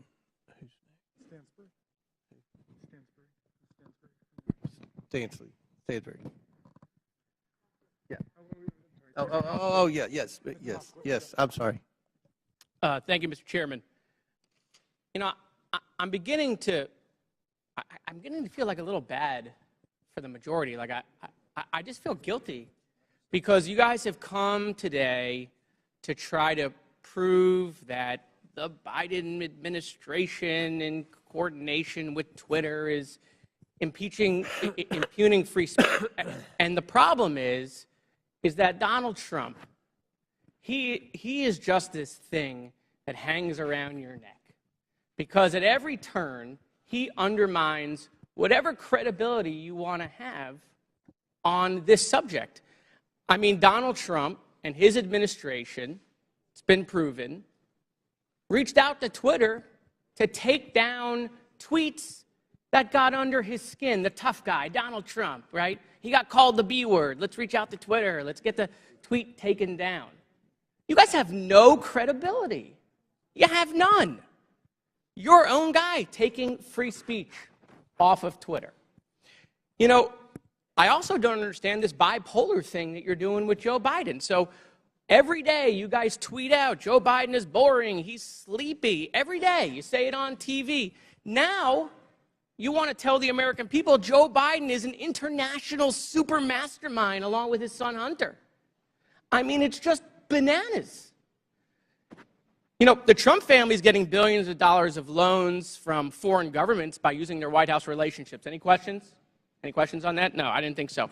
You want to know if the Trump family made any money selling PPE during the pandemic out of the West Wing? Any questions about that? No, I didn't think so. But let's move on to Hunter Biden's laptop. Your leaker, I always love this, by the way. You guys are against leakers unless they're leaking things you like. Your leaker, Matt Isaac, and I love, you know, have you seen this guy? I mean, he's like a Radio Shack dot matrix guy who copied files off a private citizen's hard drive. Okay? That's your entire theory is based off of. But I want to use his words. This is his own words. Your guy, your leaker, the guy who gave you the information. There have been several attempts by several individuals to modify and insert fake data. I do know there has been multiple attempts over the past year and a half to insert questionable material into the laptop, to pass off information or disinformation as coming from the laptop. He continued, "This is a major concern of mine because I fought tooth and nail to protect the integrity of the drive, and to jeopardize that is going to mean everything I sacrificed will be for nothing." Your guy, your leaker, questioning the integrity of the information you guys are peddling. By the way, why isn't he here? Bring him here. Let's ask him questions. And why haven't we seen the hard drive? You guys aren't shy. Why won't you show it to the American people? Let's talk about Twitter. Let's talk about God bless Elon Musk. See these? God bless the guy who is allowing Nazis and anti-Semitism to perpetrate Twitter. There's been a 66% increase of anti-Semitism on Twitter since Elon Musk set it free. Mr. Chairman, I agree with you. It's not fair to say all conservatives are Nazis. That's preposterous. That's not true. But your Lord and Savior Donald Trump is having tea and dinner with them at Mar-a-Lago. Nick Fuentes right here, who is a picture that is tweeted at me all the time saying Jews are a virus in response to my tweets. Donald Trump's having dinner with him. Nazis at Mar-a-Lago. And so, no, not all Republicans are Nazis, but I got to tell you, Nazis seem really comfortable with Donald Trump. So I have questions about that, Mr. Chairman. Why is that? Why do I get these tweets? Let's talk about Kanye West, right? The chairman of the Judiciary Committee for 3 months praising Kanye West. We love Kanye, right? A Nazi. Clearly now. It took months for that tweet to come down. How come? I mean, these are things I'd love to know. Is it because maybe they're your voters? I mean, they certainly aren't voting for me. I yield back. Chair recognizes Mr. Langworthy for 5 minutes. The Twitter files revealed the unrestricted power and censorship regularly exercised by the 3 witnesses in front of us today, Mr. Roth, Ms. Gaddy, and Mr. Baker. Now, Ms. Navaroli, in your opening, you stated that too few people and companies have too much power. Well, I think you're right. The witnesses here today, they had too much power at Twitter. And they tried to play the role of God as they interfered with a natural right of the people to a free and fair election. Twitter knowingly suspended the New York Post's account, one of the most reliable conservative voices in the country, in fear that an honest story would swing the most divisive election in American history into the hands of their enemy, former President Donald Trump. Now, Mr. Roth, you were part of the secretive SIP-PES censorship team at Twitter, correct? No, sir, I'm not sure what that refers to. Mr. Roth, the Twitter files revealed that you rarely adhered to company policy in making your censorship decisions. One reporter from the Twitter files called your group a, quote, high-speed Supreme Court of moderation, issuing content rulings on the fly, often in minutes, based on guesses, gut calls, and even Google searches in cases even involving the president. Do you recall making decisions in this manner? No, I do not. Can you explain the process for these quick decisions? Thank you for the question. I think the core of content moderation, whether it's fast or slow, begins with a written set of rules and policies, and that was the primary responsibility of my group at Twitter. It wasn't about making a one-off decision in the moment. It was about having a written and codified set of, well, laws for the platform that we followed in each instance. In the vast majority of cases, content moderation decisions were not made by me or by another executive or even by a member of my direct team. They were made by hundreds of content moderators enforcing those rules again and again and again. The situations in which decisions would be escalated to senior executives were few and far between and largely related to the really hard gray area calls. So, Mr. Roth, as part of the, quote, Supreme Court of Moderation at Twitter, did you have the final call over political censorship decisions? No, sir, I did not. Then who had the final call on these decisions? There was a team of people, some of whom represented on this panel today, others not, who were involved in trying to make these decisions. But a portrayal that any one person held sort of supreme or ultimate authority over these decisions would misrepresent what the process was. So your team labeled high-profile accounts as VITs, standing for very important tweeters. What was the threshold for being labeled as a VIT? That's an excellent question for which there is not a consistent answer. I don't think Twitter was particularly well put together on that definition. So was the New York Post labeled a VIT? I believe the New York Post's account is verified, and verification conferred some of that status of being a VIT. But again, the definitions here are a little squishy. Now, is it true that the Twitter comms director, Trenton Kennedy, said in regard to the Post story, I'm struggling to understand the policy basis for marking this unsafe? Yes, it's my understanding that Mr. Kennedy said that. Was the New York Post story regarding Hunter Biden's laptop marked unsafe regardless of uncertainty? It is true that Twitter marked links to that story as unsafe in a number of our systems, which resulted in restricting people's ability to tweet it. That was the decision that Twitter reversed 24 hours later. Well, it's clear from this panel that too few people had too much power. The New York Post Twitter account was suspended in an attempt by Democrats and big tech to go ahead and play God and interfere in a natural, free, and fair election and the free flow of information in this country. The censorship is unbounded. The New York Post has been a reliable source for decades, including their coverage of the nursing home scandals in New York during the pandemic. Now that you and many others are gone from the company, there is hope that this platform will once again be a place where voices can be heard and respected, and it can return to be a town hall for all points of view, no matter if you agree with them or not, sir, and that our elections will never again be controlled by big tech. I yield back. Gentleman yield? Will the gentleman yield to Jordan? Mr. Jordan. Okay, thank you. Mr. Roth, in Missouri v. Biden, your declaration to the FEC, you said, I also learned in these meetings with the government that a hack and leak operation would involve Hunter Biden. Mr. Chan has testified in his deposition in that same case. In my estimation, we never discussed Hunter Biden specifically with Twitter. Who told you about Hunter Biden in these meetings? Gentleman's time has expired. But My recollection is that a representative of another tech company may have mentioned it, but those meetings were several years ago. I truly don't recall. okay. Chair recognizes Ms. Stansbury for 5 minutes. Thank you, Mr. Chairman. And I want to just start this afternoon by thanking our panelists who have been sitting here all afternoon, and many of the members of the public who are with us. I see a lot of tired faces out there, and I want to thank you all for spending your day with us. But I also want to start out by asking, what are we doing here in this committee today? Why are we here?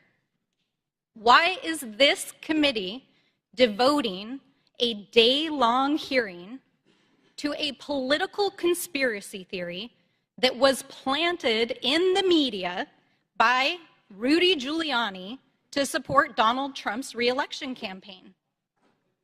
Of all the topics we could be focused on in this committee to support the American people, how people are going to put food on their table at the end of the day, how we're going to address the economy, how we're going to address critical issues that are on people's minds every day. We are devoting an entire day to this conspiracy theory involving Twitter.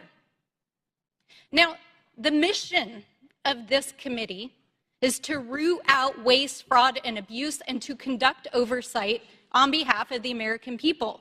And if you need any evidence of waste, fraud, and abuse, how about the use of this committee's precious time, space, and resources to commit to this hearing? You know, I don't even understand why we're here right now, but I do want to clarify some key facts about what we've heard today. So I'm going to get into it for just a few moments. Ms. Gaddy, thank you for being here today. Mr. Baker, you have already stated publicly that Twitter's handling of this issue was a mistake. Is that correct? Yes or no is fine. Yes, that's correct. I don't think I have stated that publicly yet, but that is what the CEO of the company said. Yes, and at the time, only weeks before, one of the most consequential elections of our lifetime in 2020, Twitter made a decision based on policies put into place to protect the public from political disinformation and from foreign interference. Is that correct, Mr. Roth? Yes. In fact, the failure of Twitter and other social media companies to moderate political disinformation not only fueled its use in election tampering in 2018, but allowed for election denialism to run rampant in 2020, and that is exactly what led to the insurrection here on January 6th in the Capitol.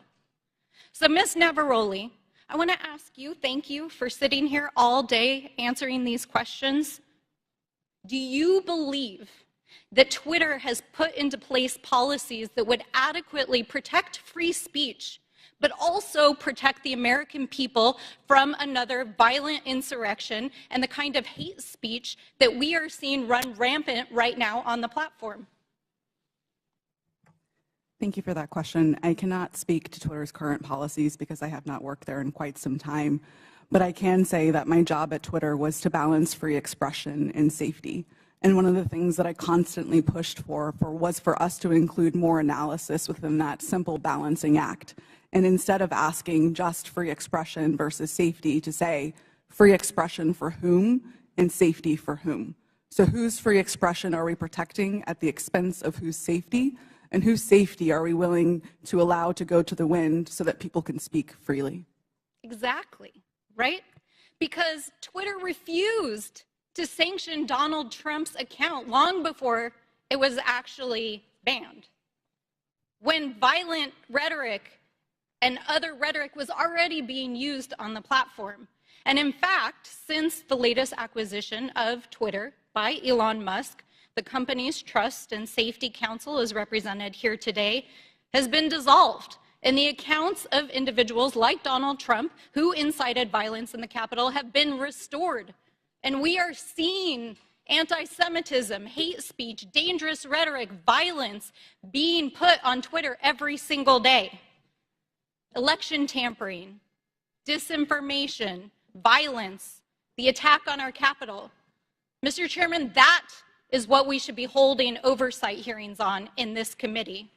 I have traveled to every corner of my district, and New Mexicans are depending on us to defend our democracy and to ensure that we are holding not only those who are committing waste, fraud, and abuse accountable, but ourselves. So let's not waste the precious taxpayers' time and dollars holding hearings about Four Seasons landscaping style conspiracy theories and actually get to work for the American people. Would the gentlelady yield to a question? Mr. Chairman, I yield back. All right, Chair recognizes Ms. Boebert for 5 minutes.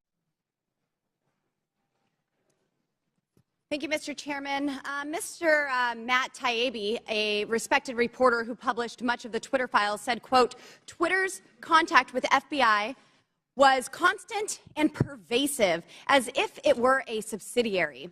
Now, I want to better understand why he would suggest that. Mr. Roth, while at Twitter, how many meetings did you have with the FBI? I couldn't say for sure, but I would More say than 10? That's a More reasonable than 20? estimate. I couldn't say for sure. More than 50?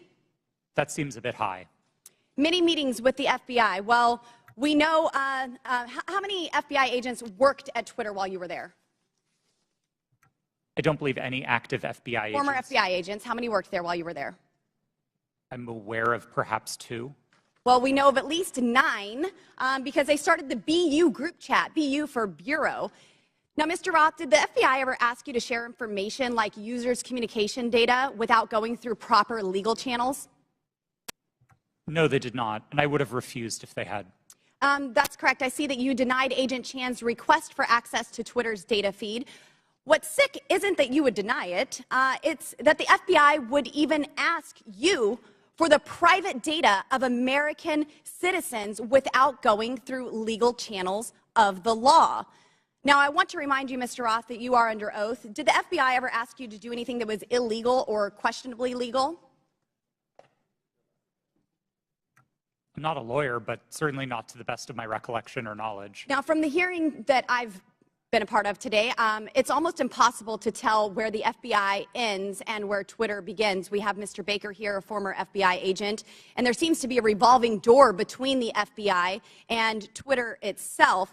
Even Mr. Baker said that there was no collusion with the federal government and Twitter. But Mr. Baker, that's you. You are the collusion between the federal government and the FBI. And now with it, this is such a problem because we're seeing censorship all over. Mr. Roth, Ms. Gaddy, did either of you approve the shadow banning of my account at Lauren Boebert? Yes or no? No, I did not. Not to the best of my recollection. Well, let me refresh your memory, because on March 12th, 2021, and Mr. Roth, I know you looked at it because Fascist Twitter 1.0 had a public interest exceptions policy, which means for members of Congress to be shadow banned, it had to go before you, Mr. Roth. So I'll ask again, did you shadow ban my account? Yes or no? Again, not to the best of my recollection. So the answer is, Mr. Roth, yes, you did. I found out last night from Twitter staff that you suppressed my account for this tweet. It's a freaking joke about Hillary Clinton being angry that she couldn't rig her election. It's a joke. But in response, being the sinister overlords that you all are, you placed a 90-day account filter so I could not be found. And now we see here that Twitter staff said the visibility filter on my account excluded me from top searches, prevented notifications for non-followers, and much more. This is considered an aggressive visibility filter. You silenced members of Congress from communicating with their constituents. You silenced me from communicating with the American people over a freaking joke. Now, who the hell do you think that you are? Election interference? Yeah, I would say that that was taking place because of you four sitting here. The Hunter Biden laptop story was suppressed. A sitting member of Congress was suppressed. A sitting president was banned from Twitter. You know, I bet that Putin is sitting in the Kremlin wishing he had as much election interference as you four here today. We've heard about threats to democracy. democracy. Well, what about shutting down a duly elected member of Congress? This is fundamental to our nation's governance, and you all attacked that very foundation. 230 protections, well, those are for publishers, not for editors. And it's clear you were not acting as publishers, you were acting as editors. And Mr. Chairman, I think it's far past time that we remove 230 protections for big tech platforms who are abusing this protection. And let me just say, I'm not angry for myself. I'm not angry because I was silenced. I can reach out to Elon and to his staff, and I can see what's happened. And I can sit here today and hold you all in account. I am angry for the millions of Americans who were silenced because of your decisions, because of your actions, because of your collusion with the federal government. They can't reach out to Elon. They can't sit here today and hold you into account. We don't know where the FBI ends and Twitter begins. But I do want to thank Mr. Elon Chairman, we're Musk over for 17 firing seconds now. you for and saving free speech and even Twitter. Mr. Chairman, I yield. The lady yields. Went over 24 seconds. I'll give Ms. Porter 24 extra seconds. Well, I appreciate your indulgence, Chairman Comer, but I won't need it. So today's hearing gavelled in at 10 a.m. For nearly 6 hours. Power outage. We have been going back and forth about this supposed suppression of a single news story from a single outlet for a single day. This hearing has been, in its length, nearly 1/4 of the amount of time that Twitter users could not share the link. We are spending almost as much time screaming about this as this was ever a problem. Look, criminal activity is always a concern, but if there is criminal wrongdoing on Hunter Biden's laptop, that is a matter for the FBI and our law enforcement agencies. Today's hearing is merely an exercise in misinformation and disinformation, a free-for-all hellscape. That's what now CEO Elon Musk said Twitter would become if the platform became a place where anyone could say anything with no consequences. It is unbelievable to me that I am quoting Elon Musk, but that is how ridiculous this hearing has become. The Oversight Committee, like Twitter or any other social media company for that matter, cannot become a free-for-all hellscape where anything goes. With that, Mr. Chairman, I yield back. The lady yields back. Thank you. Mr. Chairman, Ms. Boebert. I ask unanimous consent to submit 2 documents into the record, both from Twitter. Without objection, so ordered. Thank you. Chair recognizes Ms. Luna for 5 minutes. Thank you, Chairman. Mr. Roth? Mr. Roth, have you communicated with government officials ever on a platform called Jira? Yes or no? Real quick answer. We're on the clock. Not yes to or the no? best of my recollection. Not no. to your recollection? Great. If you did, in the event, communicate, who would have had access to this platform? That's the nature of my confusion. Okay. Jira is, did you ever speak to government officials on Jira regarding taking down social media posts? again, not to the best of my recollection. Can you explain to me why the federal government would ever have interest in communicating through Jira, mind you, a private cloud server, with social media companies without oversight to censor American voices? I want to let you know that this is a violation of the First Amendment, and the federal government is colluding with social media companies to censor Americans. Mr. Chairman, I ask for unanimous consent to submit these graphics into record. And Mr. Roth, I'm going to refresh your memory for you. This flow chart behind me. Ordered. Thank you, Chair. This flow chart shows the following federal agencies, social media companies, Twitter, leftist nonprofits, and organizations communicating regarding their version of misinformation using Jira, a private cloud server. On this chart, I want to annotate that the Department of Homeland Security, which has the following branches: Cybersecurity and Infrastructure Security Agency, also known as CISA, Countering Foreign Intelligence Task Force, now known as the Misinfo, Disinfo, and Malinformation, MDM. This was again used against the American people. The Election Partnership Institute, or Election Integrity Partnership, EIP, which includes the following: Stanford Internet Observatory, University of Washington Center for Informed Public, Graphica, and Atlantic Council's Digital Forensic Research Lab, and potentially, according to what we found on the final report by EIP, the DNC. The Center for Internet Security, CIS, a nonprofit funded by DHS, the National Association of Secretaries of State, also known as NASS, and the National Association of State Election Directors, NASED, and in this case, because there are other social media companies involved, Twitter. What do all of these groups, though, have in common? And I'm going to, again, refresh your memory. They were all communicating on a private cloud server known as Jira. Now, the screenshot behind me, which is an example of one of thousands, shows on November 3rd, 2020, that you, Mr. Roth, a Twitter employee, were exchanging communications on Jira, a private cloud server, with CISA, NASS, NASED, and Alex Stamos, who now works at Stanford and is a former security officer at Facebook, to remove a posting. Do you now remember communicating on a private cloud server to remove a posting? Yes or no? I wouldn't agree with the characterization. I don't care if you agree. This is your stuff. Yes or no, did you communicate with a private entity, the government agency, on a private cloud server? Yes or no?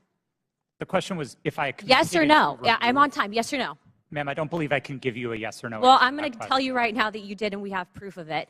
This, ladies and gentlemen, is joint action between the federal government and a private company to censor and violate the First Amendment. This is also known, and I'm so glad that there's many attorneys on this panel, joint state actors. It's highly illegal. You are all engaged in this action, and I want you to know that you will be all held accountable. Ms. Gaddy, are you still on CISA's Cybersecurity Advisory Council? Yes or no? Yes, I am. Okay. For those who have said that this is a pointless hearing, and I just want to let you guys all know, we found that Twitter was indeed communicating with the federal government to censor Americans. I'd like to remind you that this was all in place before January 6th. So to say that these mechanisms weren't in place and to make it about January 6th, I want to let you know that you guys were actually in control of all of the content, and clearly we have proof of that.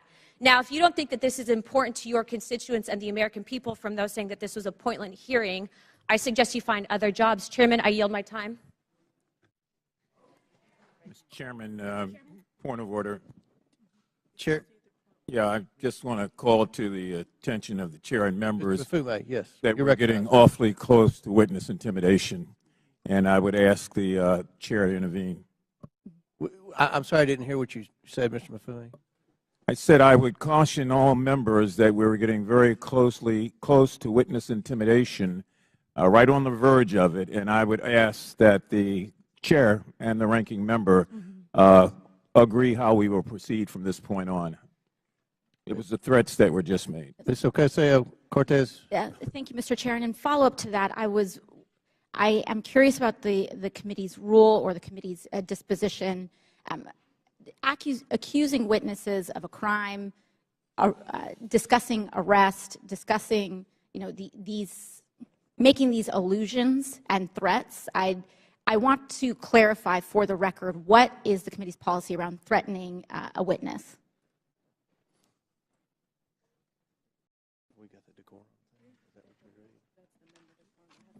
We have the member decorum. Do we have a witness decorum? And around the rules of decorum, can we agree that threatening a witness comes close to broaching general decorum? It does broach general decorum of the committee? With all due respect, Ms. Ocasio-Cortez, we don't agree that there was any witness threatening. In threatening, when we discuss arrest, when we discuss a potential arrest of a witness and alluding to a witness or suggestion of a witness committing a crime without evidence and without documents being supported to the record. Can you be more specific? When when we talk about arresting a witness, or when we talk about a witness, insinuating that a witness is lying without documentation, I fear that this constitutes threatening a witness, and that will broach the rules of decorum of this committee. And I'd like to ask that we request witnesses be treated with respect. Thank you. We appreciate that, and I will remind everyone of the member decorum and witness decorum to treat everyone with respect. I thank you, Ms. Ocasio-Cortez. Do you have anything to add? No, thank you. I agree with you, Mr. Chairman. I have a separate point of order I just wanted to raise, which is it seems as if several members now seem to have access to some information from Twitter that people on our side don't have, and I would just hope that anybody who's communicated directly with Twitter or received any information relating to the witnesses who has that, who plans to use it, distribute it to the committee in advance. That's okay. I think that most of the evidence is coming from. I think a lot of the quotes and emails are on the laptop. Well, I think that at least one member indicated the Twitter files that Elon Musk has. Well, one member had indicated that she had received information directly from Twitter. Okay. Chair recognizes Mr. Edwards. Thank you, Mr. Chair, and to our witnesses, thank you for being with us today. I know it has been a long one. Just so that we're clear, and to stage my next line of questioning, in December 2019, we've established that the FBI subpoenaed Hunter Biden's laptop from a computer store owner. And then we've established that nearly a year later, in October 2020, the Hunter Biden laptop story is published by the New York Post. Within hours, Twitter and other social media companies began limiting the distribution of the Hunter Biden story. My question is for Mr. Roth. In September 2020, a few weeks before the New York Post published the first story on the Hunter Biden trading on his name, you participated in an exercise hosted by the Aspen Institute with other media outlets, social media companies, and national security reporters. Isn't that correct? Yes, I did. And Mr. Roth, that event was hosted specifically by the Aspen Digital Hack and Dump Working Group. Is that correct? I know it was hosted by the Aspen Institute. I couldn't say who specifically within that. Mr. Roth, this event was before the release of the Hunter Biden laptop story, correct? That's my recollection, yes. And during that event, a scenario that was discussed was a hypothetical October 2020 release of records related to Hunter Biden. Is that correct? Again, that's my recollection of the event, yes. And Mr. Roth, did you participate in the design of this hypothetical scenario? Not to the best of my recollection, no. Are you telling me that you never had any conversation with anyone regarding the contents of this scenario? No, sir, I didn't say that. I met with the Aspen Institute on a number of occasions. I wouldn't say that I was involved in the development of the scenario in a specific way, no. So you're telling me that I will find no witnesses that would testify they had conversation with you regarding the development of this scenario? I genuinely could not say what other witnesses might or might not say. Why was Hunter Biden chosen as the subject of this scenario just weeks before the October 14th, 2020 publication of the first Hunter Biden story?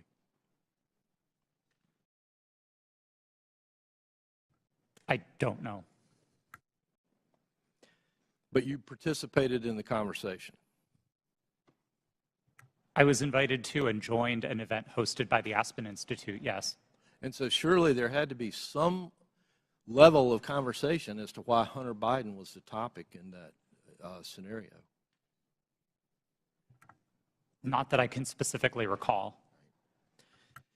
Mr. Roth, representatives from Facebook attended this event also, correct? To the best of my recollection, yes. And Mr. Roth, the FBI had Hunter Biden's laptop nearly a year before it was uncovered by the New York Post and before the Aspen Institute event. Did members of the U.S. intelligence community participate in the September 2020 Hunter Biden hack and dump exercise? I don't recall. Mr. Roth, I'd like to point you to a sworn statement that you previously made. I believe this was to the FEC. You've given a sworn declaration stating that federal law enforcement agencies communicated that they expected hack and leak operations by state actors might occur in the period shortly before the 2020 presidential election, likely in October. Is this your statement? Yes, it was. And Mr. Roth, you said since 2018 you had been meeting with the Office of the Director of National Intelligence, the Department of Homeland Security, the FBI, and industry peers regarding election security, correct? Yes, sir. And Mr. Roth, you were told there would likely be a hack and leak operation occurring in October. Is that correct? I believe the FBI has objected to the word likely or expected, but we certainly discussed that possibility with them. All right. Thank you. Mr. Chair, I yield back. Gentleman yields back. Chair recognizes Ms. Bush for 5 minutes. St. Louis and I are here today to talk about the crisis posed by the power of private companies that operate social media platforms. Republicans are holding this hearing because of their ridiculous, politically motivated obsession with Hunter Biden. This is a distraction from their inability, again, to govern, and it hides the shared concerns raised by Republicans and Democrats alike about the vast power, impunity, and lack of accountability of social media platforms. There are so many examples of these companies responding inadequately or inappropriately in crisis that we have come to understand misconduct as the norm for social media giants and not an aberration. Social media played a key role in fanning the flames of violence on January 6th, on that attack on our U.S. Capitol. The impact has spread all over the world. Last fall, after Reuters reported that disinformation about Chile's proposed constitutional referendum was traveling 3 times faster on social media platforms than facts, several members of this committee wrote to Meta, Twitter, and TikTok demanding further action to reduce the dissemination, reduce the lies, reduce the hate. They did nothing. Ms. Gaddy, you were at Twitter on January 6th and asked repeatedly for a retrospective meeting to discuss what happened in the lead up to that day. Management told you, quote, it wasn't a priority for the company. Why was it not a priority for Twitter to learn lessons from January 6th? I don't believe you're referring to me. Apologies. I'm the Chief Legal Officer. I did not make that statement.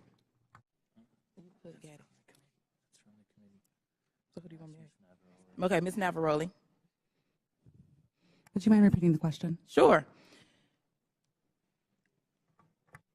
On January 6th, you were at Twitter and asked repeatedly for a retrospective meeting to discuss what happened in the lead up to that day. Management told you, quote, it wasn't a priority for that company. Why was it not a priority for Twitter to learn the lessons from January 6th? I can't speak to leadership's motivations or why it would not have been a priority for them. What I can say is myself and individual members of my team repeatedly asked that we do a retrospective to understand not just what happened on January 6th, but leading into January 8th and the permanent suspension of the president. What can you say is Twitter's top priority? I can't speak to Twitter's top priority at this moment. I can say that, again, my team's responsibility was to balance free expression and safety and to ensure the safety and lack of harm for people on the ground. Thank you. Twitter's top priority seems to be to maximize its profit. The people on this panel were among the top experts moderating content for equity and safety at Twitter, and your concerns were consistently steamrolled by executives pursuing profit. We know this situation must change, but I would argue that the structure of these corporations ensures this malpractice will continue. These social media companies have shown themselves unfit to maintain a digital public square with almost universal usage and vast power. Their purpose is not to facilitate healthy, fact-based discourse. It is to aggressively pursue profit for their billionaire executives and shareholders. Even when they make a good decision about removing a post or a user, it is only to make a profit. This existential problem will not be solved by asking these for-profit corporations to tweak their approach around the edges. We need to re-envision what the internet can be. Digital platforms, including social media, are here to stay, but we need to make sure that they operate for the public good and not the private interests. We need to invest in better alternatives to big tech, and we need to establish public ownership and control to ensure these platforms serve everyone fairly. Thank you, and I yield back. Chair recognizes Mr. Perry for 5 minutes. Thank the chairman. I thank the witnesses. It's been a long day. Mr. Roth, going back to your statement Mr. Edwards talked about, I want to just kind of revisit that a little bit, where it was communicated to you, at least per your statement, by the FBI that there was expected hack and dump or hack and leak operations, and that they would occur before the election, and that these, at the bottom here, the meetings that were rumored, and those meetings were rumored that the hack and leak operation would involve Hunter Biden. Subsequent to that, well, first of all, who told you that? Was that, did you get that? Can you tell us where you got that information, if you know? The subject of a possible hack and leak was raised by a number of representatives of the FBI. Was one of them Mr. Chan? Elvis Chan? Yes, Mr. Chan was a part of it. So are you familiar with the fact that in his testimony in November of 2022 that he says we did not see any similar competing intrusions to what happened in 2016? And of course, you had been talking to intelligence agencies and law enforcement agencies for some time, and they were referring to the 2016 hack and dump operation. Are you familiar that he said that subsequent to you saying this? They didn't have any evidence? I was not aware of Okay, Mr. that's Chan's fair. deposition. That's fair. No.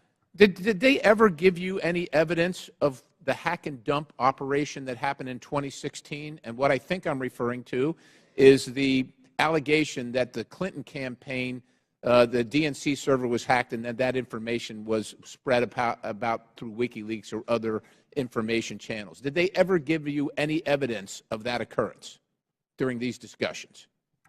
That information was made public by the intelligence community in the Mueller report and by the Senate Intelligence. Yeah, evidence. Did they ever give you evidence? Because as far as we know, CrowdStrike looked at the servers. Did the FBI ever look at the servers from the DNC, to your knowledge? I think that would be a question better directed at the Fair FBI. enough, but the point is you never saw any evidence, right? You're just taking it on, and I'm not blaming you, because a lot of people want to believe the FBI. I've always wanted to believe the FBI. The question is, did they ever give you any evidence to believe that? Because they're making the case. They're making the case that there's a hack and leak operation coming, and it's going to be about Hunter Biden right before the election. Did they ever give you any evidence? It didn't come up. Okay, yeah, I didn't figure it did. And then you all set up a secret channel between Twitter and the FBI. Who did that from the FBI? Was that Roth? Or you're Roth. Was that Elvis? I'm sorry. Mr. Chan was a part of that work, yes. Yes, he was part of that. And so you set up, and you actually set up a war room as well, right? I believe the FBI operated a war Okay, room. fair enough. I didn't And you join it. participated in that? No, sir, I did not. You did not. Did Twitter participate in it? I believe Twitter may have sent a representative. Okay, fair enough. And then you did this table talk exercise about Hunter Biden and about a leak about Hunter Biden that would come out right before the election, essentially 10 days, and that happened in September, right before the election. And you participated in that, right? Yes, I did. Who facilitated that exercise? I know the Aspen Institute, but who facilitated the exercise proper? Was anybody from a government agency facilitating any part of that? Were they involved in the discussions during the exercise? No, I don't believe so, no. So they were just spectators? I wasn't aware that they were spectators either, but I don't recall exactly who was there. I know you don't recall who was there. Then who facilitated it? Do you recall that? My recollection is that the event was facilitated by Garrett Graff, who was a member of the Aspen Institute and Aspen Digital. All right. Do you find it odd now, after the fact, and I know you've already testified here, that you don't see, to Mr. Sessions, that you didn't see that you were misled or potentially duped? It sure seems highly coincidental. Would you agree? It at least seems highly coincidental. Knowing that the FBI had the laptop, that the FBI set up the war room and the channel and told you, per your statement, that this was going to happen, do you find it highly coincidental that it actually happened and it was Hunter Biden at all? I want to be clear that my statement to the FEC does not suggest that the FBI told me it would involve Hunter Biden. That's a popular reading of that declaration, but it was not my intent. I think there is a coincidence there, and I really can't speak as to how that came about. Yeah, it's really coincidental. One last question. Did the CIA or the other governmental agency ever ask Twitter to look at something that violated Twitter's policy? I don't recall specific outreach by the CIA specifically. Other government agency is what it was called in the Twitter files. Yes, Twitter regularly received reports from government requesting review under our rules. So the other government agency, that one, did they ever request information regarding violations of Twitter's policies? The CIA. Gentlemen, time's expired, but please answer the question. I thank the Chairman. Again, I don't recall specific contact from the CIA, no. Okay. Chair recognizes Mr. Burleson for 5 minutes. Thank you, Mr. Chairman. I've sat here listening. I'm glad to be last in rank. I get to listen to all the testimony. And what's become clear to me, there are a few things, and that is that the censorship efforts of the big tech, the intelligence community, and the media were all working in concert to affect the 2020 election. I find it unbelievably ironic, and I hope others do too, see the irony that people who were so concerned and hell-bent and worried about the interference of outside groups on the 2016 election became willing participants to interfere in the following presidential election. These three groups worked together, and it's clear, worked hand in hand to hide the truth from the American people. The fact that the FBI had the Hunter Biden laptop, heck, it was in their possession for a year before the election, is appalling. But that didn't stop them from spreading a lie and a bogus claim about it being Russian interference again. And you know, it's clear to me why they reached out to you, because they knew you would buy the lie. They knew that an organization with 99% of its employees donating to Democratic candidates and efforts would absolutely not look at any information with a jaundiced eye. You would take it as the gospel truth. And so they knew that, because it was clear from your tweets before that you have an opinion about the president, you have an opinion about the Republican Party. And so when all of that leading up to the October 14, 2020, when the New York Post published its story, everything was already in place. So, Mr. Roth, my question to you is, when 51 intelligence officials told us that the Hunter Biden laptop was Russian disinformation, the Democrats, the mainstream media, the president, all repeated this lie. Now that you know what you know years later, do you still believe that the Hunter Biden laptop is not real? Or do you believe it's real? Sir, I never held that belief. Do you believe that the story is Russian disinformation? No, sir. I didn't then, and I don't now. Okay. I have a question for Mr. Baker. You started your role as Twitter's deputy general counsel in June of 2020, correct? Yes, sir. Who hired you for that role? Who specifically hired me? My boss was a person named Sean Edgett, who was the general counsel. Sean Edgett? Edgett, Edgett. E-G-E-T-T. And that's who you interviewed with? I interviewed with numerous people, but Sean was my boss. Anyone that comes to mind outside of Sean? Ms. Gotti I interviewed with. You're saying other people that I interviewed with at Twitter? But ultimately, the hiring agent was Sean Edgett. I'm not sure exactly who made the decision, to be frank with you, but Sean was my boss. Okay. My next question is, when you were fired from Twitter in December of 2022, after the release of the first installment of the Twitter files, did you destroy any internal communications related to that first batch of the Twitter files? As I said in my testimony, I didn't destroy any documents, period. What reason were you fired? You'll have to ask Mr. Musk about that. That was not given. You were not given any information. He made a public statement about it in a tweet, but I think you would have to ask him for the precise reason. Okay, thank you. Back to Mr. Roth. Is it true that Twitter whitelisted accounts for the Department of Defense to spread propaganda about its efforts in the Middle East? Did they give you a list of accounts that were fake accounts and asked you to whitelist those accounts? That request was made of Twitter. To be clear, when I found out about that activity, I was appalled by it. I undid the action, and my team exposed activity originating from the Department of Defense's campaign publicly. We've shared that data with the world, and research about it has been published. Was that only in efforts against foreign entities, or were there any efforts against citizens of the United States? I think the nature of public social media activity means that anybody might have seen it, but my understanding was the activity was predominantly focused outside of the United States. Okay, thank you. And Mr. Chairman, I want to just say thank you for this hearing. I would hope that we would be asking for documents in communications, whether it's on personal devices or private devices, between these individuals and government officials. So noted. Very good. Thank you. Chair recognizes Ms. McClain for 5 minutes. Thank you, Mr. Chairman, and thank you all for being here today. It is a long day. I'm going to try and make this quick and easy. Mr. Roth, part of your job at Twitter dealt with assessing dis and misinformation, correct? Yes. Here today. It is a long day. I'm going to try and make this quick and easy. Mr. Roth, part of your job at Twitter dealt with assessing dis and misinformation, correct?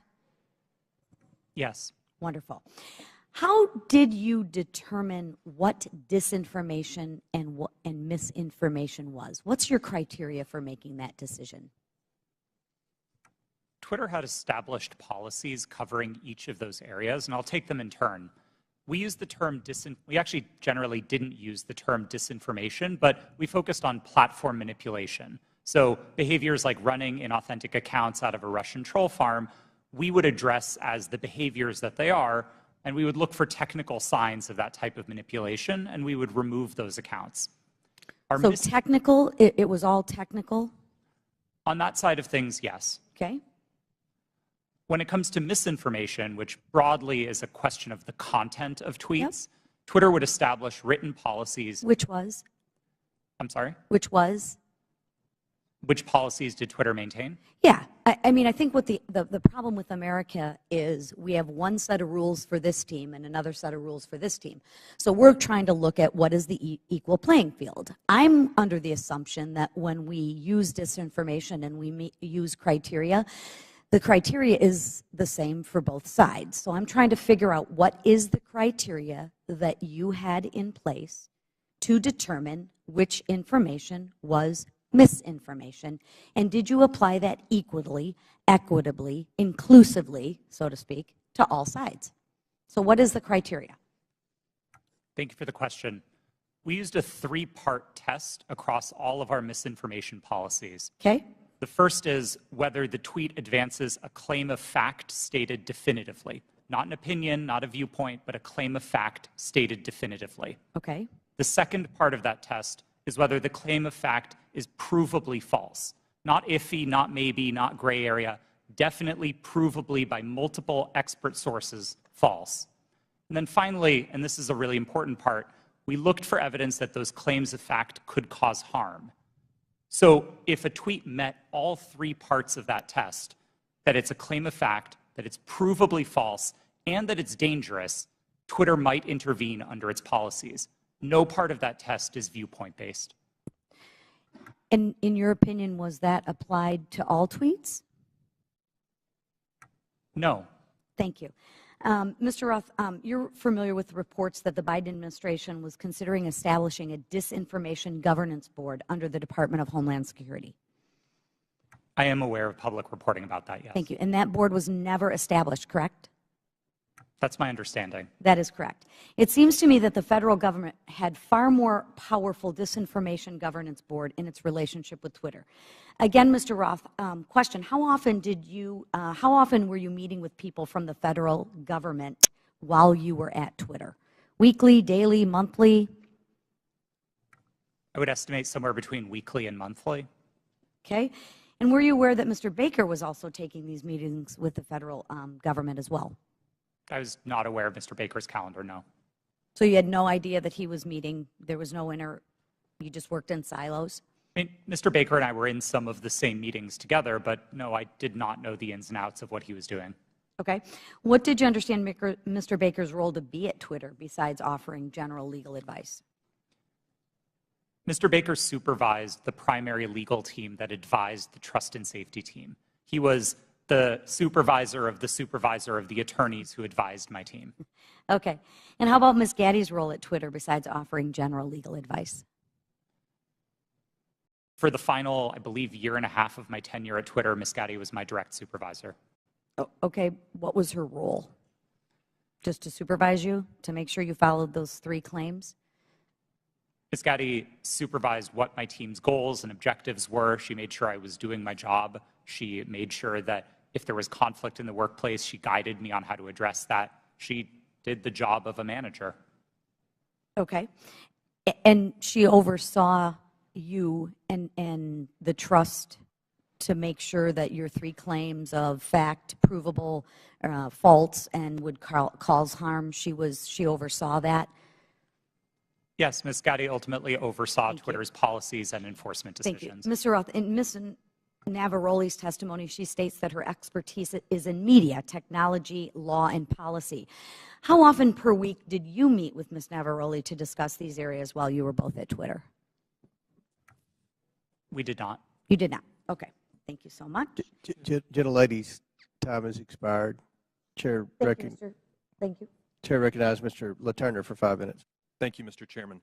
Based on everything I've seen regarding this issue, it is clear to me that government officials colluded with Twitter employees to censor the New York Post's legitimate reporting of the Hunter Biden laptop story. Democrats on this committee have so far characterized this hearing as unnecessary and a waste of time. I'd invite any of my colleagues across the aisle to talk to folks in Kansas, because I can promise you they do not feel that way. In fact, my constituents are very concerned, and rightfully so, that a social media company collaborated with a government entity and a political party to suppress certain social media accounts and filter news ahead of an election cycle. Americans deserve answers on this outright attack on our First Amendment rights, and I look forward to gaining clarity from our witnesses. Mr. Baker, your testimony focuses heavily on the fact that Twitter acted lawfully in its reaction to the Hunter Biden laptop story. But this isn't a criminal trial. It's a congressional hearing. I'm here because my constituents are genuinely concerned that they will be kicked off these platforms for any statement that managers at those companies disagree with. They feel that social media companies like Twitter are forcing them to play a game that they don't know the rules to. I want to know your opinion on if you think it is appropriate for people in positions of power to determine what information gets shared. If not, what criteria is acceptable for making those determinations?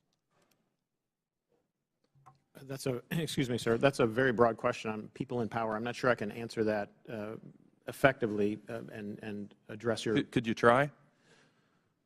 Well, I mean, the Congress is in power. Congress is restricted by the Constitution of the United States. Congress passes laws. Those laws impact how, for example, private sector actors exercise their power or spend their money, that type of thing. Government agencies have to act in accordance with the Constitution, the laws you pass, internal regulations, executive orders. There's a whole panoply of ways that that people in power, writ large, are held accountable and have to comply with rules and regulations and laws and the Constitution. Mr. Chairman, I would like to yield the rest of my time to Mr. Jordan. Mr. Jordan. I thank the gentleman. Mr. Roth, I want to go back to your statement in your declaration to the FEC. I learned that a hack and leak operation would involve Hunter Biden. Who did you learn that from? My recollection is it was mentioned by another technology company in one of our joint meetings, but I don't recall specifically whom. You don't know the person's name? I don't even recall what company they worked at. No, this was a long time ago. And you're confident that it was from a tech company, not from someone from the government? To the best of my recollection, yes. Did anyone from the government in these periodic meetings you have, did they ever tell you that a hack and leak operation involving Hunter Biden was coming? No, not. Did Hunter Biden's name come up at all in these meetings? Yes, his name was raised in those meetings, but not by the government, to the best of my recollection. Okay. Mr. Baker, I want to go back to the question we had a few hours ago. But I want to frame it in a way I think you can answer. Did you ever tell the FBI that they had no legitimate interest in enforcement of Twitter's policies?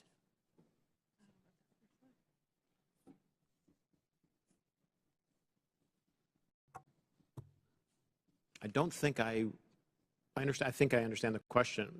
I don't recall ever having such a conversation with the FBI. Okay. Did you think there was a problem with the FBI sending you a list of names and accounts and saying, hey, these violate your policies? Did you see that as as some kind of potential concern? I was always concerned that the FBI adhered to the Constitution and laws of the United States, period. And you didn't think that crossed the line? Well, what crossed the line, sir? What I just asked you. That the idea that they're sending you a list of accounts that they say these violate your terms of service. Again, I'm making sure that I can answer the question.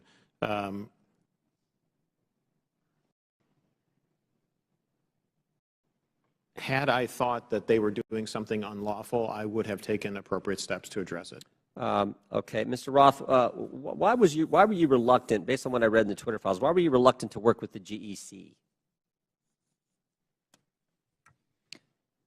It was my understanding that the GEC, or the Global Engagement Center of the State Department, had previously engaged in at least what some would consider offensive influence operations. Not that they were offensive as in bad, but offensive as in they targeted entities outside of the United States. And on that basis, I felt that it would be inappropriate for Twitter to engage with a part of the State Department that was engaged in active statecraft. We were dedicated to rooting out malign foreign interference, no matter who it came from. And if we found that the American government was engaged in malign foreign interference, we'd be addressing that as well. Yep. Gentlemen's time's expired. In closing, I want to again thank our panelists for being here. I know it's been a long day. We apologize for the electricity going out. That's never happened in my 6 years in Congress. But before we close, the ranking member and I are going to have very brief closing statements. I yield to the ranking member. Well, thank you kindly, Mr. Chairman. Thank you to the witnesses for your endurance and patience today. I hope you don't feel as bad about the day as you seem to look right now, but it's going to be over soon. I want to start with a simple point that I hope will be sympathetic to you, and I began the long day with this. It's even more important now that we have members who are actually threatening witnesses with arrest and prosecution for clearly imaginary offenses, or at least offenses that might make sense in their minds, but I don't quite know what they would be. But Twitter is a private First Amendment protected media entity, and you make your own decisions like Fox News makes its decisions. And I might get kicked off of Fox News, or they might not cover me, or Wall Street Journal or MSNBC. I've got no constitutional right to go there. So I think there's just a fundamental legal fallacy and logical fallacy that pervades most of the questioning today.